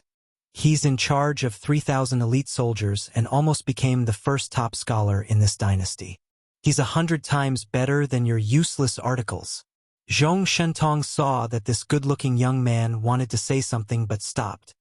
He must be afraid of the Zhong family's reputation, so he suppressed his scholarly spirit. However, he did not look happy. Grand Admiral Zhong was not surprised that Helian Wu was a distant relative. Helian's surname was a popular surname in Shihe province. Helian Wu was born in an official's family. However, his family declined and he joined the army. Helian Wu was a general who had fought hundreds of battles. He was famous in Beimang for being a diligent scholar. He had never fallen behind in his military career. He had a good impression of scholars. If a descendant from a declining family had a chance to become the top scholar, Zhong Shintong would also have high hopes for him. Zhong Shintong did not want this kind of trivial matter to dampen the atmosphere and harm the long-term situation. Therefore, he smiled and comforted, "Old general, don't think too highly of my son. He's just a few years older than Helian." Su Fengyan whispered, 3,000 soldiers and horses are nothing. When I become famous in the imperial court, even leading 30,000 cavalry will be too little." Chapter 590. Helian Wu kicked him and glared at him, saying, "Those armchair strategists of yours don't count for shit." Su Fengyan dodged the soft kick and turned his back to the crowd, as if he was being looked down upon by an elder in front of an outsider.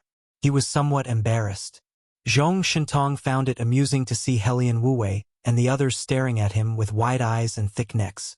He acted as a peacemaker and said a few polite words about how it was a good thing to be young and ambitious.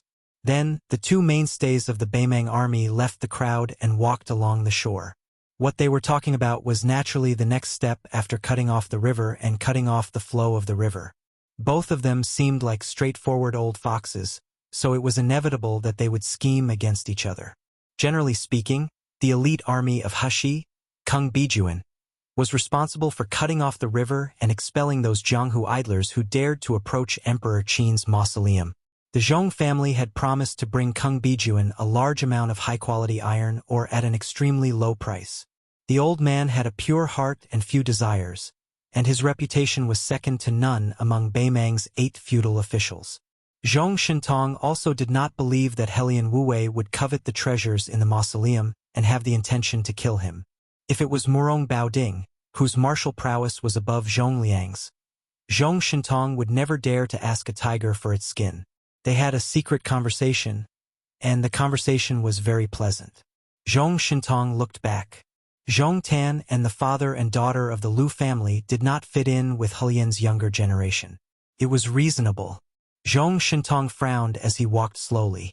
His younger brother said that he wanted to go to the princess's tomb. He asked him why, but he did not answer. He had long been accustomed to his younger brother's absurd and unrestrained behavior. However, this time entering the tomb was of great importance, and there was no room for the slightest mistake. Zhong Shintong knew a little about the relationship between Zhong Liang and the little girl in the princess's tomb, but he did not know the bottom of it. Zhong Shintong also did not want to get to the bottom of it.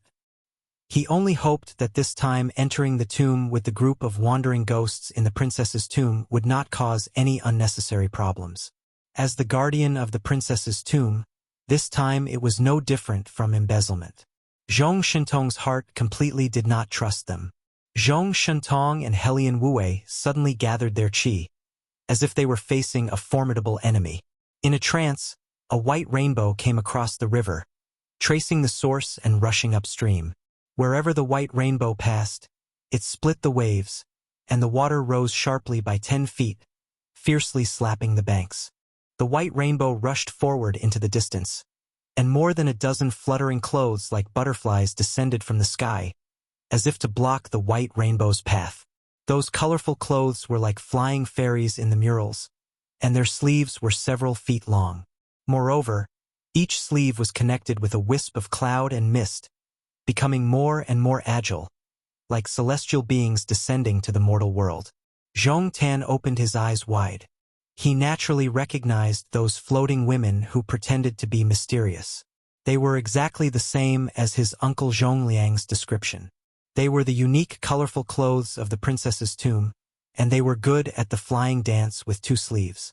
It was said that with mutual help, the power of one sleeve could block the gods and Buddhas. A low Buddhist chant entered their ears. Su Fengyan recognized that it was the Mahastamaprapta Bodhisattva heart mantra. The rainbow-like white robe finally paused, hovering several feet above the river, and stretched out his arm to form a seal. It was a monk wearing a white kasaya, facing the 18 colorful clothes with 36 sleeves. At the end of the last word, the yellow river under his feet began to change. The name of the Buddhist mantra arrived in an instant. The surface of the river behind the white-robed monk suddenly split, and half of the water flowed away, leaving nothing behind. The newcomer stopped abruptly, and suddenly rose several dozen feet, like a yellow dragon leaping into the water, drawing an arc in the air. Following the monk's one-armed seal, after covering the sky, it naturally covered the earth, and pounced on the 18 beautiful colorful clothes that were drawing the clouds from the sky. The yellow dragon went first, followed by the white robe. The beautiful colorful clothes were scattered in the blink of an eye, along with the clouds in the sky. Some of the 18 women fell into the river, some fell onto the shore, and some were even knocked several dozen feet away by the yellow dragon. They were in an extremely sorry state, and no longer had the slightest bit of celestial aura. The white-robed monk ignored those women who were like mantises trying to stop a chariot, and continued along the river. The water of the yellow river came from the sky. The Beimang Orthodoxy's Tao De sect was in the sky. If the white-robed monk wanted to go to the Tao De sect that was overseen by the Qilin spiritual master, the easiest route would be to walk along the river. Zhong Shantong said with a gloomy expression, "White-robed monk Li Xiaoxin." Helian Wuwei sighed in admiration. As expected of the invincible Vajra that once made the number one person of Beimang helpless. Zhong Tan turned his head to the maid Lu Dogu and joked, "Your Princess Tomb's soaring sleeves are too weak. With just this weight, you want to challenge the great idea Luoyang?" The maid dismissed it with a smile and pointed a finger into the distance. The 18 colorful clothes failed to stop him, and a tall figure appeared out of nowhere. They were too far away, and it was impossible to tell if he was a man or a woman. When this person spread out his arms, it was an extremely grotesque appearance of 4 arms. When this freak raised his arms, the 18 defeated colorful clothes were pulled into the air like puppets on strings. Zhong Tan said in surprise, "It's your little idea? Then my uncle's taste is too heavy." Lu Dogu shook her head and said, "It's a living dead object that has been enshrined in my princess tomb for 300 years. I advise you not to go near and see it with your own eyes, or else you won't be able to sleep." In addition to having 4 arms, she was born with 2 faces, one of which is Ksitigarbha Bodhisattva's compassionate face, and the other is joyful face. Zhong Tan clicked his tongue and said, "Scary, scary." When the white-robed monk on the river saw this filthy object, he was finally angry. He shouted, "My Buddha Tathagata, you evil creature, why don't you rush to the void by yourself?" He raised his palm, and the clouds in the sky drooped down. Countless golden lights shone through the gaps between the clouds, and the Buddha's light was boundless. Then the white-robed monk's hands formed 3 mudras in an instant, which were respectively cleansing sin, and destroying sin. In the blink of an eye, the rainbow disappeared into the distance, leaving only a sentence. "When I return from the Tao De sect, I'll send you into reincarnation." The otherworldly object curled up into a ball, and then stretched out as before. However, the 18 colorful clothes puppets were all destroyed. After the otherworldly object stood up straight, it stiffly twisted its neck. Then it went straight to Su Fengyan. Su Fengyan was dumbfounded. "Did I provoke you?" Chapter 591. Chapter 1. Translator. Endless Fantasy Translation Editor. Endless Fantasy Translation. That filthy thing ran towards Su Fengyan on the river with a happy face. Its beautiful face looked like a happy woman, but behind its face, it gave off a gloomy and lifeless aura. There was no joy in it at all, especially when this 300-year-old freak had 4 arms. When it flew across the river, all 6 of its limbs swayed back and forth. It was wearing a vermilion robe with wide sleeves, which made it look even more strange and terrifying.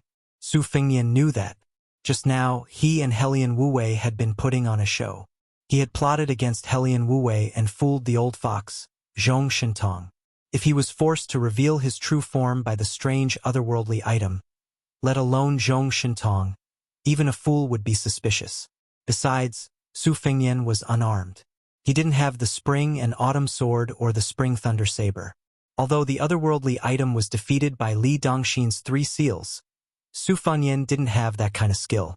He cursed in his heart and looked around, hoping for a hero or heroine to help him. Unfortunately, he didn't see the white-clothed great devil Luoyang or Zhong Shantong. Instead, he caught a glimpse of the mischievous look in Zhong Tan's eyes. When he looked at Su Fengyan, Zhong Tan didn't even bother to hide it. Obviously, he was sure that Su Fengyan would be swallowed by the otherworldly item. Therefore, he didn't bother to hide his plan with a man who was about to die. In the end, the old military commander was kind-hearted. He took a step forward and stood in front of Su Fengyan. He was betting that Zhong Shantong would intercept the otherworldly item for the sake of the tomb robbery plan. However, he didn't expect that Zhong Shantong would be so calm. He squinted his eyes and didn't say anything. He just stood aside and watched. Facing this unexpected disaster, Su Fengyan sighed inwardly. He didn't have the face to make an old man with mediocre martial arts suffer. He took a step forward and passed by the Helian Wuwei. Although he had restrained his qi for 50 to 60%, His momentum was already as loud as thunder. The otherworldly item kept in the princess tomb was right in front of him. The bright red robe turned around, and the joyful face turned into the compassionate face of Xidagarba. Its 4 hands were like a cage that covered Su Fengnian's head. Su Fengnian twisted his legs, and his empty hands formed the Fuyao stance. The green-robed Su Fengnian was like a green dragon drinking water. This was the first time he clashed with the otherworldly item. 2 of the arms of the red-robed otherworldly item were deflected by the Fuyao stance, but 2 of its arms were still hooked onto Su Fengnian's shoulders. Fortunately, the wounds were not so deep that his bones could be seen. Su Fengnian, who didn't dare to use all his strength to resist, was lifted up by the otherworldly item and thrown into the turbulent yellow river. When the otherworldly item saw Su Fengnian bending his knees and squatting on the surface of the river, he slapped the water with his palm and rushed to the other side of the river. The otherworldly item chased after him. Its speed was much faster than the retreating Su Fengnian. When it was only 20 feet away from the surface of the river, the otherworldly item's bright red gown made a few almost inaudible puffing sounds. However, its 4 hands still clung onto Su Fengnian's head and hands.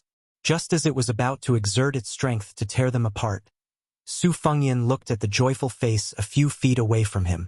His entire body sank, and he brought the otherworldly item down into the murky river.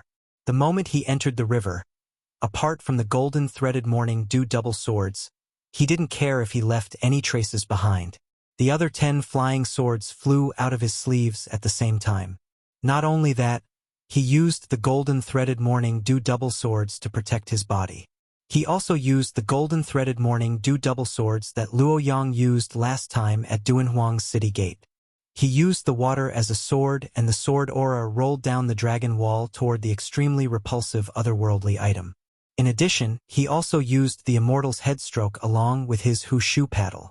He didn't care about anything else as he randomly slapped the otherworldly item. Fortunately, they were in a hidden place near the bottom of the river. If they were on land, this kind of lowly technique, which looked like a hoodlum fighting a shrew, would be really embarrassing. However, it couldn't be said to be methodical, but its power was impressive. The otherworldly item was obviously hit several times by the immortal's headstroke. The man and the monster completely slipped away from the bottom of the river. It was probably because Su Fengnian's methods were endless and the monster's brain was not that bright. For a moment, it was actually controlled by Su Fengnian. Other than being unable to struggle free, Su Fengnian's injuries were not serious. The river water was filthy, so Su Fengnian could not see whether Su Fengnian's expression was happy or sorrowful. With the support of the great yellow quartz cultivation and the great Vajra's physique, one breath after another, his chi ascending to the Kunlun mountains and circulating endlessly. This time he attacked to his heart's content. Everyone on the shore had different expressions, but without prior agreement, they all ran downstream along the shore.